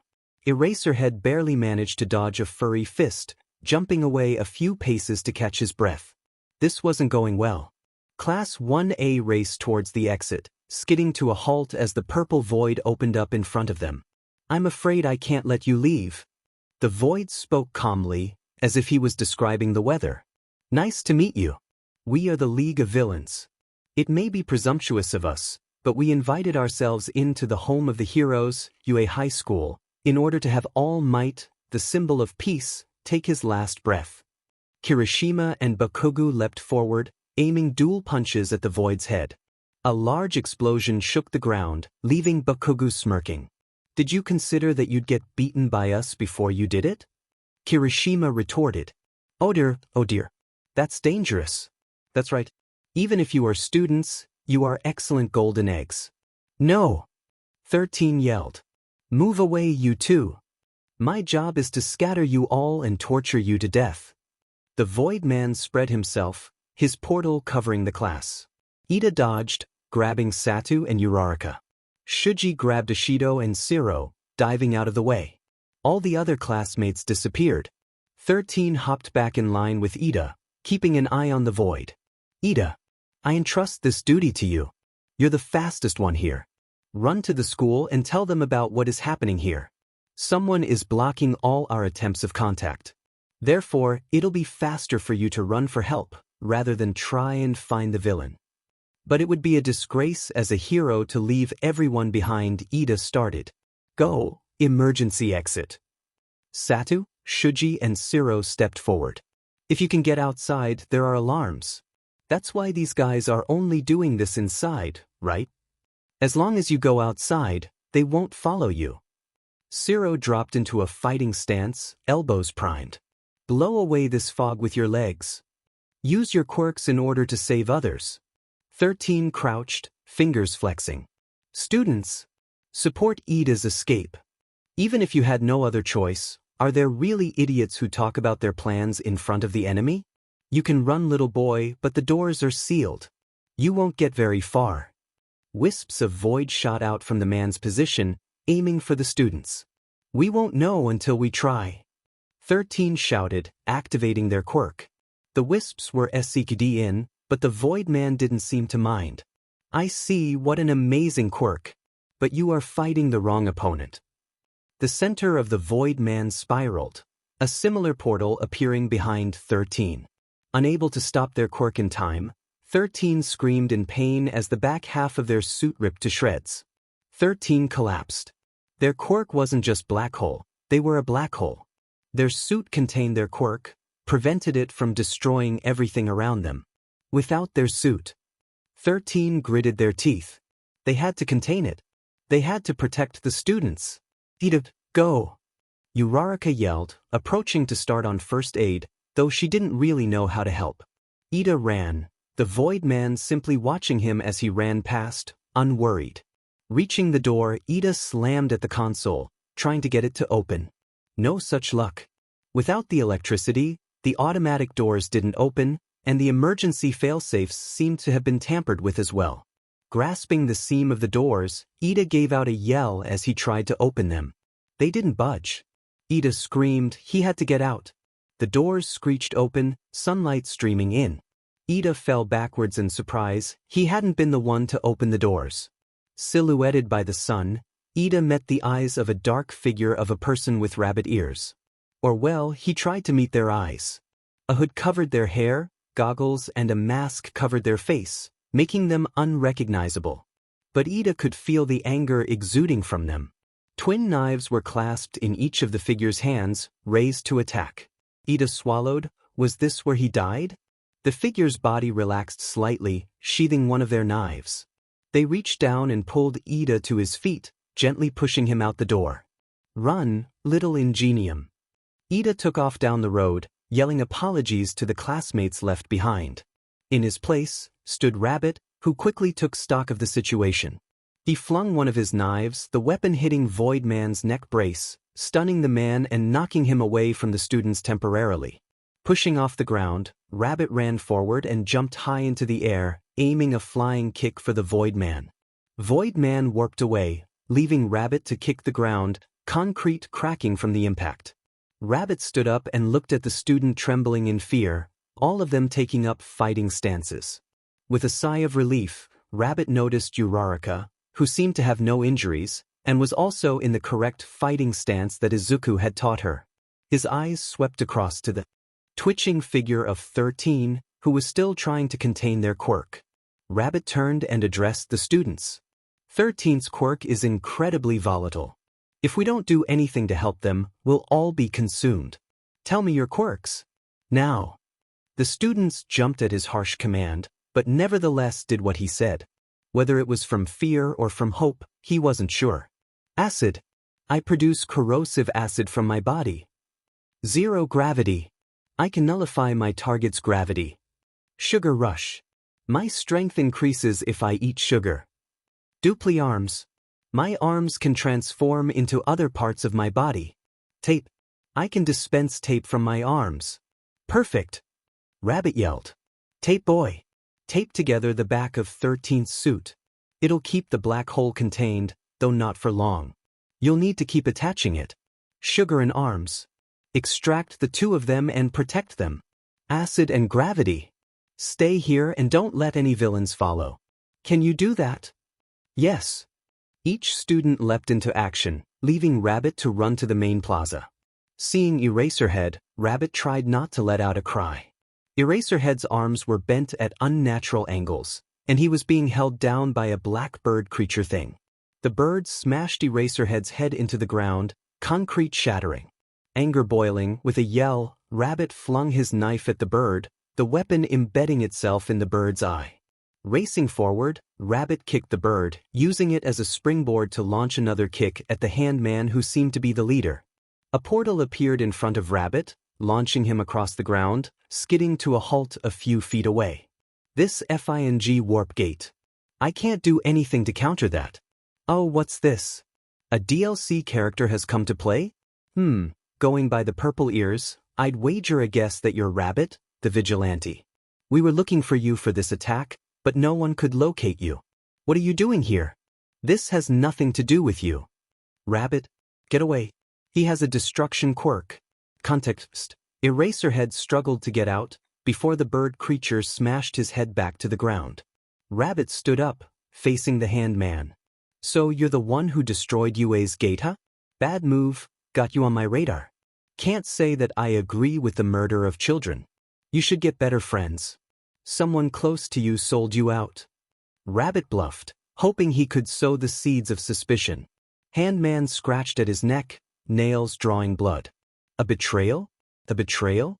Not possible. You would have been here sooner. You would have known our quirks. You're a good liar, little rabbit, but not good enough. Sensei is smarter than you. Rabbit ducked an open palm grab at his face, flipping back on his hands and doing a backhand spring, the movement also kicking the man in the process. Throwing another knife, another portal appeared, this time redirecting the knife into Rabbit's leg. Rabbit ignored it. It wasn't like it'd affect him anyway. He launched forward, batting away the handman's hands, trying to get a good punch in. He didn't expect to win, but he just needed to stall for just enough time for help to arrive, whether it was from Ida's SOS or his mom's. He guessed he had about 5 minutes of time before heroes arrived left, so now he had to stall.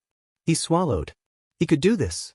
Rabbit grabbed the handman's wrist, just as the man tried to surprise attack him again, flipping him over his shoulder and onto the ground. Handman's fingers brushed against Rabbit's leg brace, the metal partially disintegrating. It was weakened but not destroyed all the way. Though, it certainly wasn't combat sufficient anymore. Rabbit jumped away as the handman hit the ground, the hand on his face getting knocked off. Rabbit took a few breaths, assessing the damage. The brace wasn't totally destroyed yet, but it definitely couldn't take another blow from either a quirk or a punch. Father, handman reached for the severed hand, touching it gently. How dare you touch father? Numu. Faster than Rabbit could blink, the bird, or the Numu as it seemed to be called, launched itself over, punching Rabbit. Rabbit skid against the ground, holding his stomach as he spat out blood. That FNG hurt. The Numu grabbed his wrist, lifting Rabbit above its head. Rabbit kicked weakly at the creature, to no avail. He didn't have a good angle. You were fun to play with, Rabbit, but now it's game over. I don't think I'm gonna kill you. I'm gonna let you suffer at the knowledge that you failed. A few dead kids should be enough, right? Rabbit kicked at the handman, but the handman ignored him in favor of racing towards a few students of 1A that were watching from the water. Reaching forward, handman tried to grab the green-haired girl, who was frozen in fear. Just as he was about to make contact, a loud explosion shattered through the air, and the doors to the USJ flew open. All Might had arrived. A few of the students cheered, But Rabbit could see that All Might wasn't smiling. He was mad. Rabbit also remembered how he had seen the news that All Might had been helping people all that morning. For about 3 hours. Oh no. To Rabbit's horror, All Might was out of time and about to fight a creature as strong as he was. It's fine now. All Might loosened his tie. I am here. I've been waiting, hero. Handman scratched furiously. You trash of society. All Might jumped from the stairs, whisking up Aizawa and cradling him gently. I'm sorry, Aizawa-kun. All Might glared at Handman, snatching Rabbit and the other students away from danger. He dropped them heavily on the ground, ordering them to take care of Aizawa, then he turned to face the Numa head-on. Dust rose from the force of each of their punches, obscuring their fight. Are you all right, Karo? The girl croaked at Rabbit. Rabbit turned over and spat out another wad of blood. I'm fine.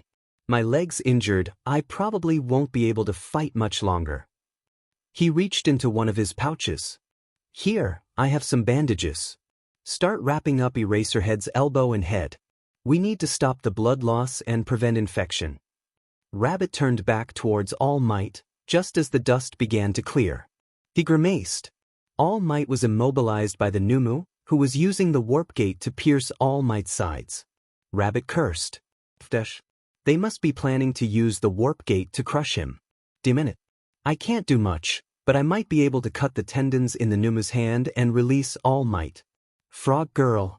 Said girl turned to him. Take Eraserhead and run. Whatever happens, don't look. But stay safe. Without waiting for a reply, Rabbit ran forward, leg brace creaking underneath him. Rabbit couldn't afford to stumble, but it was starting to take its toll. He only had one shot. If he messed up, he and All Might were dead. Hearing the sound, Void Man turned to Rabbit, warping in front of him. Rabbit tried to stop, but the momentum was too much for the brace. It cracked and Rabbit hit the ground, dazed. Trying to stand up, the sound of explosions drew his attention. Duck! Bakugu yelled. Bakugu grabbed the Void Man's neck brace, slamming it into the ground. At the same time, ice shot out from a dual-colored hair boy, encasing the Numu in ice. Taking advantage of the situation, All Might yanked the Numu's hand away, jumping back to stand next to the ice boy. Stand back, young Todoroki! All Might clutched his side. I don't want you to get hurt. The Numu screeched, sinking into the open portal. To everyone's horror, the Numu ripped itself out of the ice, severing its arm and leg. With a cry, the ice still on its body shattered, new limbs growing in a grotesque display of muscle and skin. Rabbit looked on from his place on the ground. Regeneration, super strength, and a possible shock absorption quirk? That shouldn't be possible, right? But if so, All Might's in trouble. The Numu was built to fight you at 100%. Handman laughed.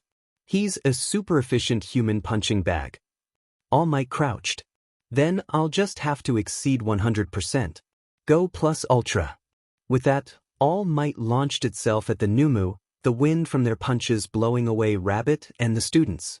Rabbit skidded across the ground, the suit preventing scrapes, but there were going to be a lot of bruises. Void Man took the chance to warp away, standing beside the Handman. All Might began rapidly punching the Numu, each punch hitting at the same place as the last. The Numu was pushed back, too slow to respond, each returning punch getting batted away. Grabbing the Numu by the wrist, All Might spun it to the ground, shaking the earth. Pieces of concrete shot past the student at supersonic speed, luckily none of them hitting them. Winding up for one last punch, All Might threw an uppercut into the Numu's stomach, the force of the impact launching it up and through the ceiling of the UE. Everyone stood in a stunned silence. Smoke cleared, revealing the victorious All Might. Handman growled before disappearing into a portal, complaining of cheats. In Rabbit's ear, his earpiece burst into life, his mother's voice calling desperately. Communication is back online. Sweetie, are you there? What's the situation? Rabbit coughed. It's not good. The fight's pretty much over, I need a clean extraction. One of my legs is useless. I can't make a quick escape. There's a vent 20 meters to the north of your position. You can't access it from the outside, but the inside should have screws you can use it to escape. I'm nearly there, then I'll put the cameras on a loop. Rabbit moved before anyone else. He was pretty confident that All Might couldn't move, and the other students were too shell-shocked to do anything but stare. Crawling towards the wall, Rabbit used his last knife to unscrew the vent, expertly crawling through. By the wall, his mother was squatting behind a bush, out of sight, her hood covering her features. Grabbing onto Izuku, she yanked him into the car before driving away. She tossed her tablet to him, letting him monitor all the surrounding security cameras, covering their escape. Shudo was the first to shake himself out of the shock. He looked around. Where had the rabbit guy gone? His heart pumped wildly, his adrenaline still rocketing around his body. He shivered violently, whether from fear or his ice, he wasn't sure. The other teachers burst through the shattered remnants of the door, led by Ida. Shudo turned back to check on All Might, but a cement wall blocked the two of them. All Might called out to him, saying he was okay, ordering Shudo to evacuate with everyone. Shudo frowned, but nevertheless complied. Izuku jumped as he heard popping noises coming from Bakugo. Were they under attack again? He hardened himself, scanning for another attack. He glanced at Bakugo, freezing. Bakugo's eyes were distant, looking at everything and nothing, his chest rising and falling rapidly. Explosions popped in his palms, Bakugo's excessive sweat causing a chain reaction of never-ending pops. Izuku approached him, placing a gentle hand on his shoulder. Bakugo swung wildly, and it was only pure instinct that let him harden himself before the blow landed. Bakugo looked at him, his eyes focusing, recognition blooming on his face. The two stared at each other in silence, before Bakugo stormed away with a half-hearted F off. Izuku stood there in shock. What just happened? Where'd that rabbit guy go? Uraraka joined Katsuki and Kirishima as they left the building. They'd been close to the center of the fight, so she must have thought they'd know. Yeah, he was pretty hurt, right? Kirishima added on. Bakugo visibly gulped, more explosions on his palms. The way the rabbit guy's legs had collapsed had reminded him of Deku's legs, the scene bringing the bad memories surging into his brain. He shook his head. The guy wasn't Deku, Deku was Quirkless. Kirishima kept side-eyeing him with concern. But he was fine. Vigilantes do that, dumb but they show up and disappear without a word. He's probably fine, strong people like that don't die that easily. Not like his uncle did, anyway. Watching his mom stitch close a knife wound with no feeling was always a strange experience.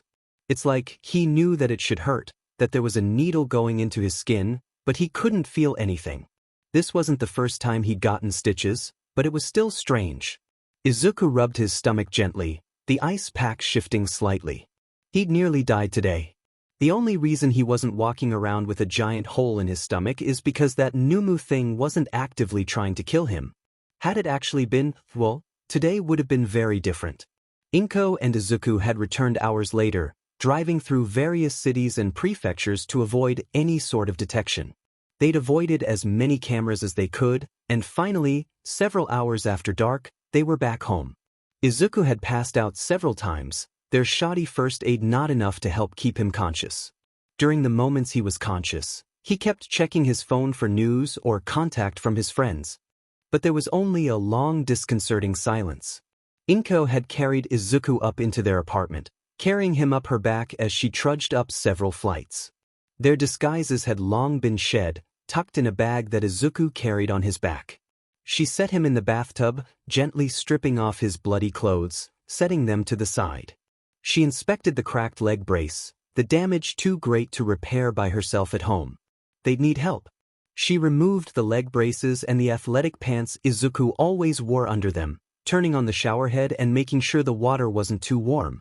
She rubbed away the dirt and grime from his body, but despite her gentle ministrations, he still flinched as she rubbed a washcloth over his bruising skin. The two sat in silence, no words to express the tragedy they had experienced. They ate some leftovers in silence, crashing into bed at 4 a.m. The next morning, UA canceled classes as news of the attack broke out. This is a follow-up report on yesterday's incident at the UA rescue training facility where Hero Corps students were attacked by villains. The anchor reported. According to police investigation, the criminals call themselves the League of Villains, and have been plotting to kill All Might, who has been a teacher at UA since spring of this year. Police have arrested 72 villains, but they still do not know the whereabouts of their ringleader. If you or anyone you know has information on one Shigaraki Tamura or Kurogyri, please contact the police with the number provided below. Despite the exhausted fog trying to overwhelm his brain, Izuku pulled out his phone to text the group chat. After all, Izuku was perfectly fine and healthy. Izuku had not gotten in a fight with a demon creature. Broccoli boy. I just saw the news about the attack. Is this why school's canceled today? Are you guys alright? Tired teenager. Saw the news as well. You guys good? Engine Enigma. Thank you for both of your concerns. We are both okay. Aizawa-sensei and 13-sensei sustained pretty heavy injuries. They are expected to recover. Gravity girl. Thanks for asking. Ida and I are both okay. We're pretty shaken up, but it also gave us a taste of heroics. All Might was really cool. He beat up all the villains. Broccoli boy. All Might. That must have been amazing. Gravity girl. It was. Anyway, we can talk about it at school tomorrow. Broccoli boy. Izuku switched chats, sending a quick message to Bakugo as well. Saw the news about the attack. Are you okay? Kegant. I thought I told you to never text me, nerd. I'm fine, those weak scrubs didn't stand a chance. No. Izuku sighed. Some things never change. He threw his phone, groaning as his muscles were jolted. His chest and legs had turned an ugly shade of purple, covered by long sleeves and pants. He wore his biggest All Might sweatshirt, the soft material and familiar smell comforting him. His wheelchair sat near the couch, there if he needed it, but he absolutely refused to move for the rest of the day. A knock sounded at the door. Izuku glanced at his mom. They weren't expecting anyone. Izuku checked his clothing, making sure nothing was visible, nodding to his mom as she went to the door. Tashinori. What an unexpected surprise. I was just making breakfast. Would you like to join us? Izuku jolted up. Yagi-san. Are you okay? I heard about the attack. Are you injured? Izuku scrambled to get off the couch, forgetting that he wasn't wearing his leg braces, crashing face first onto the floor. He groaned. That hurt. Inko and Yagi rushed in, the two laughing as they watched Izuku attempt to untangle himself from the All Might blanket. Midoriya. My boy. Let me help. Yagi lifted Izuku off the ground, depositing him into the wheelchair. Izuku tried to maintain a smile, even as his body screamed in protest. He couldn't let Yagi suspect anything. I'm quite all right, my boy, though I must say I'm surprised to see you without your leg braces today. Izuku kept his face neutral, even as his brain panicked to make up an excuse. Oh. They were bothering me, so I took them off. And if I wear them while in bed or on the couch too long, the doctor says I could accidentally cut off my blood supply and damage my legs without me realizing. Since we didn't have class today, I thought I'd take them off. Yagi nodded. I see. That makes perfect sense. Inko smiled as she handed Yagi a cup of tea. Taking a long sip, Yagi contemplated a few moments in silence. I'm here because of the attack, actually. Inko and Izuku both froze, waiting to see where this was going. Did he suspect them? I overextended myself. I lost time. The two relaxed as Yagi spoke. How much time do you have left? Inko asked. About an hour. And I still don't have a successor. I'm not gonna insult you by asking for you to take it again, young Midoriya, but I want to know if you have any insight on a good successor. Izuku paused, taking a few minutes to think. Finally, he had an answer. I think you should tell Eraserhead. Yagi stared at him. Why? Izuku sighed, waving his hands as he tried to articulate his thoughts. One for All is powerful, and you clearly want to give it to someone at UA so they have time to perfect it before going into the hero business. That also suggests someone from 1A or 1B, cause they'll have 3 years to practice with it. Eraserhead is more experienced in teaching, and he would definitely notice if one of his students got a new quirk. Plus, I don't really know anyone in 1A well enough to make a decision. Eraserhead definitely has that knowledge. Yagi sat in silence for a moment. I think you might be right, my boy. Yagi finally conceded. I'll talk to Nedzu and get his opinion, though I don't think he'll disagree. Thank you. We're always here to help, Toshinori. Inko added. Now come, let's eat. Yagi gave Inko a soft smile before heading to the kitchen. Izuku rolled in after them, moving one of the dining room chairs so he could sit with his wheelchair. Their conversation turned to more pleasant topics, and Yagi spewed tea out of his nose at Izuku's all-might impersonation. Yagi left in higher spirits, a feat both Inko and Izuku were proud of. Once he left, Inko and Izuku both turned to the broken leg brace that needed repairs. Inko pulled out her tools, tinkering for a few minutes. It's like I thought. There isn't anything I can do to fix it. You need a new pair. Izuku slammed his head on the table. Does that mean? Yep.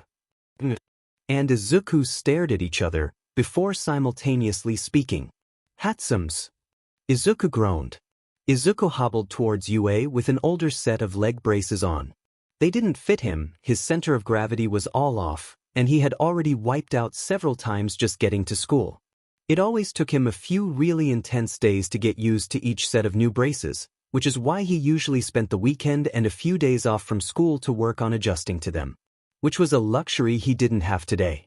He had to keep suspicion away from him by showing up to school, though with how he was moving, he could feel the eyes on him. Whispering. Judging. Mocking. What was a cripple doing at Yue? You must really be stooping low to accept someone like him. Izuku-kun. A bubbly voice drew Izuku out of his spiraling thoughts. Uraraka and Ida raced over, Uraraka pulling a disgruntled Shinso behind her. They must have met on their way to school, and Shinso couldn't figure out how to escape the overbearing friendliness of Uraraka without seeming like an a-hole. Or maybe he was actually happy to join them. Though with the pleading look Shinso was giving him, that didn't necessarily seem true. Midoriya-kun. Are you alright? Your gait has changed and you seem to be limping. Do you require assistance in getting to recovery, girl? Ida asked, arms nearly hitting Uraraka. Izuku put on a bright smile. Hi guys. Thanks for the concern, but I'm all good. I'm just wearing an older set of leg braces that don't really fit anymore, so I'm still not used to them. The group froze. Leg braces? Shinso asked tentatively. Izuku frowned. Had he not said anything? I guess I just assumed they already knew since everyone already knew when I joined middle school. Did I really not tell you guys? The trio shook their heads. Whoops. Izuku floundered, then started rambling. Well, I wear leg braces cause I don't actually have any feeling in my legs. I don't have feeling cause I was in a villain attack. I mean the villains didn't really do it, I was hit by a car. But the car was driven by villains. But I can walk. I just keep them maintained. Izuku slowly stopped talking as the group stared at him in confusion. He blushed, he wasn't really used to talking about his injury, he didn't know how to. Midoriya? Shinso asked. Yeah, Izuku froze as Shinsu's quirk took effect. Tell us why you wear leg braces. When I was 3, a villain group attacked and as they escaped I was struck by their car alongside my father. He died, my spinal cord was severed. My mom decided that I needed to get moving again, so she helped design leg braces that were later built by the Hatsums. Izuku listened to himself talk as if he was a spectator to his own words. It was strange to hear how unemotionally he spoke considering those years were some of the worst years of his life. He spoke clinically, like he was describing the weather. Shinso released the control, pulling Izuku back into his body. He looked at the mildly horrified faces of his friends. They stood there quietly until Ida broke the silence. Midoriya-kun, he exclaimed. You can't possibly be a hero with those kinds of injuries. Izuku opened his mouth to retort, but Shinso beat him to it, jabbing an elbow into Ida's stomach. Shut up, robot boy. You couldn't even tell Izuku was injured before today. Plus, I seem to remember him kicking your butt in the last sparring session. Shinso turned back to Izuku. Well, this explains why you always ignore me when I kick you under the table at lunch. Ida sputtered, his mouth gaping like a fish, Izuku flushing in embarrassment. Uraraka shrugged, saying she didn't think it was a big deal, leading the way towards their respective classrooms. Ida trailed behind her, still sputtering. Shinso turned to head towards their classroom, but grunted as a heavy weight jumped onto his back. Izuku, what the F? Izuku wrapped his arms around Shinso like an octopus. You called me by my first name without any honorifics. Does this mean I can call you Hitsuhai now? Shinso blushed, pushing Izuku onto the ground. Shut up. It was the heat of the moment. Don't even think about it, we're not friends. Whatever you say. Hitoshi. Hitoshi screamed in exasperation, several students giving them a wide berth to their bickering. Izuku smiled as Hitoshi insulted him with no real heat behind it. Having friends was fun. Aizawa glared at the transfer papers in front of him. He couldn't say that he didn't understand his students' reasoning behind transferring to general studies, but he did wish they would reconsider. USJ had been the first taste of what heroics was like, and this student realized that maybe it wasn't for them. It was his student's choice, so he wasn't going to deny them that, but it was still so early in the school year. It just seemed like a rash decision. He pushed the papers into the folder to give to Nedzu. The principal could figure out where to put this student now. He leaned back, trying to alleviate his discomfort, but there was only so much he could do with the injuries he had sustained. Hizashi tried to help, but all he could do was make sure Aizawa took his meds on time and help him change the bandages before bed. Aizawa groaned, resigned to a day of empty condolences and constant reminders of his own weakness. A knock sounded at the door of the teacher's lounge, which was strange since school hadn't even started yet, and no one but him was here. He grunted an affirmation, the door sliding open to reveal a nervous and gaunt All Might. Aizawa-kun? I was hoping for a word with you. The man looked surprisingly timid, considering all the bluster he had as All Might. Aizawa grunted again, nodding his head towards Hizashi's empty chair. As injured as he was, Aizawa swore that if All Might apologized again for his injuries and the attack, he would rip through his bandages and kick All Might's butt. Number 1 hero be dead. All Might organized his long and lanky limbs carefully into the seat, taking a few moments to collect himself. A friend of mine said that I should be more forthcoming about some things related to my quirk and the reason I'm here at you, so I wanted to tell you the origin of my quirk. Katsuki glared at Shitty Hair. Shitty Hair was giving him friendly smiles every time they made eye contact, but Katsuki knew Shitty Hair was laughing at him. No, he most certainly hadn't had a panic attack at the USJ, he was just burning off excess sweat. He had not been caught by the guilt of seeing his teacher and rabbit be severely injured. Foe. Shitty Hair was smiling at him, planning to tell everyone what a weak loser Katsuki was. That was it. Shitty Hair smiled at him again, Katsuki responding with a scowl. Shitty Hair handed him his phone, asking if he wanted to hang out this weekend. He didn't even bring up the not panic attack. What was his play? Katsuki put his number in. He needed to keep an eye on Shitty Hair, that was it. No other reason. It definitely wasn't that he felt safer near Shitty Hair. Just because he was being nice and had a strong defensive quirk didn't mean anything. He would probably get hurt soon too. Just like everyone around Katsuki did. 'Cause he was weak. The door opened to reveal their mummified teacher. The class exploded into chaos. Sensei, you're back too soon. Sensei, are you sure you're okay to be teaching Karo? Sensei, shouldn't you be resting? You're too much of a pro. What the F are you doing up? Bakugu yelled over the class. You should be resting so you shouldn't get more injured. Oh, does Bakugu care about Sensei? I didn't know he had it in him. Hawa. Bakugu yelled, explosions popping. Who said that, one a fig? That's enough. Izawa silenced the class. The fight isn't over yet. The UA Sports Festival is drawing near. Izuku spit out his drink. Eraserhead showed up to class. I thought he was like, super hurt. At least, that's what the news said. Yeah, he walked in covered in bandages, and announced the sports festival like nothing was wrong. Uraraka explained. So the sports festival is drawing near, huh? Hitoshi contemplated. This'll be our chance, Izuku. Izuku turned to Ida. I heard through the grapevine that there's an open seat in 1A now. I thought none of the students were killed or severely injured. What happened? Ida nodded. You are quite correct, Midoriya-kun. No one besides the teachers were injured, But after the attack, our classmate decided that hero work was not for them. They're attempting to transfer into general studies now, I believe. Ah, that's too bad. Izuku looked into his lap, hiding his relief. He thought he had let someone die on him. At least they weren't injured. Oh yeah. Speaking of injuries though, I hope the rabbit vigilante's alright. Izuku schooled his expression into one of confusion. Hitoshi also looked up at Uraraka in confusion. Rabbit vigilante? Hitoshi asked. Uraraka.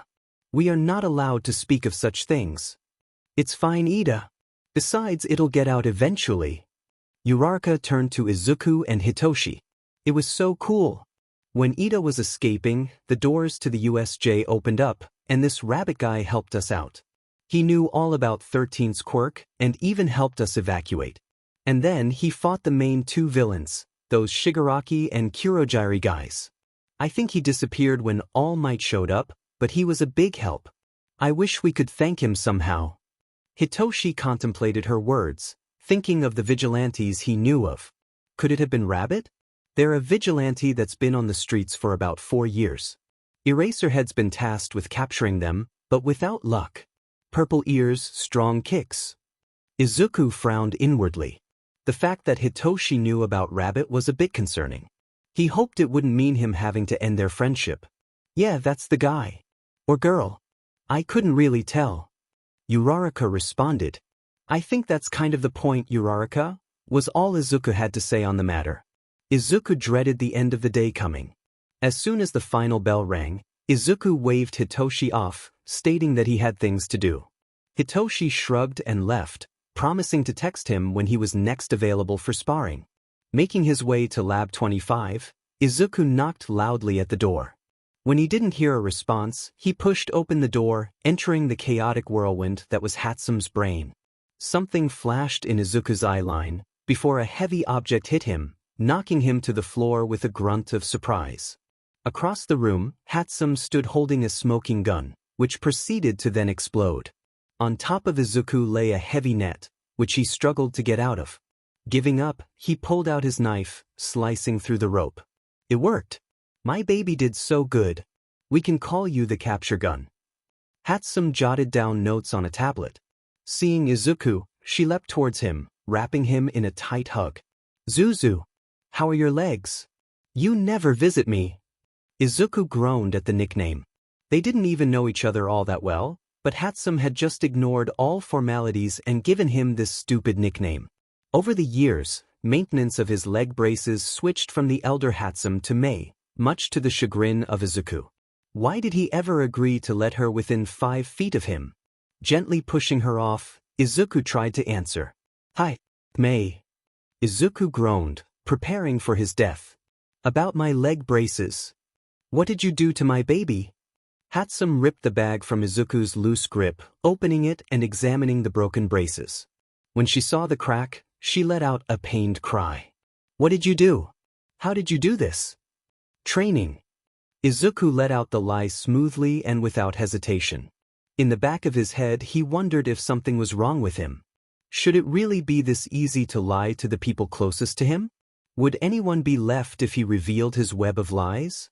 Hatsume puttered around the lab, pulling out various tools and supplies, unaware of Izuku's internal crisis. I can't believe you broke these. And with only training too. That just proves that the model is too unstable. Maybe a different alloy? No, that alloy works, it's the location of the crack. Possible weak point? I'll scrap that model. Sit down, Zuzu. I'll get you a new model real quick. Izuku sighed, sitting on the floor. He would have liked to go home, but he had to keep an eye on Hatsume, making sure she didn't add anything. No, Hatsume, he did not need rockets on the legs. No, he didn't want them electrified. Yes, he wanted them discreet. This was going to be a long few hours. He closed his eyes for just a minute, trying to center himself. All right, done. Hatsume's voice shook Izuku out of his nap. His eyes snapped open. Sheet, he had fallen asleep. What horrors did his leg braces have now? Hatsume held up the new set of leg braces. Cool, now take off your pants. Izuku screeched as Hatsume yanked off his pants, revealing the older braces. He always wore compression pants under the braces, but it was still very embarrassing. What was it with Hatsume's and not understanding personal boundaries? Hatsume stripped off his old braces, fitting the new ones on.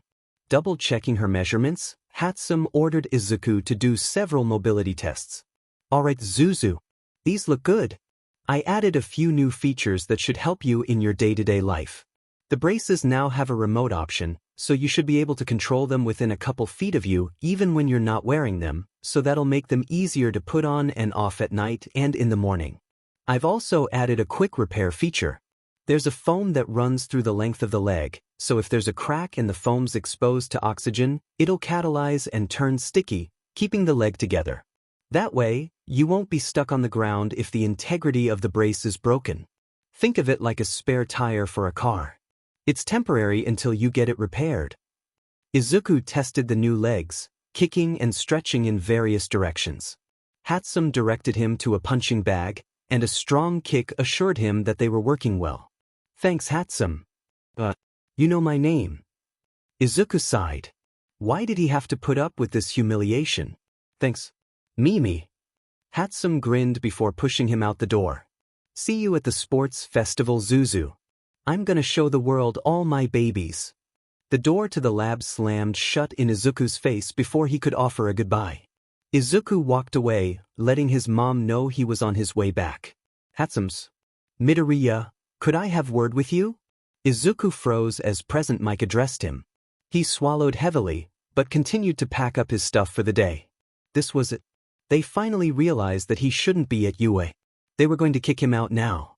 This was the end. Izuku pasted on a bright smile and approached his teacher. What is it, Present Mike Sensei? How many times have I told you to call me Yamada Sensei at school, kid? I'm your teacher first, hero second. Izuku shrugged. I want to talk to you privately, so let's wait for everyone to leave. Izuku's smile dropped, though it quickly returned. Had they found out about Rabbit? Was Present Mike going to arrest him? Was he going to jail? He waved to Hitoshi, telling him he'd catch up with him in a minute. They were training today. Hitoshi shrugged and left the room now finally empty. So, what did you want to talk about? He asked. It's about your quirk, or lack of one. Izuku knew it. They were finally kicking out the Quirkless. Oh. As you know, I'm the announcer for the sports festival. Netza let me know that you haven't told anyone about being quirkless, so I wanted to ask how you wanted me to handle it. What? They wanted his opinion? They cared? Izuku stuttered out, brain shorting out on him. The third round is always one-on-ones, and I always introduce each opponent with their name and quirk. Also during the other rounds, I comment on various strategies and quirk uses. I understand the discrimination against quirkless people, so I can understand that you wouldn't want me to say anything about it. What do you think? I doubt I'll make it to the third round, so it shouldn't be a problem. Present Mike stared at him flatly. Midoriya, I have seen some of your spars with the hero students, and I have never seen you lose. I'd be more surprised if you didn't make it to the third round. Can I get back to you on that? He squeaked out. Sure, just let me know whatever you decide. I'm happy to do whatever you want. Present Mike left the room, leaving behind a flabbergasted Izuku. He actually had a choice? So, what did Yamada-sensei want? Hitoshi asked from the floor, having been flipped onto his back. Izuku had been off since his talk, enough that Hitoshi had been able to get a couple good hits on him. Not enough to win, but he was improving. Izuku grabbed his water bottle, flopping down on the floor next to him. He wanted to ask about my quirk? Izuku hesitated, he seemed really uncomfortable. Hitoshi knew he probably shouldn't press, but DMN if he wasn't curious. That's odd, why'd he do that? Izuku went silent for a few minutes. Hitoshi let him. Finally, Izuku sighed, his mind seemingly made up. Hitoshi, what is my quirk? That was an out-of-nowhere question. Well it's not physical, and probably isn't deemed good for heroics cause you're in Gen Edition. I think it's a minor summoning quirk cause you always pull out your notebooks from thin air. Izuku barked out a laugh. Nope, I'm afraid not, though that would be pretty useful to prevent my notebooks from getting destroyed all the time. Hitoshi did not have the time or mental capacity to unpack that question, so he forged on. Okay, then what is it? Izuku grimaced. I'm a Quirkless. Hitoshi froze. He was what? You're Quirkless? Yeah, no quirk in this body. I'm just a useless, crippled Quirkless. Hitoshi contemplated in silence. Neither boy made a move to get up from the floor, but he could feel Izuku's discomfort. I guess that explains why you always make us spar without our quirks. A smile slipped onto Izuku's face. Yeah, I can't practice something I don't have. Izuku sat up. I understand if you don't want to train together anymore, good luck at the sports festival. The sports festival was in 2 weeks. Why did Izuku sound like he was going to disappear during that time? Where are you going? You probably think I'm fragile and breakable since I don't have a quirk. Sparring would be too dangerous. Hitoshi sighed. 'Cause my quirk is so physical too. Besides, you've kicked my butt every fight, and I've never beaten you. You've probably been going easy on me. Hitoshi frowned. Okay, new tactic. My quirk is villainous. Izuku's eyebrows shot up. What? Your quirk is fantastic. Hitoshi's quirk took control, freezing his friend in place. Hitoshi stood up and faced him, flicking his forehead and knocking him out of the brainwashing. Izuku frowned at him. Izuku, my quirk is only as villainous as I let it be. You told me that, right? Izuku nodded. In the same way, your quirklessness is only as useless as you let it be. If you tell yourself you're useless, then you are. If I tell myself I'm a villain, then I am. But if we call ourselves heroes or call ourselves useful, then that's what we are. Screw what other people think. You and I, we're going to show the world that their biases are wrong. You and me. The villain and the quirkless. They won't know what hit them. Izuku stood frozen, unblinking, and if Hitoshi didn't know better, he would think his brainwashing was still in effect. Quiet sniffles sounded from his friend, progressively getting louder. Then came the tears. Needless to say, the rest of their training time was spent consoling each other. And neither boy minded that very much. Nothing. There was nothing on Shigaraki or Kurogyri. Rabbit dropped the villain he had been threatening, the man dropping heavily to the ground, blood seeping sluggishly from his wounds. Rabbit left a trail of injured villains behind him. He didn't care. The police would find them. They weren't that injured. Inko didn't agree and had cut off their communications, saying that he should come home before he did something he would regret. It was too late for regret. The USJ had been his fault. If only he had gathered more information. If only he had warned someone. It was his fault. He had to find something. But there was nothing. It had been 2 days since the attack, and there was still nothing. Someone had to know about them. They weren't ghosts. So where were they? Rabbit punched the alley wall, the pain grounding him. He took out one of his knives, stabbing it into a weak section of the concrete. The destruction was calming. He took deep breaths. He needed to find another villain. The smell of electricity wafted through the alley, like lightning before it struck. It was sharp, stark, and cut through the smell of garbage that Rabbit had long become accustomed to. He whipped around, eyes searching for an attack, his hand tight on the knife. But there was nothing. Nothing. It was silent. Empty. He was alone. Rabbit. A voice cut through the darkness, deep and mysterious. Rabbit startled, launching his knife in the direction of the sound. A portal swallowed the knife, depositing it onto the ground beside him. A very familiar portal. Kurogyri. Rabbit growled out. The Void Man stood at the edge of the alleyway, blocking his escape. Rabbit eyed the fire escapes. That could work.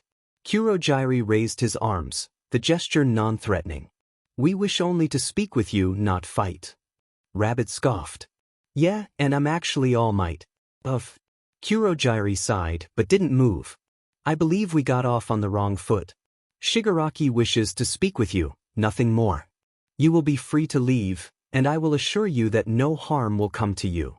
Rabbit crossed his arms. This was a trap. It had to be a trap. But it was info. It was what he needed.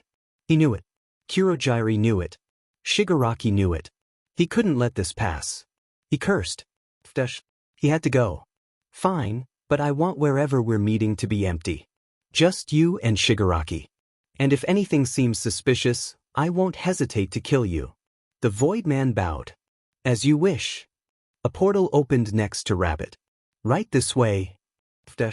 Rabbit stepped through. He emerged to dim lights, the smell of alcohol, and a bar. The room was empty, save for a lone television in the corner, which looked to be off. Shigaraki sat at a table, handheld gaming system beside him. They had been waiting for him. The DLC character joins us. Shigaraki spoke from his seat, picking at his skin. Didn't think you'd find him Kurogyri. Rabbit was feeling a bit violent today. I just followed their trail of bodies. Rabbit crossed his arms, stopping before the hand villain. Shigaraki. Sad to see you still alive. Anger flashed across Shigaraki's face, before it was replaced by manic glee. Shigaraki laughed loudly, clutching his stomach. I like you. No sense of self-preservation. Shigaraki gestured at the chair. Sit. I'd rather stand. Easier to escape. Irritation flickered in Shigaraki's eyes.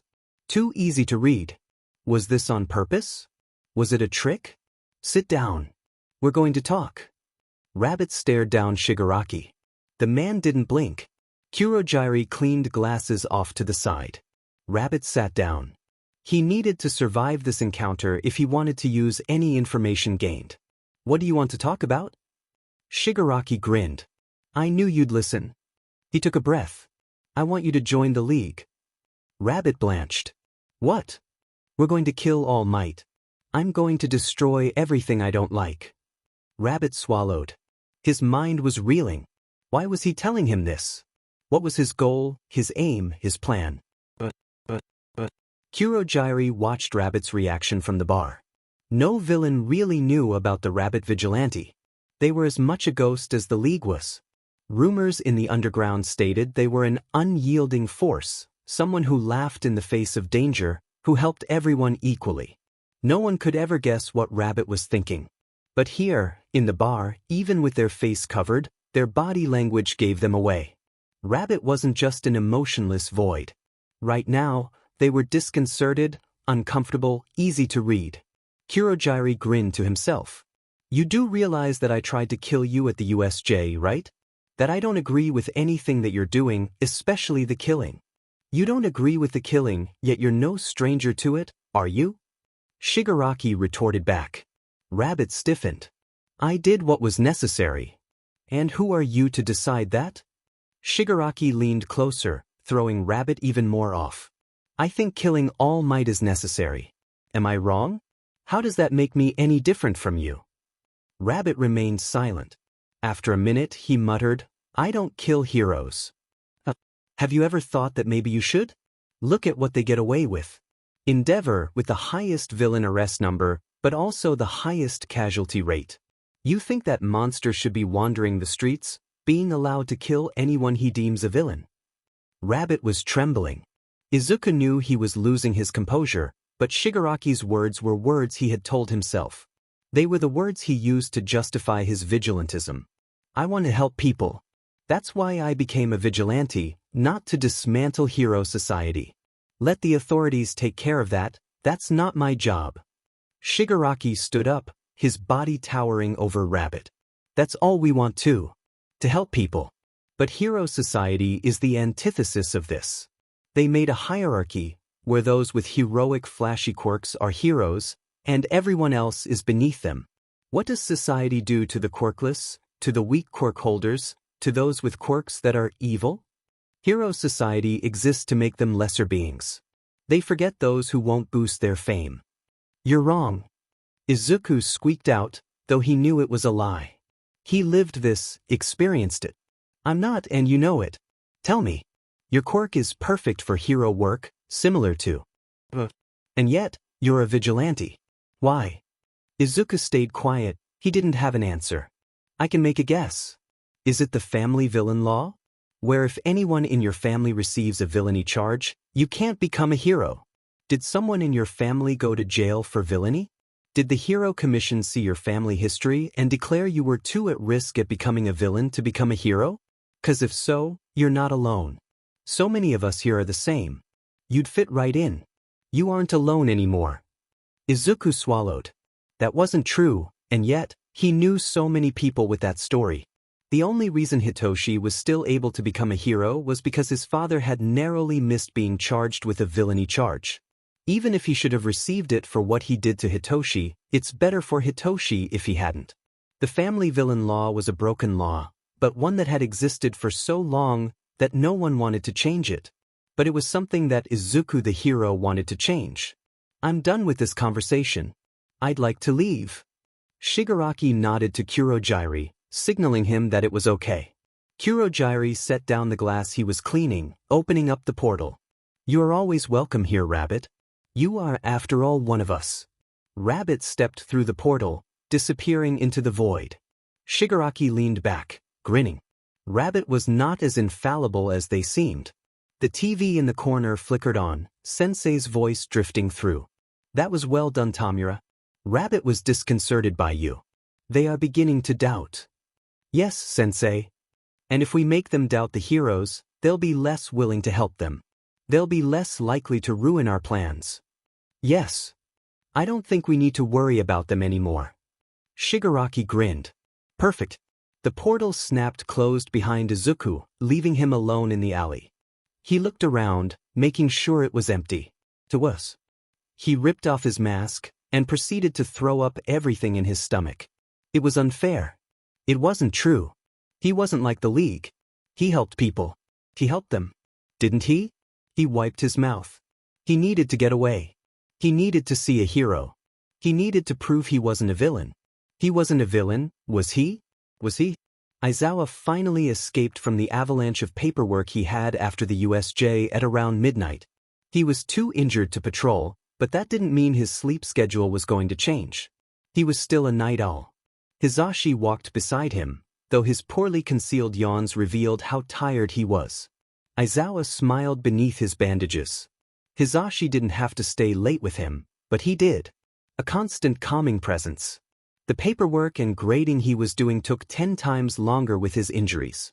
He was adamant that he would still be doing it himself, even if someone else had to write for him. He was not going to let his students slack off due to his injuries. Kaminari's latest test had been a nightmare.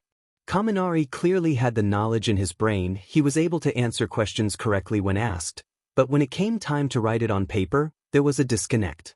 He'd need to see what he could do to help with that. He had also received another complaint about Mineta.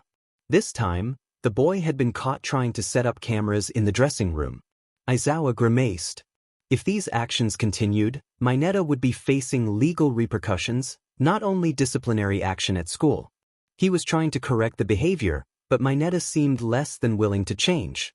Bakugo had done surprisingly well in the injury and first aid section of the test, which he honestly hadn't expected.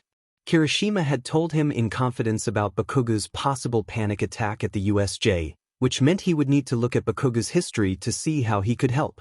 He wondered if Bakugo had lost someone in the past, but he couldn't be sure right now.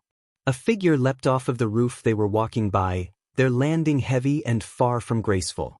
Hizashi, now wide awake, pulled Aizawa behind him, opening his mouth to attack.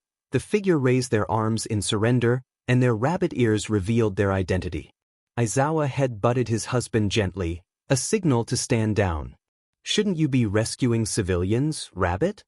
Aizawa spoke gently, as to not spook the elusive vigilante. Hizashi glanced at him. Rabbit?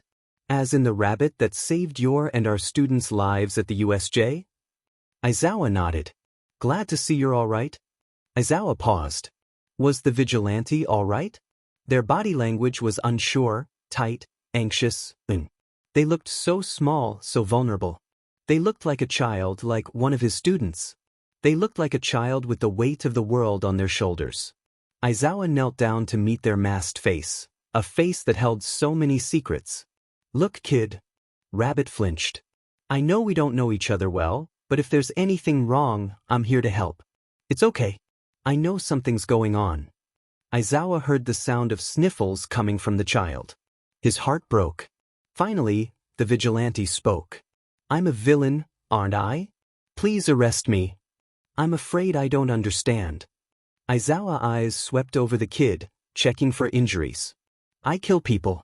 I justify that I'm helping people, but I'm no better than Shigaraki.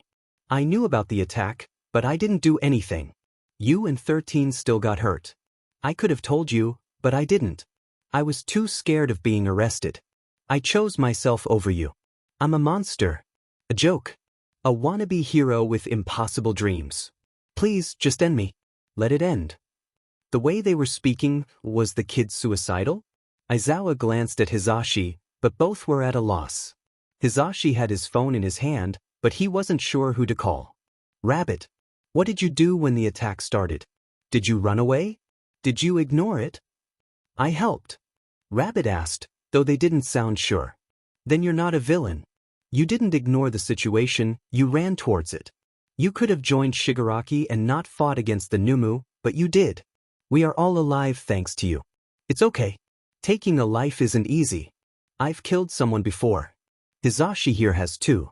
Many people think being a hero is all sunshine and fame, but it's not. We have to make the tough decisions. I think you, as a vigilante, know this best. Rabbit sniffled. But you still got hurt. I should be the one hurt, not you. I'm just a vigilante. No one would miss me if I died. Bullshit. Aizawa retorted. I think all of the people you've saved would miss you. I know I would miss you. You are a hero because you chose to help. Didn't have to, but you did. I got hurt because I chose to fight, even though I knew I was at a disadvantage. Sure it is, but it was my decision, my choice. Rabbit broke down in quiet sobs, words too incomprehensible to understand. Hisashi knelt down next to him, rubbing small circles into the kid's back. You're not alone, little listener. So many of us here are the same. You aren't alone anymore. Aizawa nodded.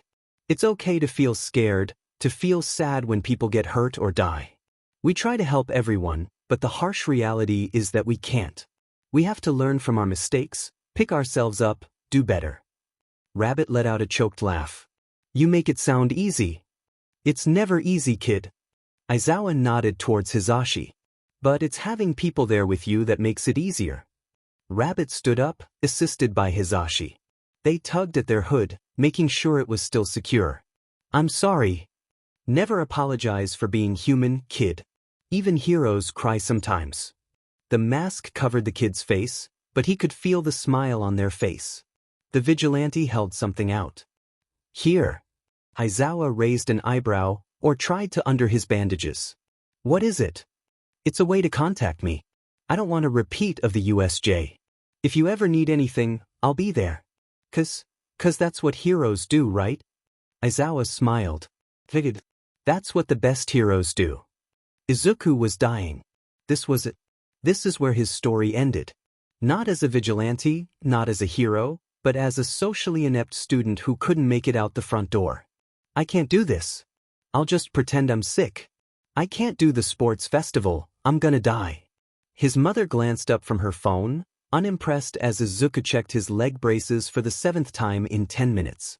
She had already done all of the necessary maintenance, and now all Izuku was doing was psyching himself out even more. She rolled her eyes as Izuku paced around their living room, returning to her tea and whatever she was looking at. Izuku took deep breaths. He could do this. He could do this. He could do this. He couldn't do it. It's over. This is the end. He might as well give up here. Who is he kidding? A quirkless hero? Ridiculous. Inko cleared her throat. Izuku glanced at the clock. It was time to leave. He had to go. What if he was late? What if he spontaneously combusted on the way to the stadium? What if they didn't let him in? Izuku shakily opened the front door, making his way out, but was halted as he crashed face first into a muscled chest. Izuku blinked. Yagi? No, Yagi-san already left after breakfast earlier, saying that he needed to make preparations at the stadium. So who the f was this? The aggressive yelling keyed him in. Why the f is this purple-haired freak here? Bakugu yelled, hands popping. Purple-haired? Izuku leaned out from behind Bakugu. Hitoshi waved awkwardly, though that might have been glee on his face at messing with Bakugu. Hitoshi? What are you doing here? How do you know my address? Hitoshi grinned at Bakugo, answering Izuku with a saccharinely sweet voice. Your mom texted me, said you were freaking out. I didn't have time to unpack why your mom has my phone number, so I'm going to ignore that development in favor of asking why you have the arrogant exploding boy from 1A outside your door. He called us all extras the other day. Bakugo huffed angrily, but he didn't deny it. Izuku sighed, putting on a fake face. Ah, Kaken. He's my childhood friend. Izuku said bubbly, though it felt fake even to him. He's here because, oh, why are you here, Kaken? 'Cause I knew you would be FING nervous, so I wanted to make sure you didn't get lost or attacked on our way to the stadium. Bakugo yelled, clearly embarrassed. Hitoshi's eyes widened and a sheet-eating grin appeared on his face. Oh, does the prickly Pomeranian actually care? Bakugo whipped around. Say that to my face, you purple hair fucker. Bakugo jumped at Hitoshi, both grappling with each other. Bakugo wasn't using his quirk, so Izuku was content to watch as the two tried to throw the other to the floor. Oh my, what an energetic start to the morning. Both boys froze as Inko appeared in the doorway. Her hand covered her mouth, poorly concealing her grin, and her eyes shined with glee. The two boys slowly untangled, as if they had been caught with their hand in the cookie jar, rigidly standing next to each other. They bowed to her in respect, though she ignored them in lieu of kissing Izuku on the forehead. She waved as the trio left, though she smirked as she opened her mouth. Good luck you two. Kick their butts, Izuku. Hitoshi guffawed at her words, Izuku turning bright red. She was so embarrassing. I like your mom already. Izuku blushed even harder. Shut up. Through some miracle, there was no attempted murder between Hitsuhai and Bakugo on the journey there, though it was close. The group made idle conversation, which still astounded Izuku. Bakugo wasn't yelling at him. You can still drop out, you know? Bakugo was saying. They can't expect someone with your injuries to compete. Hitoshi glanced at Izuku in confusion, though Izuku just waved him off. I'm fine, Kaken. I can still take part. But what's the FNG point? It's not like you're trying to move into the hero course, which is the only reason anyone not in the hero course competes. Hitoshi's eyes widened. He slowed down a bit, Izuku with him, letting Bakugo go a few paces ahead. He signed something to Izuku, but Izuku shook his head. He didn't know sign language, yet. He was still working on it. It doesn't know, Hitoshi fingerspelled. Izuku shook his head. Don't. He clumsily spelled back. Man, he needed to work on that.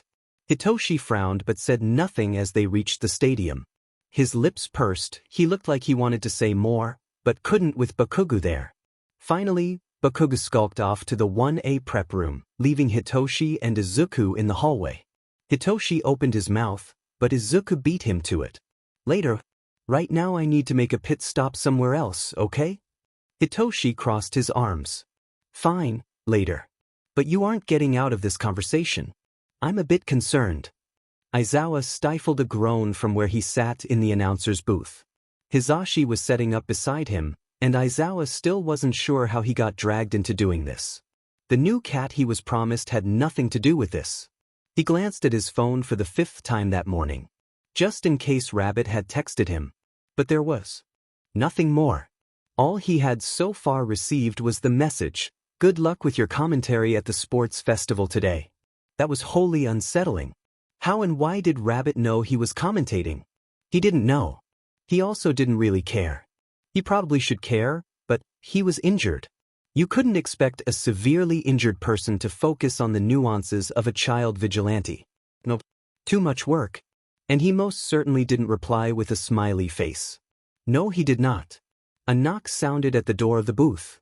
Aizawa glanced at his husband. It wasn't like the booth was an off-limits area, but spectators hadn't been allowed in yet. Which meant it was probably a student. Hizashi opened the door, a green-haired student waiting outside. It wasn't one of his students, so he turned back to staring at his phone. Though he did keep his ears open to the conversation. Hi, present Mike Sensei. Yamada Sensei, little listener. Yeah. I didn't realize there was someone else here. Hello, Eraserhead Sensei. Aizawa grunted, though his curiosity was piqued. Not many students recognized him, especially not someone from general education. Curious. Anyway, present Mike-sensei, about the thing we discussed the other day? Did you come to a decision? Yeah. Well, if I make it to the third round, I want you to tell the audience. Are you sure? They might not respond well. I'm sure. If I want to change things, I got to be open about it, right? You got it, Midoriya-kun. I can't wait. The door closed, leaving the room in silence. Aizawa turned towards Hisashi. What was that about? Hisashi grinned. Oh, nothing. Just a student you should watch out for. Midoriya Izuku and Shinso Hitsuhai. Keep your eyes on those two today. They're making an attempt towards the hero course today. Aizawa hummed. He'd keep an eye on them, especially since they were hero hopefuls. He turned back to his phone to check his messages again, but he couldn't shake the feeling that he knew Midoriya Izuku from somewhere. Interesting. Izuku walked back towards Class 1, CS prep room. Oh god, he had just met Eraserhead. And not his rabbit. He was dying. Did Eraserhead recognize him? Did he blow his cover? Was Eraserhead going to arrest him? Expel him? He opened the door to a cacophony of sounds. His classmates were chatting and laughing, checking their phones or watching the broadcast. Hitoshi stood off to the side, stretching quietly alone. Izuku joined him, shaking out his limbs. He glanced at Hitoshi to see if he wanted to talk, but his friend shook his head. Now was not the time. Izuku sighed in relief. He was not ready to explain the enigma that was Bakugo Katsuki. A few minutes later, the classes were filed out into the tunnel leading onto the main field. Various conversations washed over Izuku, drowning his own anxiety, which he was thankful for. He waved at Uraraka and Ida, both who were standing with their class. They waved back, but turned away as Present Mick's voice echoed throughout the arena. Everybody, are you ready? The hero's voice filtered in from the announcer's booth. The roar of the crowd shook the building. It's time for the students to enter the first-year stage. Let's hear it for the miraculous new stars who overcame enemy attacks with their hearts of steel. Hero Course, Class 1A. Izuku took a deep breath, trying to settle the anxiety rolling around in his stomach. We're just here to make those guys look better. Hitoshi retorted. Let's give them a FNG run for their money. Hitoshi and Izuku grinned, bumping fists as they walked out when their class was announced. They gathered around the stage, where Midnight stood on her podium. She raised her whip, silencing the crowd. Time for the hero pledge. Representing the students is Bakugo Katsuki from Class 1A. Gasps rose out from the crowd. Yeah, it's Bakugo? I mean, he did finish first on the exam. Yeah, for the hero course. FING BSTRD. Bakugo approached the stage with confidence, hands in his gym suit pockets. Everyone waited silently in anticipation, wondering what he would say. Izuku clenched his fists, trying to contain his nerves. I pledge I'll be number one. The crowd booed. I'll become number one and make sure no one gets injured or killed again. So become the stepping stones to my victory. Izuku groaned. Bakugo was really taking this seriously, it seemed. It wasn't like he was overconfident, like the crowd seemed to think. Instead, he was determined. Izuku felt a small spark of pride. It seemed Bakugo had matured some during his time in the hero course. Izuku couldn't wait to fight him finally as equals. Bakugo stepped off the stage, glaring at everyone. The students dispersed, getting ready for the first event. Izuku took a deep breath. He could do this. At the same time, in a decrepit bar, a group of villains tuned into the broadcast, just as the students entered the field. There were jeers and insults, but everyone was gathered comfortably with their drinks and fellows. There was a shared sense of camaraderie watching the students who would most likely become their future opponents.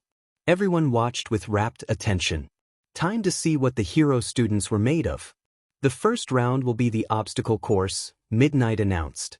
Anything's allowed, but you can't go outside of the barriers lining the course. She raised her whip.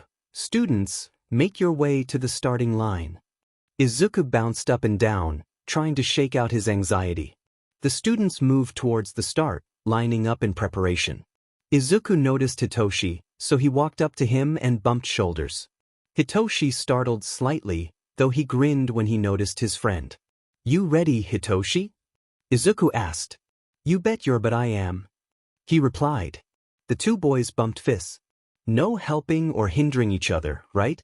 We'll show the world that we are each worthy of the hero course on our own." Hitoshi's grin widened. "I'll see you at the finish line. Let's kick their butts." Izuku laughed, even as he walked away from Hitoshi. He went towards the opposite side of the crowd. He didn't want anyone to think they were working together, and ended up near Bakugo and Kirishima Aijuru, who had a hardening quirk his mind supplied. "That's a really fantastic quirk. He'll be a great hero." The students quieted down as Midnight raised her whip, everyone frozen in anticipation. With a snap, she lowered it, the crowd taking off towards the first obstacle, the tunnel. Izuku rushed forward, placing himself near the front half of the wave, avoiding the congestion behind him. A cold wind blew across the back of his neck, and the cries of people behind him were the only warning he got before Todoroki Shudo released a sheet of ice across the ground. Izuku glanced behind him, and with a quick calculation, jumped into the air just as the ice reached him.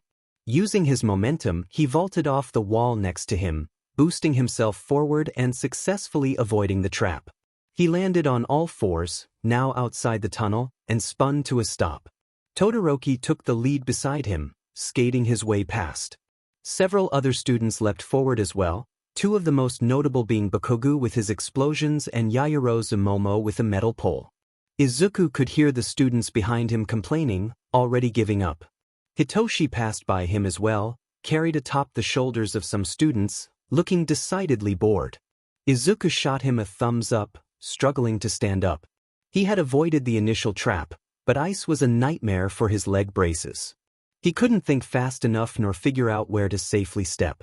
At this rate, he was more likely to do the splits than actually get anywhere. He needed a new plan. His eyes scanned the field, but everything within the barriers was frozen. But the barriers themselves weren't iced. He crawled over to the side and grabbed the barrier, flipping on top of it. He was technically still in bounds, so he took off as fast as he could along the 5-inch wide wall. And Midoriya Izuku shows off a brilliant plan to avoid Todoroki's trap. "Present," Mike announced. "Though, I have to ask, is this against the rules?" "Quite the contrary," Eraserhead answered. "Midoriya is following the rules to the letter." Midnight said outside the barriers were out of bound. "Midoriya is not outside the barriers, he's on top of them, so this maneuver is technically legal as long as he doesn't fall off." Ahead of Izuku, several giant robots had appeared, though Todoroki's ice had caused them to go off balance and collapse. Two boys were caught underneath, Kirishima and a boy from Class 1B, whose name Izuku couldn't remember, but he did have a steel hardening quirk. Izuku sighed in relief. If anyone could survive a robot crushing, it was those two. He only hoped there was no one else underneath. The barrier he was on widened to make room for the robots, which meant that it was no longer the fastest option for Izuku. He leapt off the barrier, vaulting onto a smaller robot, and used his momentum and angle to rip the robot's head clear off of its shoulders. The two fell together, Izuku rolling and continuing on ahead. A small panel sat on the ground in front of him, clearly from a previously destroyed robot. Izuku swiped it up, using it as a shield to block other attacks. It worked surprisingly well, though it was a bit dented and warped by the time Izuku made it to the pit. Which led to his next problem. The pit. He swallowed heavily. Surely there was some safety mechanism if someone did actually fall, right? Like there had to be someone there to catch the students? Right? Izuku pulled off his jacket, tying the sleeves on each end of the metal shield. He could use the weight as a counterweight, which would make balancing easier as he crossed. He sidled across the thin rope, the metal hanging below him and keeping him centered. Beside him, the sound of rockets nearly deafened him, and the amount he startled nearly caused him to lose his grip. Not to mention the wind the rocket explosion thing made. "Doing great, Zuzu. See you at the finish line," Hatsum shouted, flying past on her hover shoe things. "Give a shout out to my babies." Of FNG course it was the Pink Demon. Therefore, Izuku gave the most appropriate of replies. Yumimi. I almost fell. Hatsume's laughter disappeared as she got further away, leaving Izuku in the literal dust. He finished his perilous crossing, taking a breath before the next obstacle. He ran a hand against his pants leg, doing a quick check on his braces. All clear. He looked up, a plume of pink smoke billowing in front of him. He looked to the left, where a sign advertised a minefield. Izuku grinned. He had the most brilliant, crazy, bats-hit insane idea. Hatsume would love it. Katsuki launched explosions at Todoroki, all while they both tried to avoid the mines. Todoroki attacked him back, but all it was doing was slowing the both of them down. Katsuki growled. He didn't have time for this. He needed to finish, then make sure the nerd was okay. He hoped the nerd hadn't gotten himself injured. That scramble through the tunnel could have seriously hurt him. What if he had gotten trampled? Maybe Katsuki should check? He couldn't let FING half in half have the win. But what if Deku was FNG dying? What to do? A huge explosion, one that certainly wasn't his, shook the earth behind them. A cloud of pink rose into the air, a figure emerging from it, like a demon arriving from hell. Katsuki squinted, jaw dropping as he noticed who the demon was. Deku yelled at the two leaders as he fell, warning them of his explosive arrival. Incoming! Deku! What the F are you doing? Katsuki screamed hysterically. What the F was he doing? Didn't he know how dangerous this was? Ignoring half in half, Katsuki launched himself forward, racing to catch Deku. He couldn't let the nerd hit the ground, it could kill him. Beside him, Todoroki also raced forward, speed picking up from the ceasefire. Aiming to where Deku was going to land, Katsuki and Todoroki reached it at the same time. Katsuki reached out his arms to catch him. Izuku was losing speed. Bakugo and Todoroki were catching up, and he was going to lose the lead he had gained. Also, Bakugo had his arms raised to blast him away as soon as he landed. Well, he did have another idea, this one probably worse than the blow myself up and into the air idea he had had. Izuku mentally shrugged. But Izuku twisted his body, feet landing on each of the boys' shoulders. He pushed himself off of them and swung the robot panel down, igniting more mines and launching himself forward once again. The two boys were pushed back some by the blast, buying Izuku a few precious seconds. He hit the ground, barely clearing the edge of the minefield, rolling a few times before clawing his way back to his feet. Izuku sprinted forward. The last obstacle was a full-on sprint. Bakugo and Todoroki raced close behind, Bakugo letting a stream of curses escape him. Izuku put a little more force into his leg braces, speed building, even as he knew he was probably damaging the muscles in his legs. It wasn't like he could feel it anyway. He raced through the doorway and leapt past the finish line, finishing in first place. Around him, the crowd roared, and Izuku fell to his knees, heart pounding. A cheesy smile crossed his face, and he began laughing uncontrollably. The Quirkless kid had just beat everyone. Behind him, Todoroki and Bakugo finished, both of them breathing hard. Izuku heard furious footsteps behind him. He couldn't suppress his flinch. Deku, are you FNG crazy? Bakugo stormed over, picking Izuku up by the shirt collar. You could have gotten hurt.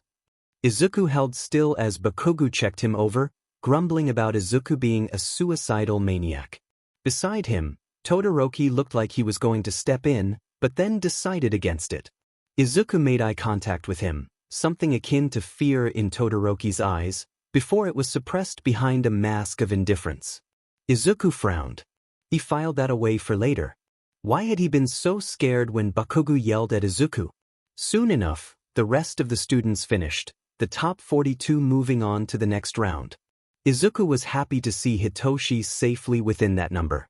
He was talking to Ida and Uraraka, both of whom had also passed.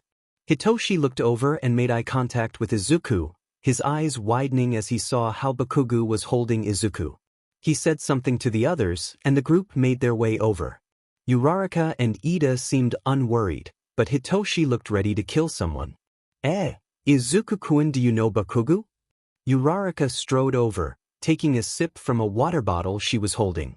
What the F you want with Deku, round face? Bakugo growled, tightening his grip on Izuku. Deku? Who's that? A friend of Izuku's? Izuku patted Bakugo's arm awkwardly, the boy finally releasing him. He smiled at his friends. No. Deku's me. Me and Kaken have been friends since childhood, it's his nickname for me. Uraraka spewed the water she was drinking. Kaken. Our resident angry boy really has such a cute nickname. Shut the f up. I'll kill you. Oh, sorry. Kaken. Bakugo screamed, chasing after Uraraka, who had decided the best course of action was to run away. Ida stood next to Izuku, looking mystified. Or maybe that was horror on his face. Hitoshi frowned beside him. I can't imagine you being friends with such an unpleasant character, Midoriya-kun. Yeah, I get that. Izuku shrugged. I've learned to listen to the meaning behind his words rather than the words he actually says. He cares a lot, he just tends to angrily yell them out. Hitoshi glanced at Izuku, concerned, but he decided to withhold his judgment for now. The trio turned towards the angry Bakugo, who was floating 2 feet above the air and screaming profanities. Uraraka stood next to him, holding her stomach, wheezing. Izuku smiled to himself. Friends really were the best. Izuku was so effed. 10 million points. 10 million points? 10 million points. Ah sheet, sheet, son of beach, me, I'm dead, I'm so dead that I got to make a team. Sheet. Take deep breath. I just need to make a team. Points don't matter in my case, so I just need a team with either strong defensive capabilities or high maneuverability. I can do this. I just need to think. I can do this. I can do this. I can do this. Izuku took a deep breath. He could do this. He knew everyone's quirks in the hero classes, and he had even seen some of them in action at the USJ. He needed to do what he always did as Rabbit. Analyze. Izuku closed his eyes, blocking out the chatter of everyone finding teammates around him. He needed a team that would work well as a unit, not just people with strong quirks. He visualized every quirk he knew of as if they were on a piece of paper, grouping quirks that could work well together. Him as the rider, him as one of the people holding the rider, how would he work most effectively with these groups? Some quirks were thrown out, he couldn't effectively make a team with them right now, others were thrown out because they for sure weren't going to team up with him. He shifted the imaginary papers around, solidifying the teams. Okay, he had options. Now, it depended on who he could get to join him. And if he knew one of his teammates, she would be arriving any second. Zuzu. Speak of the devil and she shall appear. How is my baby? Hatsum. Perfect timing. Hatsum glared. Ami made up May. Good timing. He pulled up his pants leg slightly. Your baby is all good, still in one piece. Hatsum nodded, mumbling something under her breath as she quickly inspected the exposed leg brace. Good. I'd have killed you if you'd broken it again so soon after I fixed it. Izuku shrugged, ignoring her statement. All right, Mimi. I know why you're here. You're on my team. What babies did you bring? I knew I loved you for a reason, Zuzu. I didn't even have to ask. Hatsum pulled out a briefcase from nowhere, flipping it open with a mad cackle. I brought my capture gun, electromagnetic saws, jetpack, wire arrow, hover saws, auto balancers, electrified batons. Perfect. Izuku interrupted her rant. We won't need all of those, but they'll definitely level the playing field. He readjusted his team ideas with the new information. All right, let's get another teammate. I think we need to go for a mobile team instead of a defensive team now. I think that means... Uraraka. Over here. Izuku waved as Uraraka walked over. Izuku-kun. I was just looking for you. Let's team up. That was easy. I didn't even have to persuade her. All right, you're on the team. May meet Uraraka. Uraraka meet May. Your teammates now. Hello there. My name is Uraraka Ochako, and my quirk is called Zero Gravity. Uraraka said with a smile. Hatsum nodded. Zero gravity, huh? I see what you're getting at, Zuzu. We need one more teammate for defense. Who are you thinking? Zuzu? Uraraka began to ask, but she was ignored by the two mumbling away.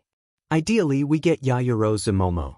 Her quirk is versatile and good for defending against a wide range of attacks. Next would be Tokoyami Fumikage. Him and Dark Shadow would be a good defense, though I'm worried about his weakness to light, seeing how at least one of our two main rivals literally makes explosions. Our last option would be Ashido Mina, since she could keep people away with her acid. I doubt anyone from 1B is going to willingly team up with us, so they're all off the table. Izuku turned to Uraraka. Do any of them have teams? Yet. Uraraka stared at him blankly. I'm sorry, what? Izuku sighed, but kept a smile on his face. Not everyone could understand his and Hatsume's mutters. Yaoyorozu Momo, Tokoyami Fumikage, and Ashido Mina. Are any of them without a team? Oh, I think I saw Ashido with the Baku squad, so she's probably out. I don't know about Yaoyorozu, but Ito was talking about recruiting her. No one seemed to talk about Tokoyami though. Perfect. He's in. Let's go find him. Izuku scanned the crowd. Although he wasn't quite sure what this Tokoyami guy looked like, he only knew about his quirk from Uraraka and Yagi-san, who would occasionally talk about the hero course while they were eating dinner together. It was his mom that suggested Dark Shadow being weak to light, which was still going to be a weakness against Bakugo, but it was the best they got. There! Uraraka shouted. Tokoyami, over here! A bird-headed boy looked over at them in surprise, but he came nonetheless. Ah, Uraraka-san, I was surprised by your summons. Who are your companions? Hi, I'm Midoriya Izuku, and this is Hatoum Mei. Izuku sped through introductions. They didn't have much time left. We're not hero core students, but we still want you to join our team and be our main defender. Defender, huh? Tokoyami smiled. Or at least it looked like a smile. Izuku wasn't sure, the beat kind of muddled things. What a surprise development, though who thrives in the dark? I will join you. What is your plan since you seem to have one?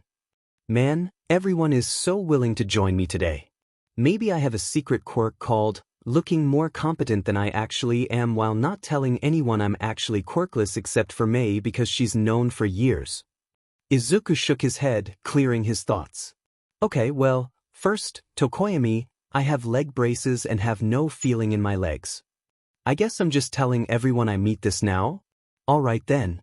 I can hold our rider up, but I'll struggle a bit. I'd like to be the rider if that's okay with everyone.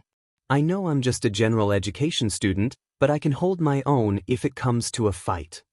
The group nodded, and Hatsume thankfully didn't bring up his lack of a quirk. Tokoyami and Uraraka didn't know, but they weren't asking, so they had probably made some assumptions about his quirk being non-physical, and he wasn't about to say anything about it. The group huddled up to discuss strategies for the rest of the time, though it was mostly Hatsume and Izuku mumbling at each other, far faster than Tokoyami or Uraraka to understand. Their team had been doing well, all things considered. An explosive start had launched them into the air, their goal to stay mobile and airborne for as long as possible. Though, in one of their brief moments on the ground to recharge the gear, Mineta Minoru had used his quirk to disable Uraraka's hoverboot. Tokoyami and Dark Shadow had been able to defend the team and make for a quick escape when Bakugo came for them, but they had barely squeezed past without taking any damage. Now they were down a hoverboot, had a useless quirkless rider, were tired, had no other headband except their own, and had all of the major teams bearing down on them. With half the time left, Todoroki's team stood in front of them, for other teams approaching. Kaminari let out his bolt of lightning, shocking everyone, literally and figuratively. Dark Shadow took the brunt of the blow, but the electric current was bright enough that it weakened Dark Shadow to the point that Todoroki's follow-up ice attack pierced through Dark Shadow and encased Tokoyami's foot, their team now frozen in place. Sheet. Sorry everyone. Tokoyami apologized. Tokoyami leaned back. Hatsume throw Tokoyami the electric batons. Izuku yelled. That's Mimi to you Zuzu. Hatsume shot back as she tossed the batons into Tokoyami's hands. Tokoyami, use those to break free. Stabbing the batons into the ice, the heat of the electricity and the repeated stabbing assault on the ice freed Tokoyami's foot.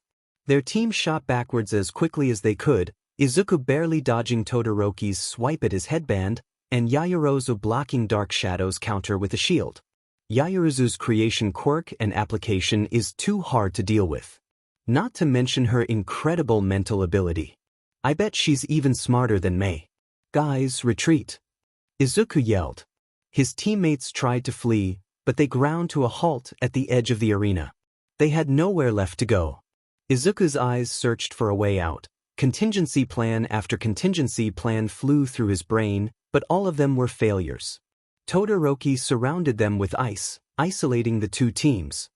He came at Izuku with unadulterated fury, and Izuku, even with his instincts and experience as a vigilante, was barely managing to avoid him. Izuku succeeded in dodging him for 5 minutes. If he were alone, he would be able to manage for longer, but with a minute left, his teammates were running on fumes and twitchy reflexes. Izuku realized that not everyone had the stamina of a quirkless vigilante who only ever trained his body since he didn't have a quirk. Go left! He yelled as Todoroki launched another ice attack. If they could stay on Todoroki's left side, they could exploit the weakness he had noticed earlier. Todoroki couldn't use his ice without hitting Ida, and despite apparently having fire on his left side, Todoroki wasn't using it. If they stayed to the left, Todoroki would not be able to use his quirk. That being said, it wasn't easy. Both teams were gasping for breath, but Ida seemed to be speaking to Todoroki about something.